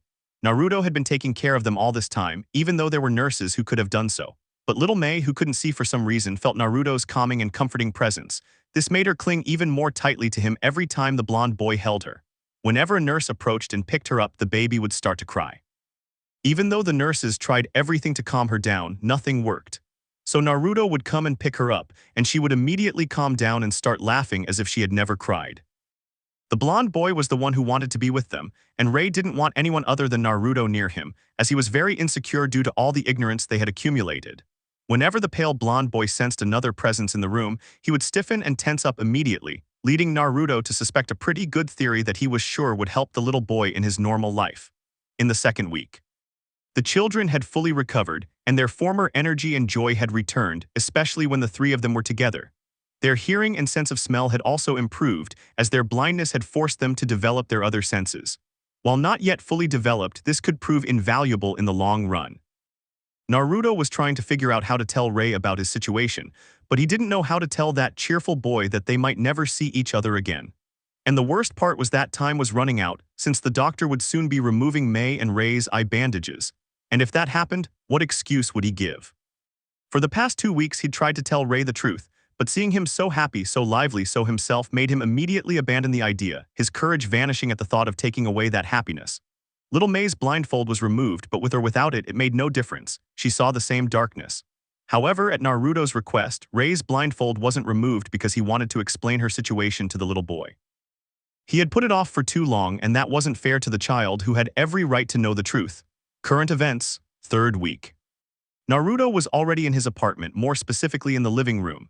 Little May was fast asleep, and for Naruto that was a good sign since he could talk to Rei about what he'd wanted to tell her over the past few weeks, so he mentally prepared himself to find the courage to tell Rei the truth. Atusan, are you going to take off my blindfold now? The pale blonde boy asked impatiently. Naruto didn't know what to say because how could he tell the child that he would never see him again? Just tell him he's going to find out sooner or later. Kurama encouraged him. I know, Naruto said before turning his attention back to Rei. Listen, King, before I remove the bandage, I have to tell you something very important, Naruto said very calmly. What is Atusan? Rei asked curiously. When you fainted and Yugasan took you, the doctor had to fix the problem, but something happened that the doctor unfortunately couldn't fix because the damage was already done, Naruto began, not quite knowing how to tell her the next part. What damage? Asked Rei, impatient for his father to answer him. You have a Edu, or Naruto despaired as he saw Rei's face leaning to one side with noticeable confusion. Damn it. Anbu never prepared me for this. May you and Rei have lost the ability to see, Naruto said, barely audible. Naruto felt miserable having to say that to such a young child, his son. Rei was in shock. He honestly didn't know what to do or say. He didn't understand what was happening or even why it was happening. He hadn't done anything wrong. Was it even fair that bad things were happening to him when he hadn't done anything wrong? He was just a little boy who didn't understand many things. Just like he hadn't understood his mother's death when he saw her lying on the ground surrounded by blood. His father told him to run and protect his sister, to take care of her and not to even think about turning around. He did as he was told. He ran until his feet ached, but he hadn't gotten very far before a man appeared behind him. All he felt was a blow to the back of his head, and then everything went black. The small, pale blonde boy didn't fully understand the definition of not being able to see, but then he remembered the blindfold he had on. So he couldn't see, right? Was it the same as blindfolds, having his eyes closed? Was it like seeing the night but not really seeing it? Then what did it mean to not be able to see? Why? The little boy whispered in pain. Did I do something wrong? Naruto moved closer to the little boy. It hurt him a lot to see him like that, but what disconcerted him was hearing what he had said. King, you didn't do anything wrong, Naruto said, trying to make the boy understand. Naruto kept talking to the boy, but it seemed as if King couldn't hear him. Rei clenched his fists tightly, remembering what happened that night. He remembered hearing his father scream as he held his mother's lifeless body. He blamed himself so much that time. His mother was killed because of him, because she had protected him and all he had done was run.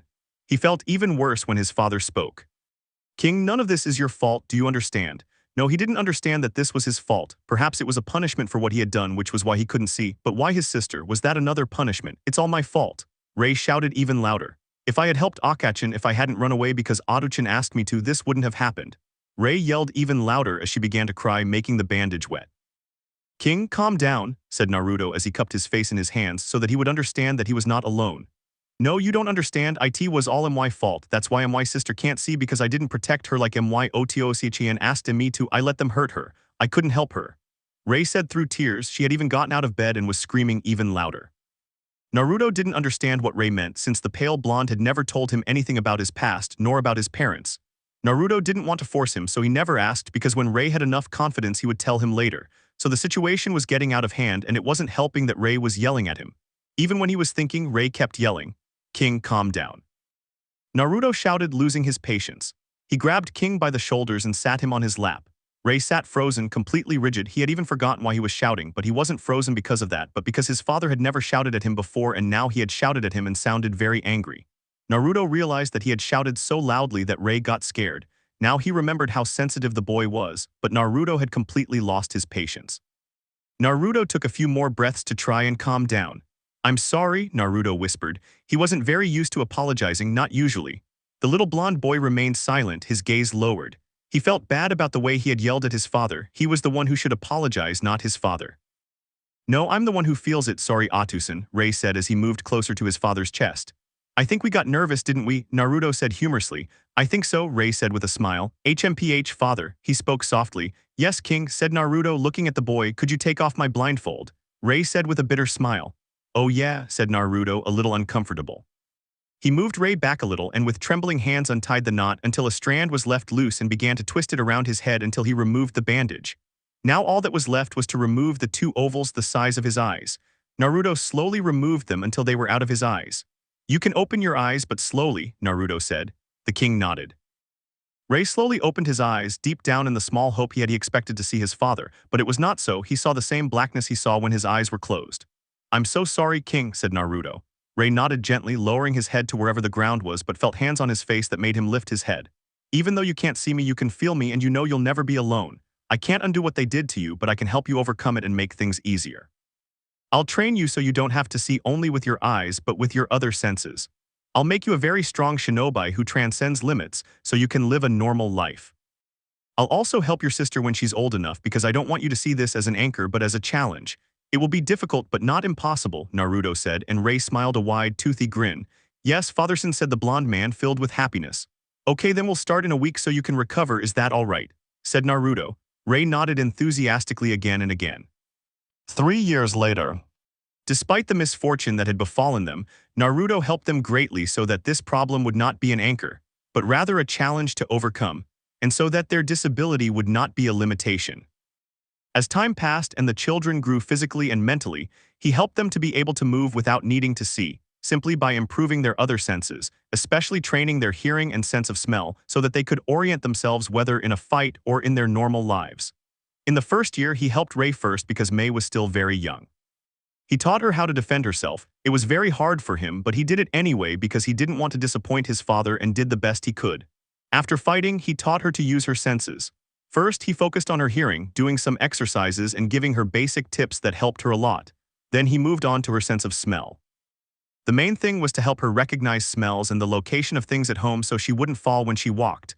Later, he did this in a training field. He didn't teach her any ninjutsu yet, but he would later. After all, she was only 6 years old. Note, remember that Ray was 3 years old and May was 1 year old. When May turned 3, training began. This time, Naruto discovered that the little girl was very good at controlling her chakra, but he knew it was more complex and didn't want to overexert her unnecessarily. Hearing was a bit of a challenge for her because she kept bumping into things and getting confused by unfamiliar noises. She had to dedicate most of her time to practicing to avoid making mistakes. After a few months, she managed to learn. But what surprised Naruto the most was that her sense of smell easily rivaled that of an Inuzuka. Therefore, she had no problems in that aspect of her training. She recognized and remembered scents she had encountered before. They didn't do much physical training since he didn't want her to overexert herself, as she was still only 4 years old. Chapter 25. Note the one in the picture is Mayo. In the village of Konoha, one would think it was always sunny. However, this day was an exception. The once clear sky bathed in sunshine had now transformed into a gray hue, as had the once white clouds. It was one of those rare days when the wind rustled through the leaves of the trees. It was undoubtedly a very cold day and no one was outside. The village itself was a bit cold, which was what everyone was used to. However, the weather was unbearable. Everyone was at home and Naruto was no exception. He sat leaning against the wall, gazing out the window with a hot cup of coffee in his hands. He was dressed in comfortable gray pajama pants and a long-sleeved white shirt, with a blanket draped over his shoulders to ward off the night's chill. He would usually be training regardless of the weather or on a mission, but there were only genin missions and he personally didn't want to catch cats, so everything was very quiet and he didn't train to be closer to his children. Yugao sometimes teased him, telling him that maybe it was time for the children to have a mother. She meant it in a double sense, saying that the children were too young not to have a mother, and on the other hand, just to annoy the blonde boy and make him blush. It was really difficult, but the purple-haired girl pressed a few buttons, hardly succeeding. Naruto rarely went on missions after the children lost their sight, spending most of his time at home, much to Rei's relief. He stopped going on missions indefinitely after Danzo literally revoked his status as a root Anbu. Danzo summoned him to his office a week after the children were discharged from the hospital. Danzo chose an appropriate punishment, removing his Anbu status wasn't permanently, because he didn't want to lose his precious weapon in his ranks of shinobi. Danzo had more than enough authority to revoke Hiruzen's Anbu status, and there was nothing Hiruzen could do about it. Naruto told Hiruzen not to bother lifting his punishment so he could be there for the children's recovery and support them as much as possible. His punishment lasted 8 months, undoubtedly a long time, but that didn't bother Naruto in the slightest. What truly angered him was that Danzo didn't stop there. He spread the rumor throughout the village that the children had the Nine Tails chakra within them. This was undoubtedly the final piece of his revenge. What he couldn't understand was how Hiruzen found out, since he was the only one who knew. And of course, he made a move at the council, this time summoning everyone to the meeting to declare himself the owner of the new Jinchuriki. But what Danzo didn't know was that they already had a legal guardian to support them. And upon learning this, he almost lost his "I'm not bothered by anything or anyone" facade. So Naruto went to the meeting saying that he had legal custody of the children and that he was the one who was going to decide what measures to take. Naruto didn't want anything bad to happen to the children, much less for them to suffer the loneliness he had experienced as a child, as well as the mistreatment he had suffered at the hands of both civilians and ninjas. That's what he told Yugo when he explained his reasons for adopting them. The only thing Naruto could think of to prevent the children from suffering such rejection was to reveal their true clan, as well as the identity of their father. But the look on everyone's faces when they found out was hilarious, at least for Kurama, who saw the stupid reactions on their faces when they learned that Naruto was actually the son of the fourth Hokage, Minato Namikaze, and the princess of the ancient Uzumaki clan, Kushina Uzumaki. The great irony of life is that everyone hated the child because according to them he was the Kyuubi the demon, without knowing that the father of that demon was the son of the great savior who killed the Kyuubi. What an irony, isn't it? Upon learning that Naruto was the son of their savior, they all immediately regretted the way they had treated the child. They always treated him like trash, and now they realized that Naruto was actually just an innocent person who was burdened so heavily by his own father. Those who had mistreated him wanted to apologize to the blonde boy, but Naruto wouldn't even look at them. Naruto didn't really want their respect anymore. The only reason he revealed his true clan was so that his children would have the respect they deserved after all the abuse they had suffered, since they were now publicly Namikaze Uzumaki Mei and Namikaze Uzumaki King. Undoubtedly, all those problems were unforeseen and gave Naruto a sea of trouble. The blonde boy sipped his hot coffee and continued looking out the window. He always loved seeing how beautiful Konoha became at night. Despite everything that happened to Naruto in his childhood, he always loved Konoha, not all of its inhabitants, but a few important people he appreciated. The blonde man was going to continue his ramblings about Konoha and the people who live there, but he heard his bedroom door open, so he turned around. The creak of the door opening was the only sound heard in the room. Despite how dark it was, illuminated only by the moonlight streaming through the window, a small 4-year-old girl with fair, pale skin and beautiful red eyes, resembling the color of a sunrise, stood out. Her long, almost white blonde hair reached below her knees, and she wore a long white kimono with pink trim that extended above her knees. The little girl rubbed her tired eyes with the back of her hand, and with the other she was holding a cream-colored rabbit-shaped plush toy. "Is something wrong, Mei?" Naruto asked, since it was very strange that the girl was awake at 2:30 in the morning. "I had a nightmare," Dada said the little girl while yawning. Mei started walking but fell because of the shinobi sandals that Naruto had on the ground, so the little girl began to shed tears from her perfect eyes. Naruto got up and put his coffee on his small vanity, walked over to the little girl who was on the floor and picked her up, held her in his arms, and Mei put her face between his neck and shoulder and began to sob. "Shhh, calm down," Naruto said gently while rubbing her small back. He walked back to his bed and sat down, put her on his lap, and Mei lay down on his chest. "It hurts a lot," whispered the little girl in pain. "What hurts?" Naruto asked, a little worried. Yesh said before rubbing his face between his chest. "Let's go to your room and I'll get you something, okay?" he said before getting out of bed. "Yes, Daddy," Mei said as she put her arms around Naruto's neck. Naruto left his room and entered Mei's. She sat the little girl on her bed, opened the pink dressing table and grabbed the small jar, opened it and with her fingertips took the ointment and placed it on her eyes, massaging it in a circular motion to make it take effect.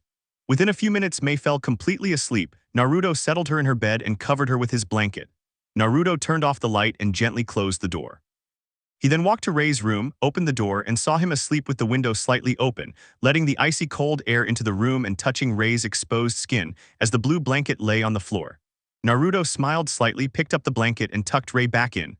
Then he closed the window and the door, but not before taking one last look. The blonde man walked back down the hallway and entered his room, running his hand over the back of his neck and ruffling his blonde hair. Naruto lay down on his bed, closed his eyes, and instantly fell asleep. The next morning, Naruto walked towards the Hokage Tower. He usually traveled in a shuni, but the day was so peaceful that walking cleared his mind. After a while, the blonde boy arrived at the office and gently knocked on the door until he heard the Hokage say, "Come in." He entered and saw Hiruzen looking out the window, his pipe in hand, exhaling a puff of smoke. "I was informed that Hokage-sama called me," Naruto said in his stoic tone. Hiruzen nodded and turned to look at Naruto, and realized that he was not wearing his ANBU mask. "I called you, Naruto, because I have a mission for you," said Hiruzen. Naruto just nodded, a little doubtful, so Hiruzen continued, "It's an urgent, last-minute mission. You see, a few hours ago I sent 2 groups of genin accompanied by their sensei. The mission was a crank mission to escort a bridge builder, but one of the sensei sent a summons to inform us that the mission has become more complicated and could easily reach A rank or perhaps even S rank, but that's not entirely confirmed, said Hiruzen, looking directly into the Anbu's eyes. For the first time, Hokage-sama, I will be forced to decline the mission, said Naruto, shocking Hiruzen. Why Naruto? You've never refused a mission, or is it because? Hiruzen began to say with understanding, but Naruto interrupted him. That's right, Hokage-sama, I can't go on the mission because Mei and Rei will be alone, and even though I've revealed my clan, I don't think it's advisable for the children to be alone, especially with the blindness. Any idiot could go and hurt them, said Naruto, clenching his fists tightly. I understand and I know what could happen to them, but I wouldn't be asking you if it wasn't important. I chose you because almost everyone is on missions, even the high-ranking Anbu, and the only ones available were the Chunin. But if Kakashi, a Jonin, couldn't defeat his opponent, I doubt a Chunin would be able to. I'd just be sending them to certain and unnecessary death, said Hiruzen, and he seemed a little frustrated by the situation. Kakashi-sensei is the one on that mission. Naruto wondered. Damn, Kakashi-sensei couldn't beat his opponent. He must be too strong for Kakashi-sensei to have asked for backup. Besides, he's my sensei. He's been my sensei since I trained when I joined ANBU. I should help him, but I can't leave the kids without someone to look after them. Also, Yugyasen and Aitzen aren't here. They're on a mission together, and I am and Chuchai are busy with their restaurants.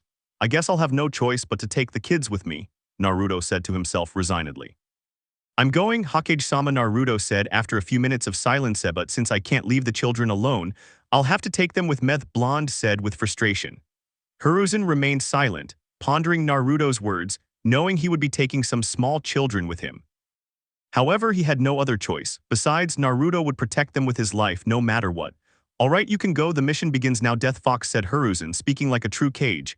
Haihokagsama, said Naruto before disappearing in a yellow flash. The Hurricane, Hiruzen thought in surprise. Chapter 26. The wind was blowing hard, or at least it was blowing hard on Naruto, who was jumping forcefully through the tree branches. His messy blonde hair was disheveled in the air, illuminated by the sun's rays.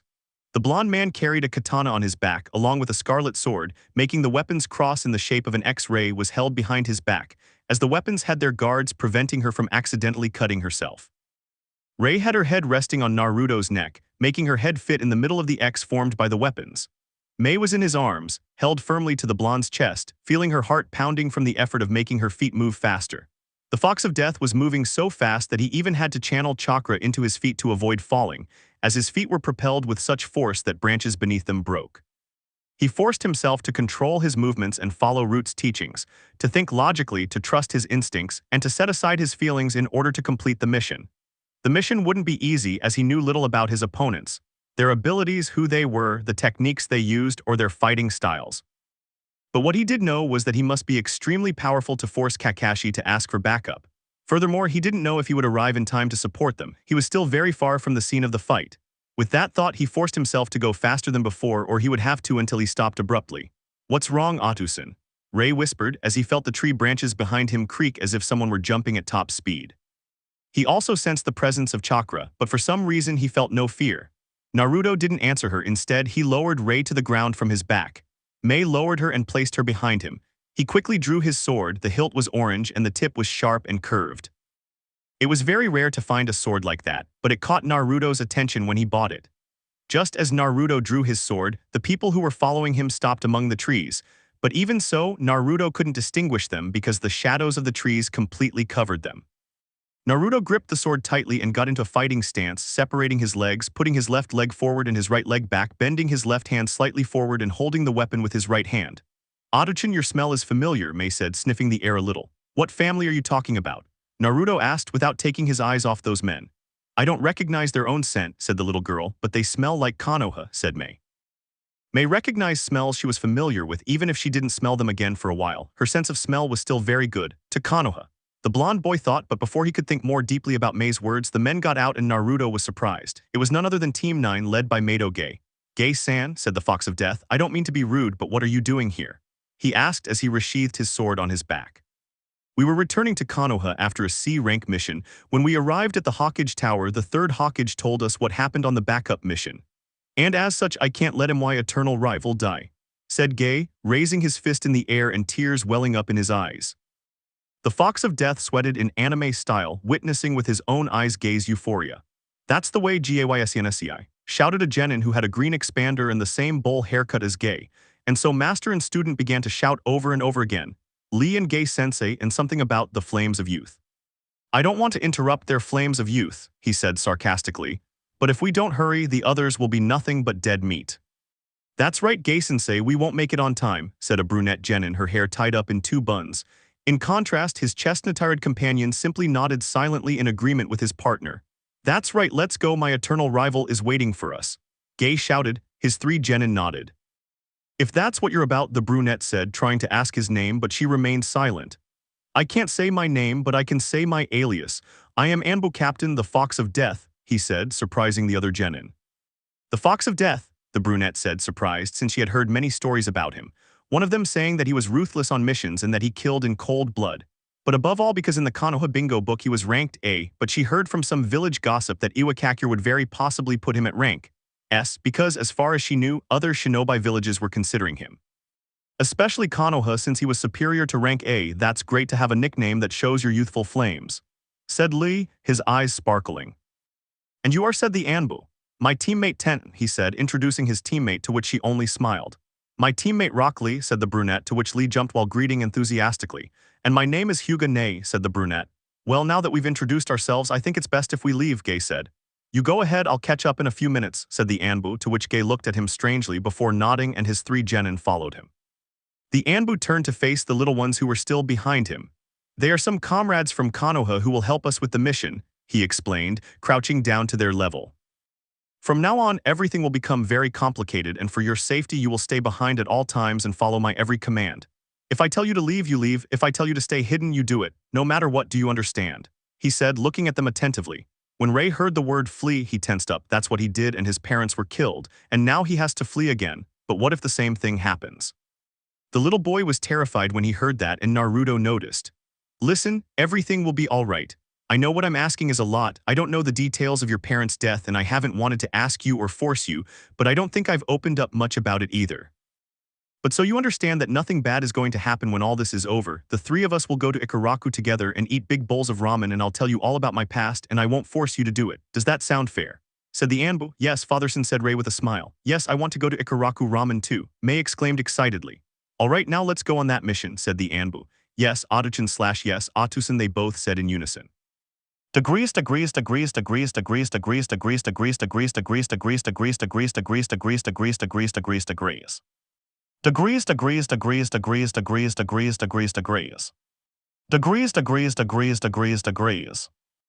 Kakashi, the situation had become too difficult, and what was supposed to be a crank mission just escorting a bridge builder was actually an A-rank mission, or so they thought when they were attacked by swordsmen. Gojo had hired them, or so Tazuna told him. However, after that encounter, when they were near Tazuna's house, they were attacked by an A-rank rogue from the Hidden Mist. Kakashi counterattacked since his genin weren't ready to fight such a superior enemy.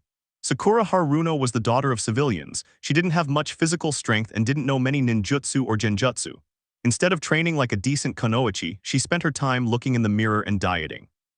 This was easy to see since she didn't have much body fat, although she compensated for it with her intelligence. She was always following Sasuke around, a shinobi who had won Rookie of the Year at the academy. He was good at taijutsu, but it surpassed that of a genin. Perhaps a low chunin and had few jutsus in his arsenal and had a one-tome Sharigan, and finally Sai, a former Root Anbu who was not used to working with teams thanks to Root's ideals. He faked a smile, but despite all that he was very good at taijutsu and had good ninjutsus, even more when he drew with his scroll with his brush. He was a high chunin. At the beginning of the fight, it was very difficult since it was just him and Zabuza fighting. It was a very close fight while his team protected the bridge builder. But before the battle began, he sent a letter to the Hokage through his dog summon, Pakun.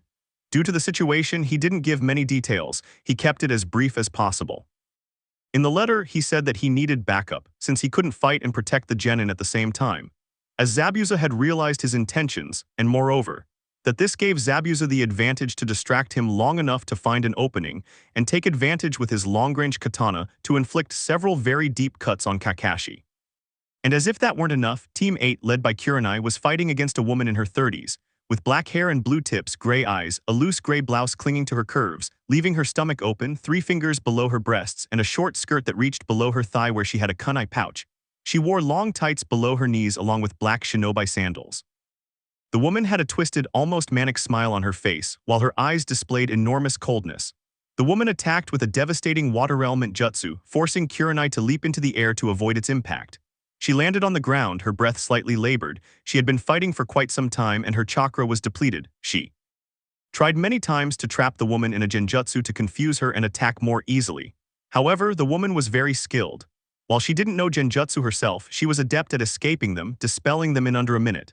Kurenai would need to gather more chakra to create a more powerful genjutsu and possess the speed to strike within that time. If she could trap the woman in a more potent genjutsu, she would have a better chance of defeating her. Therefore, she needed to maintain a safe distance to recover. All she had to do was attack from a distance. She executed her plan, creating distance and positioning herself in front of her team, which included the genin from Team 7 with the bridge builder further back. What will we do, Kurenai-sensei? Asked a genin. She had white eyes with a slight lilac tint around them and veins appeared around her eyes. Don't worry, Hinata, I'll protect you, she said, still looking at her opponent. Shino, do you still have chakra left? She asked uncertainly. Yes, Kurenai-sensei, not much, but enough to make a move, Shino said calmly, adjusting her glasses. What plan does Kurenai-sensei have? Asked a genin with a small white dog on his head. I have a plan, Kiba, the red-eyed girl said. I'll be as brief as possible, so listen carefully. The three genin nodded. All right, this is the plan. The genin nodded, Kurenai's plan forming in their minds. It was a bit complicated, but no plan was easy. Chapter 27. With Kakashi. Zabuza and Kakashi were breathing heavily. They were very tired from the fight. He had no doubt they needed help. Kakashi had seen Kurenai's battle and the rogue was undoubtedly strong, which worried him. It wasn't that he lacked faith in Kurenai, but the red-eyed woman wasn't particularly skilled physically. However, that didn't make her weak. Her dexterity and intelligence were invaluable in combat, especially for a woman who is much more agile and flexible than a man, which was a significant advantage in dodging blows. But her opponent was a woman and she had the same chance of defeating Kurenai. Both possessed similar strength, but the red-eyed woman had Katen fire release, while the rogue had Suten water release, which was undoubtedly a disadvantage for Kurenai. But upon closer analysis of the fight, she saw that the environment of both changed, so she assumed that Kurenai cast it since she specialized more in genjutsu. But then the landscape returned to what it was, so the renegade must have dispelled the genjutsu before Kurenai could land a blow. Kakashi cursed under his breath before returning to his fight and using his kunai to block Zabuza's sword by a few centimeters. Note, the same thing happens here as in the anime. I've seen many Naruto stories where the same thing happens, so if you watch the whole series you know what's going to happen until Kakashi gets trapped in the water prison jutsu. The two genin watched in horror as their sensei was trapped, Sai barely concealing his shock, masking it with a forced smile. But they were still searching for a way to free their sensei, at least the two horrified genin were. Get out of here. Kakashi shouted, looking at his three genin. Your mission is to escort the bridge builder. He yelled, looking this time at Sai since he expected him to hear, as the boy came from Root and as such must obey any order given, and he hoped that this case was one of them. We can distract the swordsman with my ink jutsu and then escape with the builder, Sai said analytically. What? Of course not. Squealed the pink-haired girl. We are not going to leave, Kakashi-sensei said, frightened. Sasuke remained silent, thinking about what his companions had said. He didn't want to leave Kakashi, but he knew they couldn't do much unless they came up with a plan. Maybe I can distract Zabuza with Sai's idiot jutsu and then make him release it, Sasuke thought as he listened to Sakura scolding Sai. Before Sasuke could open his mouth to tell them the plan, he watched in horror as Zabuza's sword approached them. The attack was unexpected and gave neither of them time to move. Run away, Kakashi shouted as water entered his mouth. Sai was the only one who stood ready to draw some ink lions. When the sword was close, a man deflected the attack. He was dressed in green clothes with black, bowl-shaped hair. The backup team has arrived. Gei shouted before raising his fist in the air. That's the spirit, Gei-sensei. Lee shouted. Neji simply crossed his arms, turned away, and shook his head indifferently and with disappointment. Ten also shook her head, sighing at their antics, but she was still a little embarrassed. The two genin broke out in a sweat as they watched that ridiculous pose, while the last genin smiled falsely. I didn't need your help, Eyebrow Sai said as he smiled and put away his scroll that he was going to use to deflect the attack, but that was now completely unnecessary. Tent Neji Lige said, drawing the attention of the three genith opponent is very dangerous. Go with Team 7 and stay together, take care of the builder while I take care of this, Gei said completely serious. Huh. They both said in unison, to which the boy with the eyes just nodded, as the two genin teams along with the bridge builder ran off. Gei looked at Zabuza and then at Kakashi. No matter what, Gei was going to save Kakashi.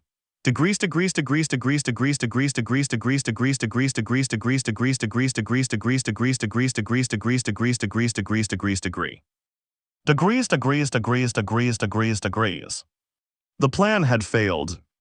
What they were supposed to do was have Kiba fight alongside Akamaru to distract the rogue, while Shino sent his insects to steal her chakra, and Hinata was going to monitor her chakra and choose the right moment when the rogue was low on chakra, and finally signal Kurenai to prepare to launch a more powerful genjutsu to defeat their opponent. But all they managed to do was weaken her, not defeat her. The dark-haired woman with blue streaks threw kunai at her opponent, and while she was distracted, she began a sequence of hand movements. "Devastating whirlpool," he whispered. Kurenai also began her sequence of seals quickly, but when she was halfway through the jutsu, the woman disappeared, so Kurenai looked for her but then felt a blow to her back that made her fall to the ground and hit the earth. "She did it on purpose. She wanted me to be distracted by her jutsu. Then she didn't send it, and when I was doing mine, she hit me from behind." "She's better than I thought," Kurenai thought wearily. She tried to get up, but she had been hit in the spine since the opponent had put too much chakra into her hand, maybe even half of her chakra, which left her completely immobile on the ground. She hit an important part of her spine, not enough to paralyze her, but enough to immobilize her for a while. "Kei Kurenai-sensei," the pearlied girl cried out in concern. The dark-haired woman smiled maniacally when she saw the genin, and even more so when she saw the look of fear on their faces.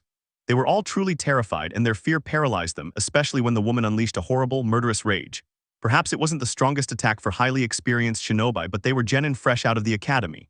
They were horrified, and their chakra reserves from the previous fight left them with no chance of facing their opponent, not even working as a team. Their sensei, a jounin, couldn't defeat her adversary, much less them. "Og, run," Kurenai screamed as blood came out of her mouth, but Kiba said, "We can't leave Kurenai-sensei." Hinata interrupted. "So what are we going to do?" Shino asked, abandoning his calm tone. "Desperate genin," the woman said, emphasizing the last word. "After all, what can you expect from a Konoha shinobi who thinks everything is a game when stupid children like you dare to take on the role of a shinobi like me?" she said mockingly, taking a few steps toward her opponents, who fearfully retreated. "Ha ha ha ha, how pathetic," she said contemptuously, clenching her jaw tightly. "It's time for you to die," she shouted as she drew her sword and gripped it tightly. She quickly charged toward the genin, raising her blade ready to kill them. The genin screamed and fell backwards as they tried in vain to block the attack with their hands. "No!" Kurenai screamed in a heart-wrenching cry, trying to get up, but her attempt was in vain. The woman smiled maniacally as her sword was about to cut them, but her blade was blocked by a short figure. His face was completely covered by a white mask, leaving only his blue eyes and blonde hair visible. He wore a black mesh shirt along with a white shirt and a black jacket with a red swirl symbol on the back, black pants and black shinobi sandals. "But how dare you, you damned wretch!" the woman shouted angrily, since what she hated most was when someone interrupted her killing spree. The genin stared in surprise at the man in front of them, but were also grateful that he had saved their lives. "I don't have time for this nonsense. I must finish you off quickly," said the Fox of Death. "Finish me off," the woman said angrily, even more so when she thought he wasn't taking her seriously, since he'd thought it would be easy, but it wasn't going to be that way. "You'll pay for not taking me seriously, you'll regret it," she shouted angrily. The Anbu completely ignored her, used his back to generate momentum, and delivered a kick to her stomach that sent her flying. Then he turned to look at the genin, who were still on the ground in shock, staring at him in astonishment. "You go to your sensei and don't get involved in this. Join Team 7 and Team 9, stay together. Do you see those children behind you?" The three genin turned around and saw two small children. The older boy seemed to have his sister clinging to him from behind, only her small head was visible. The three genin simply nodded. "I want you to take them away," and the Fox of Death couldn't finish speaking when the woman almost stabbed him with her sword, but Naruto blocked it. "Now." "Hai!" they all shouted in unison, quickly running and grabbing the children, moving quickly away from the place. "You know, it's not polite when someone is talking and you're interrupted. Didn't they teach you good manners?" he said while putting more momentum to his sword. "Shut up, you're getting on my nerves," she shouted angrily. The Fox of Death leaped into the air and appeared behind the woman and struck her. The Anbu had to end this quickly so he could support Kakashi. His mission was to back up both genin teams, and that's what he was going to do. He wasn't going to make a mistake, especially now that he had brought his children. Their swords clashed again. It was a fight of pure kenjutsu, and the Fox of Death was a specialist in it, having been trained by one of the best kenjutsu masters, his friend, almost a sister, Yugo. The purple-haired girl had taught him everything he already knew. So now his sword was like a second arm, an extension of his own body. The Anbu blocked again and cut a horizontal line across her leg, which angered the woman. With her silver sword, she tried to slash the short man, but he leaped over her head and attempted a cut to her neck. The woman ducked and rolled on the ground. The Anbu growled and buried his sword near her head, but the woman dodged. Taking advantage of being on top of her, she delivered a deep cut, drawing blood. The blonde man winced in pain, but she ignored him. The woman smiled maniacally, and using her position on the ground, she placed her hands on the ground and powerfully pushed off with her feet, sending the blonde man flying so she could breathe easy. The blonde man crashed into the bark of the thick tree, breaking the back in the process. His head spun around, completely stunned, but that didn't last long when he saw a blurry shape rapidly approaching with a sword in its hand. He had to jump, and the woman's sword got stuck in the tree. The Anbu quickly and forcefully pierced his opponent's stomach with his sword. She never noticed the movement. It had been too fast for her eyes to register, and adding to that the fact that she had used most of her chakra to hit Kurenai, it was as if she had used a double-edged sword, leaving her vulnerable and exposed. The woman spat blood from her throat, which completely stained the ground and the Anbu's hand, who still had the sword stuck in his stomach. "It's nothing personal," she said calmly, then began to withdraw her sword from her stomach. "It's my mission. If you got in my way, and you did, then you were an obstacle I had to overcome to carry out my mission," she continued, before completely withdrawing her weapon, causing the woman to hit the ground. The woman could still see him. He was dying, but he was conscious. "You beat me," said as blood gushed from his throat. "As I said before, nothing personal," he repeated again as he cleaned his sword on the grass. When it was free of blood, he put it in its sheath behind his back. She began to close her eyes and saw for the last time as the Anbu began to walk away, turning his back on her. She closed her eyes and fell to the ground. Chapter 28. The three teams that were able to meet, each one was breathing heavily thanks to the fight minutes before. Some were even kneeling on the ground trying to recover from the fight and the emotions they had previously experienced. Team 9 were not tired since they had not participated in the fight, but they were still protecting the two genin teams that had previously fought. Tenten was helping Kurenai recover. She wasn't very good at ninjutsu, but she knew first aid not much, but it was something since her teammates had often been hurt, so she had some practice with bandages and such. With Hinata's help, they had covered most of the wounds, although they couldn't do much for Kurenai's spine. Lee was looking after the two young children who seemed worried, or at least that's what Lee assumed, since the girl was clinging tightly to the boy. Lee was curious to know who these children were, as he had never seen them in Konoha, but what he found even stranger was that these children were with the Anbu. Neji stood before the bridge builder, his Byakugan activated, ensuring everything was in order and completing his mission. Simultaneously, he watched the fight, observing every movement of both enemies and allies. For the first time, he was witnessing his sensei truly fight. It wasn't that he hadn't seen him fight before, but never before with someone so powerful that his sensei had to be more serious than usual. This only meant the enemy was formidable, and the fact that Kakashi had to call for backup.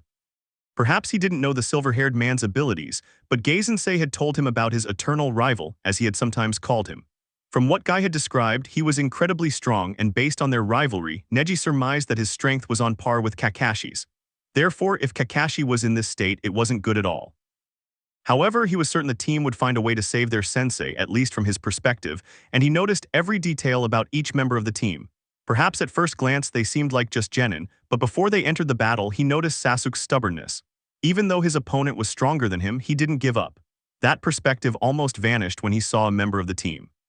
He didn't know her name, but she was a girl with pink hair, and he saw her trembling, so he assumed it was her first real mission. On the other side, the last member of the team, a black-haired man with a chilling smile that seemed anything but genuine, had a bit more strength than his other two companions. He was sure that this person would have stopped the attack before Gaizensei had intervened. He pushed those thoughts out of his head to refocus on the fight, and it was then that someone was completely drained of chakra by using his Byugan. He quickly turned and saw the Anbu captain defeating that rogue ninja, or at least knocking her unconscious. Neji assumed he was going to deliver the final blow to end her life, but then he saw her suddenly. She turned around and then ran, so Neji frowned, not understanding why she had turned her back on her enemy. But the unspoken question came quickly when he saw how the Anbu ran in an extraordinary way towards the other fight to counter Zabuza's katana that was undoubtedly going to fall on his sensei's head. Gaisensei. Tenten shouted with concern. Calm down, Tenten. Gaizensei is fine. Ambusen countered the blow. Neji reassured her. So Tenten sighed in relief, as did Lee. Thank goodness, sighed Tenten. So that means Ambusen defeated the rogue, asked Shino in a calm voice, leaning against the tree next to his sensei. Kiba, Hinata, and Kurenai looked at Neji, waiting for his response. Not quite. When he was about to kill her, Ambusen ran to intercept Zabuza's slash, which was undoubtedly headed straight for Gaizensei, Neji said without looking at any point, as he was very focused on watching the fight unfold. That Anbu is very strong, Kiba said, watching the fight. It seems so. My insects don't like being in his presence. They sensed a large, somewhat disconcerting chakra in him, said Shino as he looked at his insect in his hand. A strange chakra? What do you mean? Sakura asked, somewhat fearful. I don't know for sure, but my insects had never perceived such an overwhelming chakra, but they described it as a demonic chakra, Shino tried to explain. That's very obvious. Sai entered the conversation. What are you talking about? Asked Kiba grumpily since that guy seemed to be making fun of him. What do you know? And don't say you don't know anything. After all, you were in Anbu. I'm pretty sure you worked with him, so you must have known him, Sasuke said. Of course I worked with him, after all he's my superior, but who is he? That's none of your business, you arrogant emo, Sai said, giving him a fake smile. Sasuke was about to open his mouth to say a few things to the smiles, but before that could happen they heard an explosion. In the fight, the Anbu had arrived quickly to stop Zabuza's katana, but unfortunately he had to stop it with his bare hands because, out of shock, he dropped his sword before he ran to this place, so his hands were covered in blood and he was truly sure that the katana had also cut a large part of his wrists and forearms. He gripped the katana tightly, so Zabuza also exerted more effort, but Naruto was able to push him away with a strong shove that cost him a little more of his chakra, so Zabuza was sent back, not enough to make him fall but enough to unbalance him. Guy-san, I'll take care of the real Zabuza and you take care of the clan. Now the most important thing is to get Kakashi-san out of that water prison. He quickly corrected himself. It wasn't that he cared much about calling him sensei, but now he was an Anbu and had to behave as such without feelings getting in the way. I'll give you some advice. Zabuza needs contact with the prison, so getting him away would be a good option, the Anbu said. HAI. I'll rescue my rival, said Guy with a fist in the air. By the way, I thank you for stopping the attack, he said gratefully to the young Anbu. The Anbu simply nodded and drew his katana from its sheath behind his back. He gripped the handle of his katana tightly, despite the great pain in his hands, managing to ignore it and ran towards Zabuza, who smiled and also counterattacked with his katana, so the two weapons clashed together, making a loud and thunderous noise. Meanwhile, Guy ran with a flying kick that was between the water prison and Zabuza. Zabuza had no choice but to move because that blow would undoubtedly cause him great damage, so he had to release the water prison.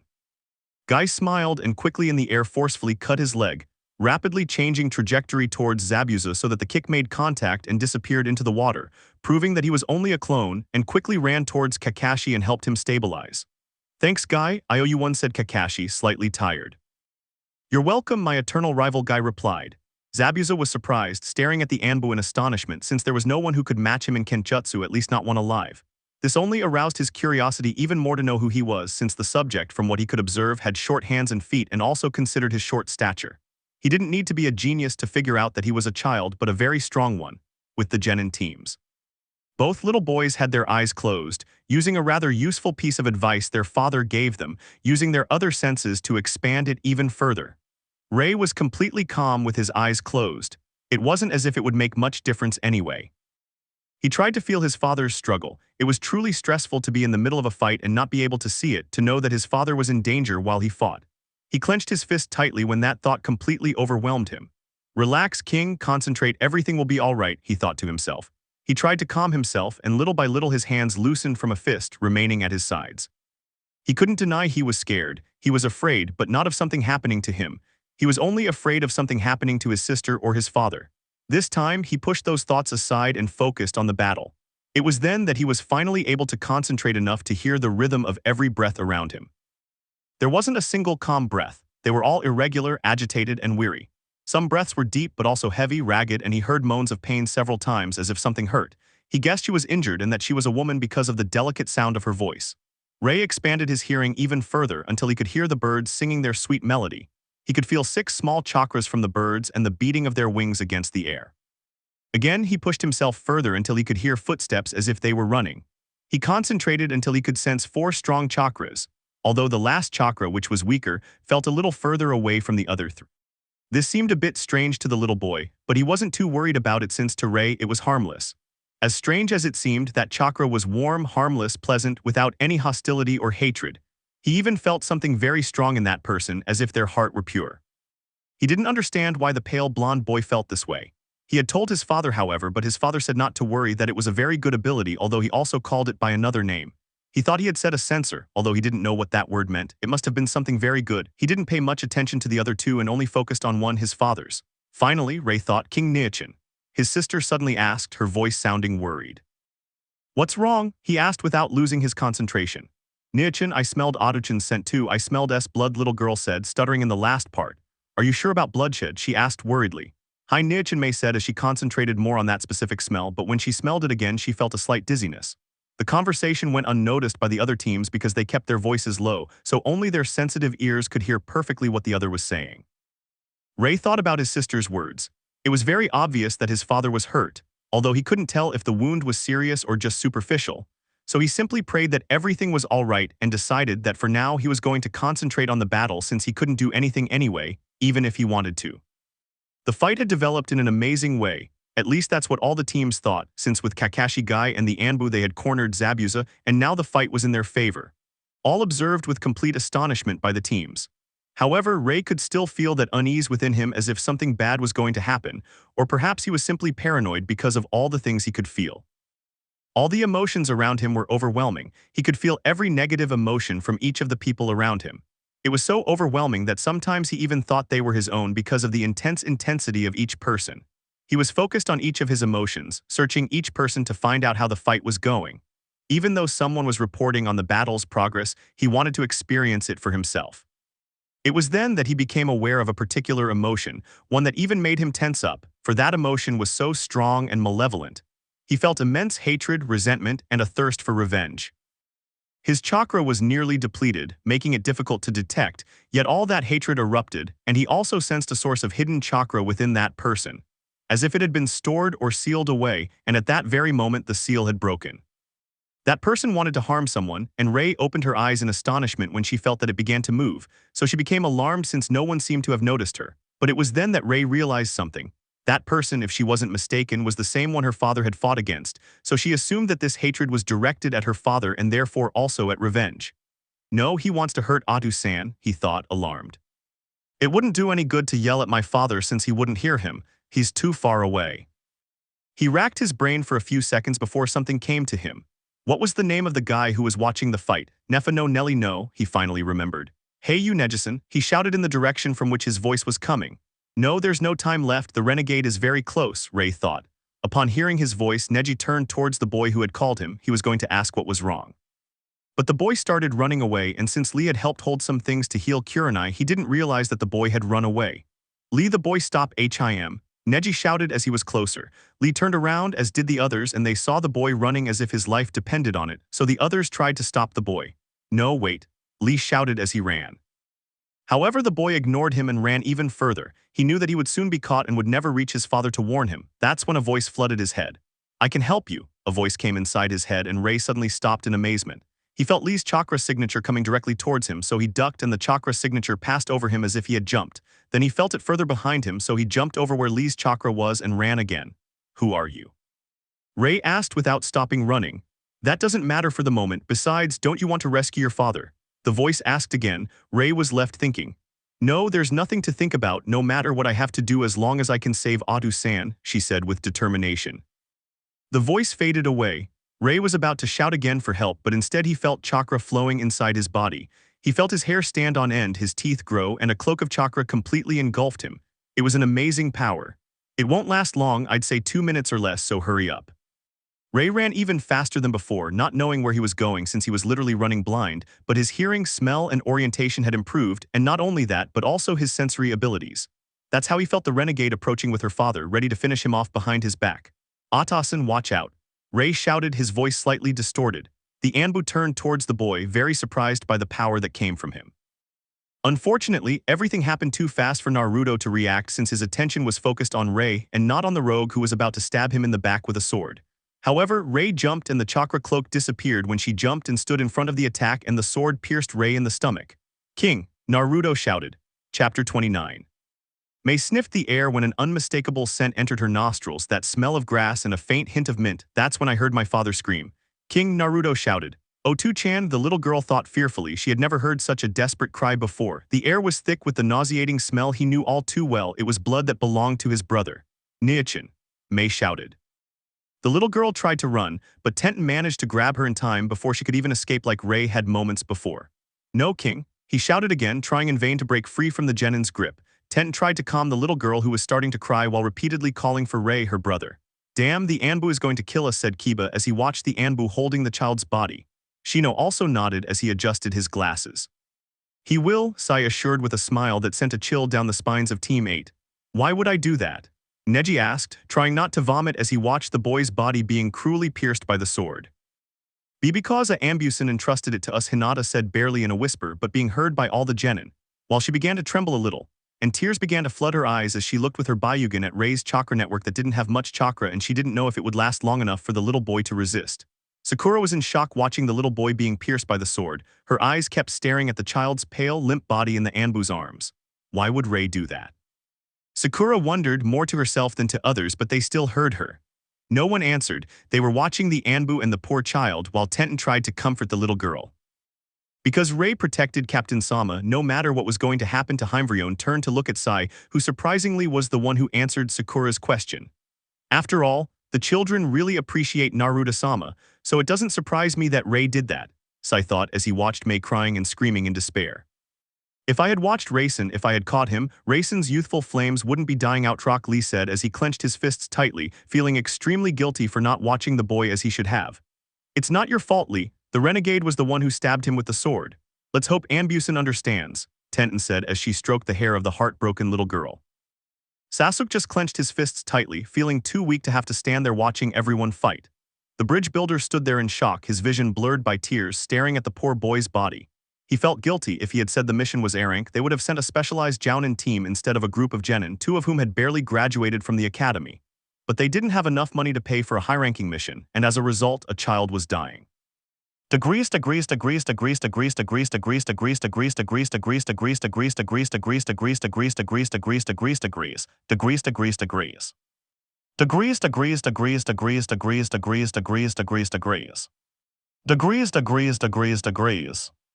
Naruto was horrified to see Rei jump in to protect him from the attack.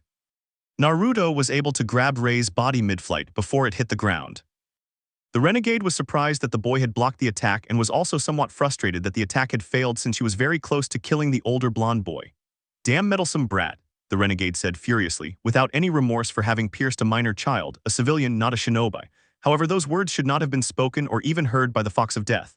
The Anbu gently laid Rei's body on the ground, rising with his hands tightly clasped at his sides. The blonde man had never in his life experienced such bitter emotion, and it didn't help that he had been helped to suppress all those emotions.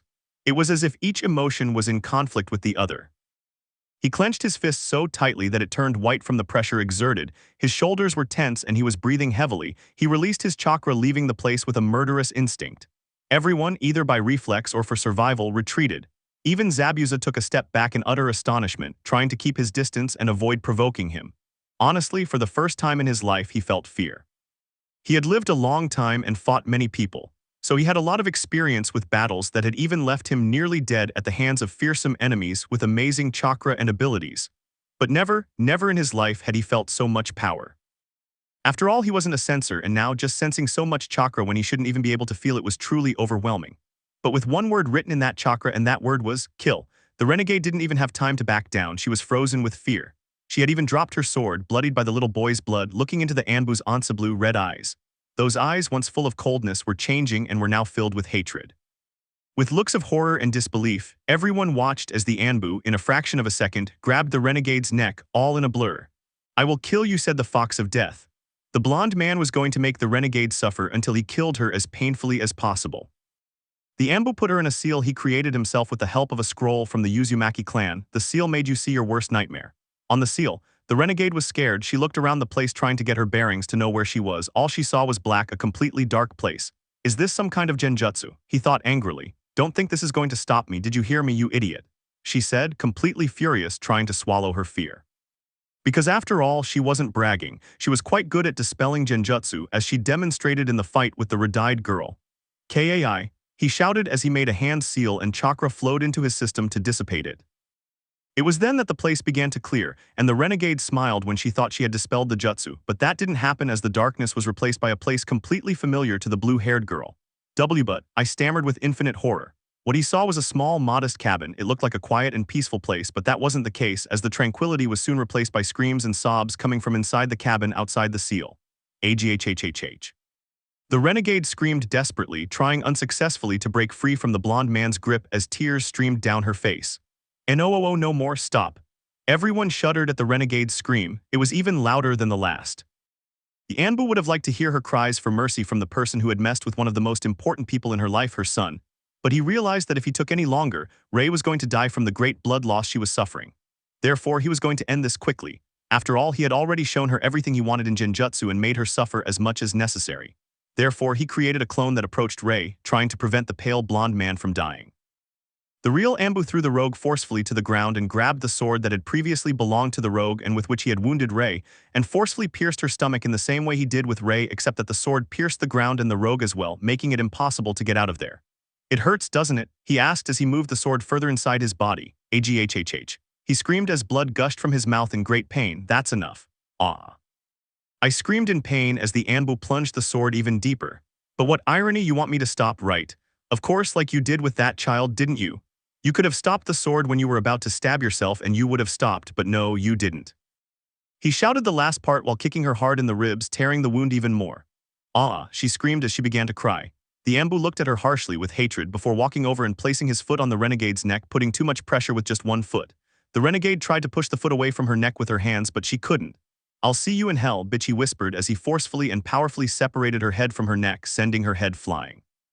Everyone staring at the renegade's body tried not to vomit.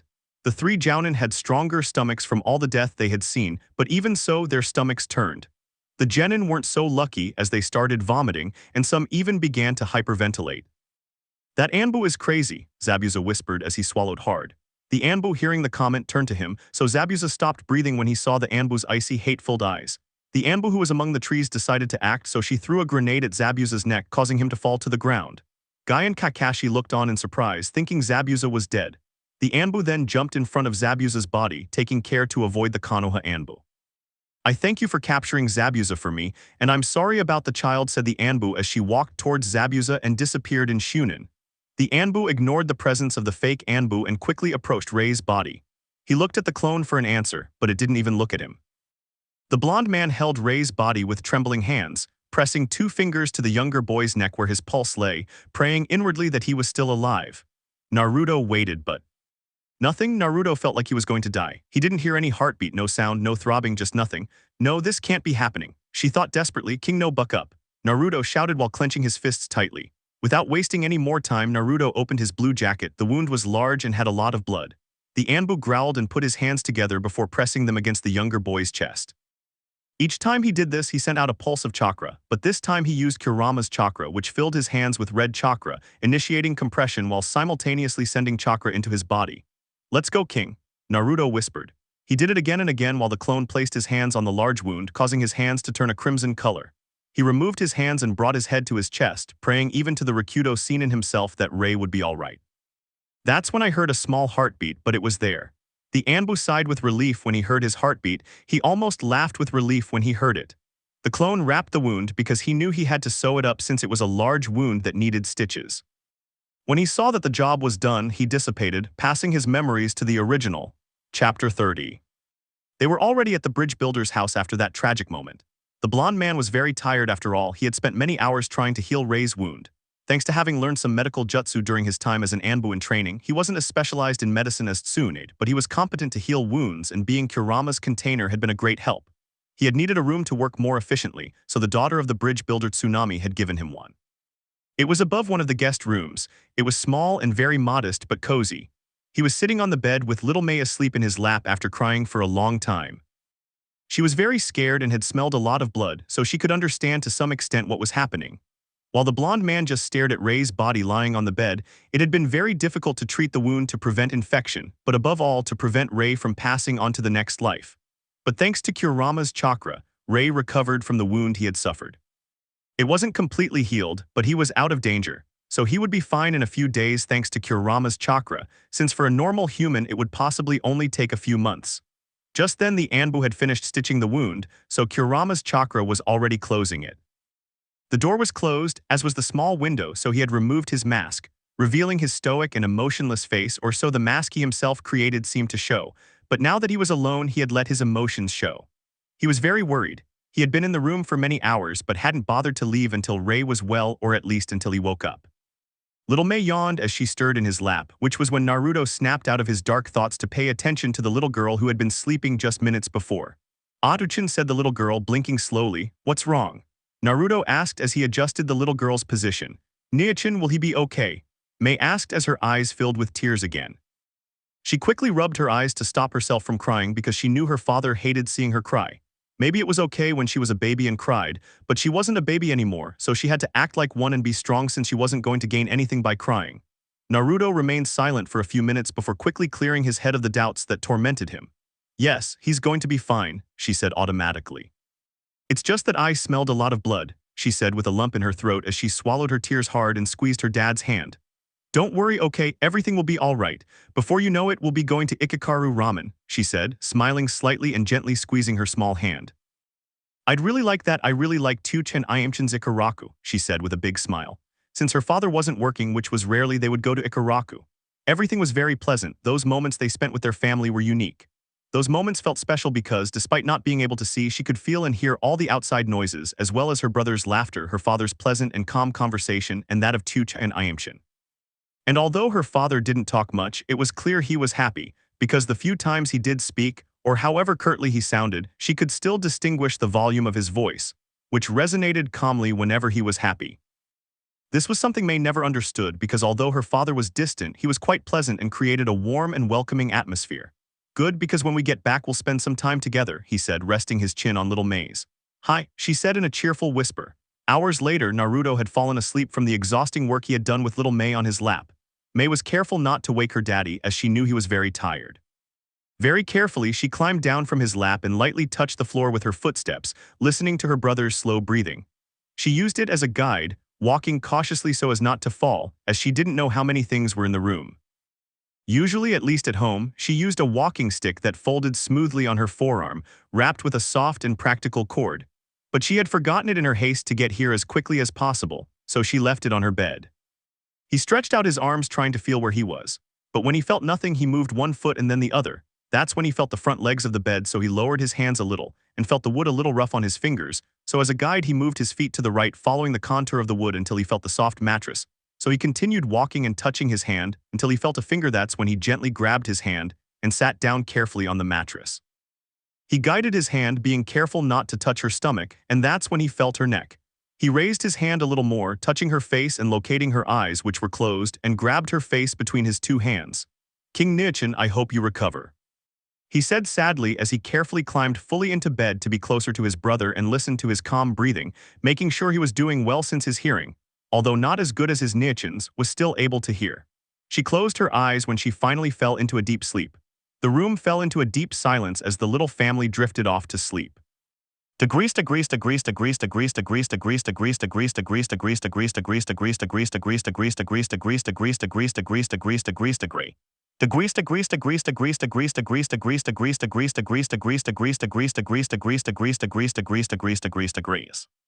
Knock, knock, knock. Note, those sound effects are so interesting, aren't they? What? Naruto woke up with a start when he heard someone knocking on the door, so he quickly got up. Then he remembered little May, who had fallen asleep on his lap, so he thought he had knocked her over, but he didn't see her on the floor but lying on the bed next to Rei. He sighed in relief before grabbing his Anbu mask and walking to open the door. When he did, he saw 3 genin, the same ones he had saved when the renegade attacked, and the one who left her children in his care. Anbusen, we're sorry to interrupt, said the genin, completely flustered. No problem, come in, Naruto said as he stepped aside. The genin passed by and saw the little children sleeping peacefully. Kurine-sensei and everyone else want to know how the boy is, said a boy with a small white dog in his arms.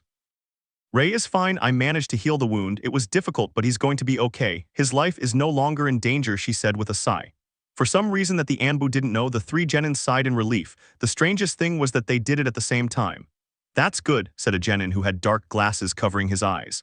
About that, the genin murmured under his breath, unsure how to begin speaking. The 3 looked at each other for a few seconds before, with a bow and their eyes on the ground, they shouted. We're sorry, they shouted in unison. Huh, why? Said the Anbu, surprised, obviously not expecting that action, basically that they would bow before him, much less ask for forgiveness. Because Rei almost died because of us, said the boy who had the white dog, only this time in his hands. The Anbu remained silent, somewhat impressed that they had blamed themselves for it, since it was basically their fault as it was their oversight, not theirs. That wasn't their fault. In the first place, I shouldn't have brought them on such a dangerous mission, he said, looking at the little children sleeping in the bed. The genin looked at the Anbu after being silent for long minutes, still with their heads down, although they were no longer bowed down. Thanks to the Anbu's words, the weight of the great guilt they shared had been lightened, not by much, but at least it was no longer so suffocating. They were also surprised that they hadn't been blamed or even reprimanded. Instead, he blamed himself. But with those words, he made teammate think a lot. They hadn't understood why the children were with him in the first place, but that wasn't their business, so they didn't ask. Hinata opened her eyes as she remembered something she had completely forgotten. Arigato a Anbu sen, he said while bowing, but now less abruptly and respectfully. Why? Asked the Anbu, surprised, as were the other two genin who were just as dismayed as he was. For saving our lives, the pearl-eyed woman replied without stuttering. I don't stutter. They all thought in unison, bringing different reactions. The black-haired man almost dropped his sunglasses, nearly revealing his eyes, while the genin holding the dog almost dropped it, causing the dog to bark at its owner, obviously not agreeing that he had almost knocked it to the ground. The Anbu only sweated a little when he saw the funny reactions, including his own, since he had accidentally almost dropped his mask that hid his face. The pearl-eyed girl sweated when she saw her teammates, but she was also blushing at receiving so much attention from both her teammates and the Anbu. But even so, I was waiting for the Anbu's answer. The blonde man sighed upon seeing this, as it was all part of the mission he had been assigned. There's no need to thank me after all, it's the mission Hokage-sama gave me, the blonde man replied to the Hyuga. Anyway, as my classmate said, arigato, said the boy with dark glasses. Yes, if it weren't for you we would have died at the hands of that psychopath, said the boy with the dog in his hands. By the way, my name is Inuzuka Kiba, he said with a smile showing his fangs, to which the small white dog barked, ah, and this is Akamaru. My name is Aburame Shino, it's a pleasure, he said with an almost imperceptible smile. Hyuga Hinata, the girl stammered, a slight blush on her cheeks. It's back to normal, the two genin thought. My alias as an Anbu is Fox of Death, he said, introducing himself, although he no longer saw the point in hiding his Anbu identity since they were going to make it public when they updated the bingo book again. Although Konoha wasn't going to make it public, or at least not yet, although from what the third Hokage told him, it was only a matter of time before that happened. And also adding the fact that he revealed his Anbu identity to all of Iwakakure and legally showed that he was publicly the children's adoptive father. Team 8 opened their eyes in total surprise upon discovering that he was the Death Fox. There were practically so many stories about him throughout the elemental country, and now, knowing that they were standing before the great, legendary, and ruthless Death Fox, he was a living legend. They wanted to ask more about it, but they knew they should go downstairs and ask how Rei was, so they sighed in disappointment. At least Kiba did, because, my god, they were standing in front of a ninja legend. We're afraid we have to go and tell you that Rei is okay. It was a pleasure, Anbu-san, Shino said, to which the Anbu nodded and Team 8 left. The Anbu removed his mask again after verifying that the door was closed. He sat down in a wooden chair that was at the side of the bed and let the sad and helpless expression show on his normally stoic features. Naruto reached out and touched Rei's face with one hand and Mei's with the other. Rei was completely pale. He deeply regretted bringing Rei and Mei on such a dangerous mission, but he had practically no choice, and it was all Danzo's fault. He didn't want his children taken from him just because of the stupid excuse that they were Jinchuriki. No, he would never allow it. Flashback. The Anbu was kneeling on the ground months after he revealed the adoption of the children. He was not wearing his mask because Danzo had only temporarily removed his status as an Anbu. There's no need to kneel, Naruto, the third Hokage said reproachfully to the person he considered his grandson. Custom, I murmured under my breath, though Hiruzen heard me anyway and chuckled a little. Sit down, Naruto. I need to talk to you about something important, Hiruzen said as he arranged some papers on his desk.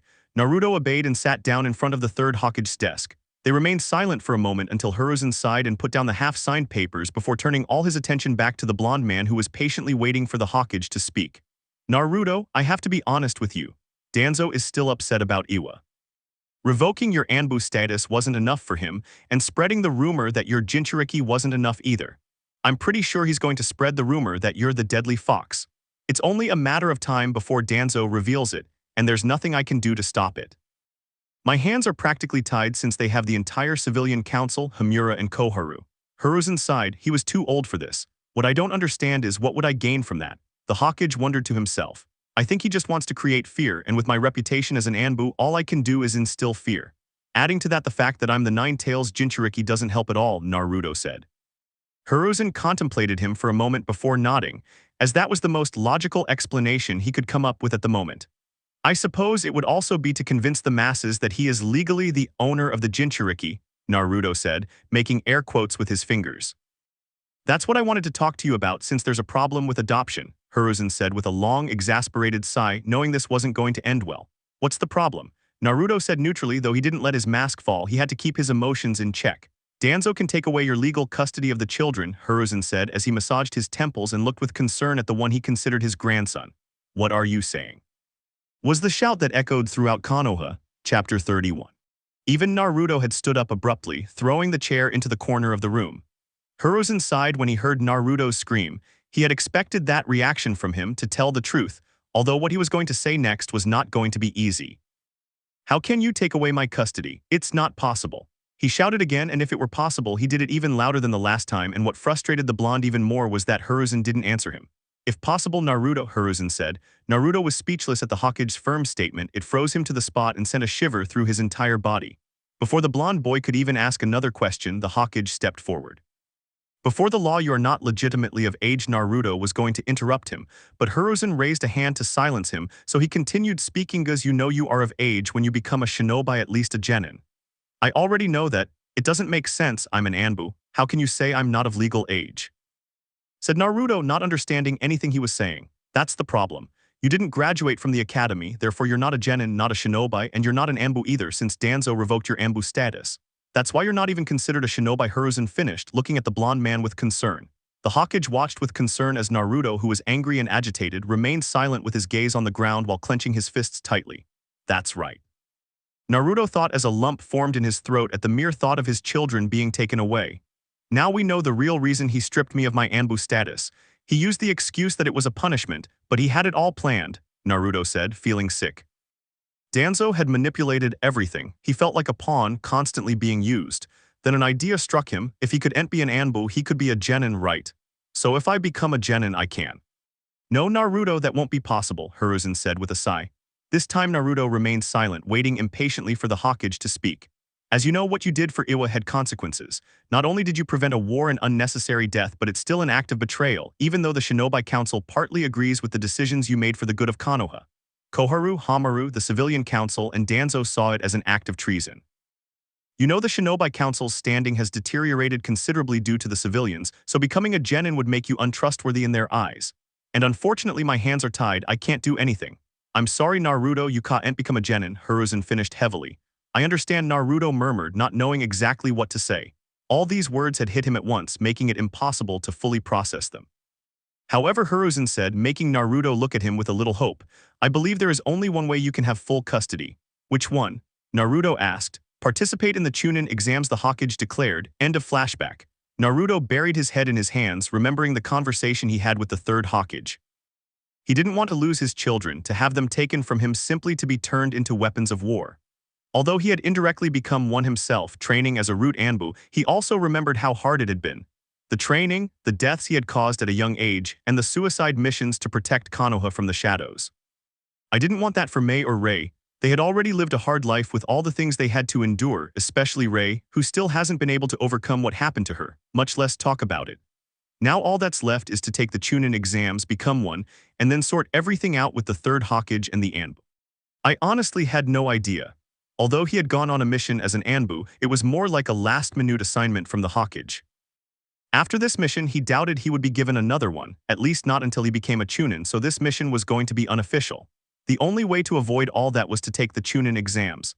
I understood they were going to be in about a week, though I wasn't entirely sure about that. Naruto had wanted to forget his entire conversation with the third Hokage, mostly because of the worry and stress he was experiencing. He didn't see the point in worrying now when he obviously wasn't going to gain anything, and he would simply deal with it when the time came. He hoped at least that there wouldn't be any incidents or schemes from Danzo to prevent him from officially adopting the children. Naruto no longer wanted to be one step behind Danzo. The only advantage he had was that he didn't know Danzo was going to participate in the Chunin exams. All thanks to Yugo overhearing something in Danzo's office when she went to retrieve some papers. She was about to knock, but was surprised to hear Mei and Rei's names, which stopped her. What was even more disconcerting was that Danzo hadn't used any silencing seals. It seemed stupid to her since they had always been used, which was truly strange. So to avoid being discovered, Yugo immediately lowered her chakra and scanned the hallways to see if anyone had spotted her. Once she was sure no one was in sight, she placed her ear very close to the door. That's when she learned of Danzo's plan and told the third Hokage. Therefore, Danzo will be confident that Naruto will have to wait for him to return the title of Anbu Captain, but obviously he would only get it after Danzo has legal custody, so he can have not just one but 3 Jinchuriki as weapons. That's why they're already one step ahead of Danzo. Literally, that was the only chance he had to keep them from being taken away. That was why Naruto took the children on the mission. If he had left them, Danzo would have kidnapped them, and the worst part was that it wouldn't have been considered a crime since, legally, the children weren't his. All of this was completely out of his control, with all the problems Danzo was creating. He couldn't believe how dire the situation was. What still worried him was the fact that Mei and Rei didn't know anything about all this, and honestly, he didn't want them to know. Otsutsuki, Mei whispered, unsure if her dad was asleep and not wanting to wake him if that was the case. Usually her brother was the one who noticed these things, he was more cautious about it. Naruto jumped slightly from his seat upon hearing Mei's voice. He didn't know how long she had been awake, but seeing Mei yawning while dried drool stained her pale cheeks and stretching adorably, causing her hair to be at different strange angles and her clothes to be wrinkled from obviously being asleep in clothes that were not appropriate for sleeping, and the dried blood that stained her clothes a little, made him realize that he didn't have much time. "I'm awake," he replied as he got up from the uncomfortable chair to walk over to the two children. Naruto grabbed a handkerchief from the small vanity, dipped it slightly in a bowl of water, approached Mei, and gently held her chin with his left hand while using his right to clean her face, especially around the corners of her eyes and above her eyelids, wiping away the dried saliva. Little Mei pouted as she felt her daddy rubbing her red cheeks with what was probably a handkerchief. Naruto couldn't tell if it was from the friction of the handkerchief or from Mei's embarrassment. He bet on the latter and laughed to himself. Even Kurama was laughing loudly when he saw how Mei heard his laughter, so the little girl turned to the side, now with a completely red face that easily rivaled a blue-haired girl with pearly eyes. She looked adorable. "Oh, Otsutsuki," Mei said, embarrassed. "Ha ha ha, I'm sorry." I grabbed his face again and cleaned the dried drool away, although the smile on his face didn't leave as he finished washing her face. Naruto sat Mei down on the bed and walked over to a small backpack where he took out some clothes to change her into. He removed her blue blouse and put on a black mesh top with slits, and over that, a pink blouse with a cat print on one hip.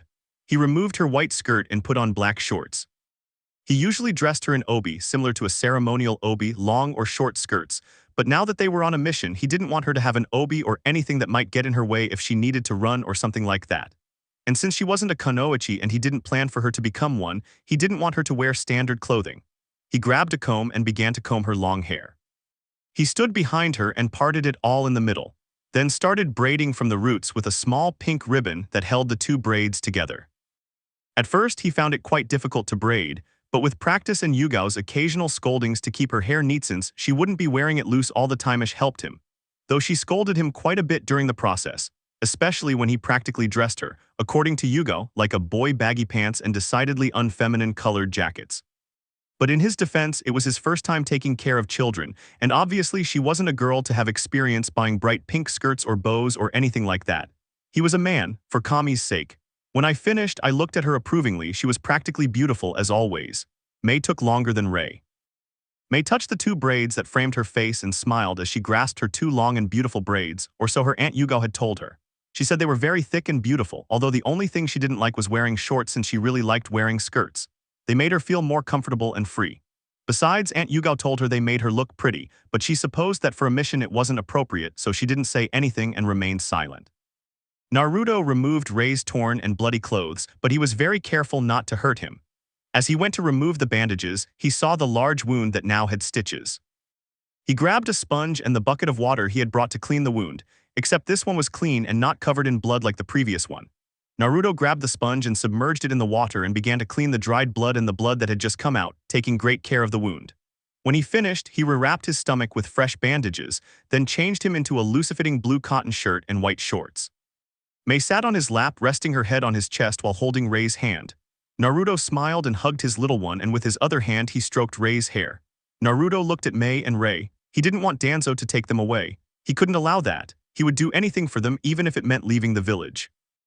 Honestly, he didn't care. They were his family, his children. He couldn't allow anything bad to happen to them. Chapter 32. Unfortunately, Rei's condition worsened. From being stable, it went to being worse than it was before.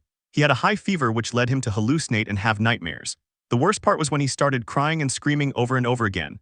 The good thing is that he had put silent seals on the room and had taken Mei outside so that she wouldn't hear the screams. "No, please, no." Rei screamed desperately while tossing and turning in his sleep, so Naruto had to hold him up, putting both hands on Rei's shoulders to prevent him from hurting himself. But that didn't help at all since Rei thought that the one holding him was the one hurting him. "Shhh, calm down, Rei, nobody's going to hurt you. I'm not going to hurt you," Naruto said softly, trying to get Rei to stop screaming and crying. Naruto stroked her hair where there was sweat, removing some strands from her forehead that were stuck to her face. Rei breathed heavily, his chest rising and falling rapidly, but considering how he was before, it was already an improvement. But what really worried him was whether Rei knew or suspected what he had used, and if he didn't know, then he would find out sooner or later. He would suspect because he was a very clever child, and the whispers from all over Konoha didn't help much, and he really wanted them to find out from him and not from others. He hadn't really planned to tell them so soon that he and Mei were Jinchuriki. He wanted to wait at least a few more years until they were a little older and understood. But considering the situation, he had no choice but to tell them. But was it really a good idea? Then he tells them that they are Jinchuriki and that for that reason they will hate them, or at least be indifferent to them, or ignore their very existence. Mei was still an innocent child who, although she went through many things when she was a baby, did not remember them. She was worried about how Mei would react if she told her, and besides, she was still a very young child.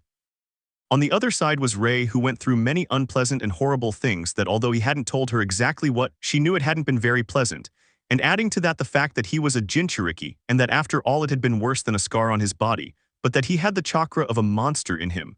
I didn't know what to think.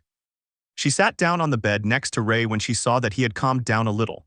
I looked out the room's only window, taking in the view of the land of waves. I gazed at the scenery, at Geisen's team training in a peculiar way, or at least the genin in the green uniform and his sensei were. The other two were training normally. Then I saw Kakashisan's team reading their enriching book. Or as Kurama liked to call it, for perverted single people. Team was learning to climb trees, and by team I meant the last Uchiha since he was the only one actually training. The pink-haired girl was up on a branch drooling over the Uchiha and Sai was drawing on his scroll with his brush. Team 8 were training together, practicing different tactics while combining their taijutsu, as each member had their own style as clan heirs. Inuzuka and his dog were training with Hinata in the gentle fist, and Shino was working on what he considered the distraction tactic. It was a good combined team. I noticed that dawn was almost upon us, then I looked around again and realized Mei wasn't there. The sun was very bright and the equipment was also. Wait, MEI? Naruto jumped out of bed as if he'd been stabbed in the butt, ran quickly to the window and grabbed the corners desperately, noticing that Mei was indeed nowhere to be seen. Before he panicked even more than he already was, he had to check if Mei was inside. He quickly created a shadow clone to watch over Rei. He quickly went downstairs, completely forgetting about his mask.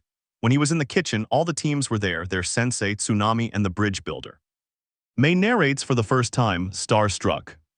I had gone outside for a while when I got bored of being in the house and sitting in the kitchen. As I walked the whole way, I held onto the trees and tried not to fall. I was thinking a lot about my Niichin. I hope he's okay because he had me very sad. I didn't even realize I was crying until I felt my face wet and my feet hurt, so I sat down on the grass and wiped my tears. I lowered my hand when I was sure I had cleaned myself up, and that's when I accidentally touched a flower. I smiled a little as I held the small flower in my hand. It was soft and smelled wonderful. I thought about taking it to my Niichin so the place wouldn't smell like blood. Instead, I wanted to smell delicious, so that when he wakes up he'll be happy. Yes, that's what I'm going to do. I picked a few more flowers, my hand slid across the grass that tickled my hand. It was a little rough in some parts, while in others it was soft. That's when I felt offense. I didn't want to pull it down. I didn't like taking flowers from their home because I wouldn't want them taken from me in the same way. But with their sweet aroma, I'll make Niichin happy when he wakes up, and I'll show Oduchin the beautiful flowers I found so she has a different atmosphere. I started picking them up this time without any hesitation. I put them on my legs where I had some slightly baggy shorts and all my legs were bandaged up to my ankles in a slit blouse and over that a comfortable blouse. I didn't really like what I was wearing. I liked my skirts and my obi better, but Daddy put this on me. I didn't say anything because I knew that Daddy was busy with Rei taking care of him, and I knew how stressed and worried he was. Also, my hair was in a high ponytail with some loose strands that touched my face. Just as I was about to pick more flowers, I heard footsteps, so I stopped. "Hello, little one, what's your name?" asked a female voice. It was soft and enthusiastic. Hello, I stammered a little since I didn't know who she was. "Me name is Mei, and what's yours?" I answered while picking another flower from the grass. "Hello, Mei, I'm sorry, my name is Haku," said in a soft voice. "And what are you doing here all alone?" He asked curiously, then I heard him sit down next to me. "I am cutting flowers to take to Niichin," I said very happily. "And you?" I asked, stuttering the last part. "I came to cut medicinal plants," said with a little worry. I felt that emotion in that person again, the same one I had felt with Oduchin when she was taking care of Rei. "Are you worried about someone?" I asked, tilting my head slightly. How do I, never mind, I guess." So I felt a touch of nervousness for a moment, but it was replaced by discomfort. Sometimes I get confused, it's a lot of emotions all at once. You can't see, can you?" he asked. "Oh, so that's why I was uncomfortable." "No." I'm blind, it was a few years ago, I said as I arranged the flowers in my lap. It must have been very hard for you, she commented sympathetically. Actually, I don't remember, but my Niachin does, I said while nodding my head over and over again. I don't remember anything. But even so, it's very difficult since sometimes I'm a little clumsy. That's why my Otochin and Niachin are always with me. My Otochin trained me to be able to extend my ability to smell and hear better, I said, very happily remembering that my dad was always looking out for me. So you want to get strong, that's why you train. Yes, I suppose. I want to be someone strong so I don't trip or bump into things or get lost anymore, so that Otochin will be proud of me and so I can protect Rei Niachin like he does for me, I said with a lot of emotion. So you have a precious person you love, right? She said with a touch of melancholy. Beautiful person, why are you saying it like that? I asked in a low voice, but I'm sure she heard me. I don't understand. I shook my head over and over again. So you're getting strong for yourself or for them? I asked politely without answering my question. I don't know, maybe both. Why is that important? I asked, very curious. Because a precious person is the one who makes you strong, that you would do anything to protect them, she said with great determination. You have precious people to protect, you will become strong, very strong. Listen to the grass crunch under the weight of your rise. You're leaving so soon, I said, pouting. She laughed a little. If I need to carry the medicinal plants. Oh, okay, I have to go too. Otochin must be worried. I grabbed the flowers and stood up. Goodbye, Hakuchin, I said as I started walking. Goodbye, Mason, I heard her walk away. Narrator, author. The little girl walked with the flowers in her hands as she arranged them. She had removed the ribbon from her hair and tied them gently. It was a little complicated at first, but in the end she managed it. That's when she smelled the familiar scent of her Otochin. Oh May, I looked everywhere for you, Naruto gently scolded her. Sorry, Daddy, I went for a walk, but I think I wandered a bit too far and found some flowers that smell really nice. I wanted to put them in Rei Niachin's room so it doesn't smell like blood. DDO, you like them, May said with a shy smile. Naruto sighed. He had been very worried, thinking of the worst-case scenarios. For his daughter to be comfortably holding flowers, for her brother to be okay, don't misunderstand. He was happy that his daughter was okay, but Naruto had been scared to death. All the drama you created was so ridiculous, Kurama scolded him, to which Naruto didn't even protest because he knew it was true. But the worst part was that you weren't wearing your mask. But now that I think about it, it was only a matter of time before everyone found out. Although it was worth it, you saw their faces. They couldn't believe that the great fox of death was a 13-year-old boy. Ha ha ha ha ha. Kurama laughed loudly. Otochin, May asked in a low voice. Oh May, the flowers look nice, now let's go to Mr. Tazanasan's house, said Naruto before hugging May and jumping back into the trees to go faster. It was then that he had memories of the shadow clone he had put in place to watch over Rei, so it seemed strange to him that it exploded, but he realized that Rei had fully awakened and was doing better. With a good meal and a good rest, Rei would be in excellent condition. Let me know in the comments below if you guys want the next part. Also check out my other video that has been shown and left. Thank you for watching. If you enjoyed this video, please like and share this video. And have a fantastic day. Bye.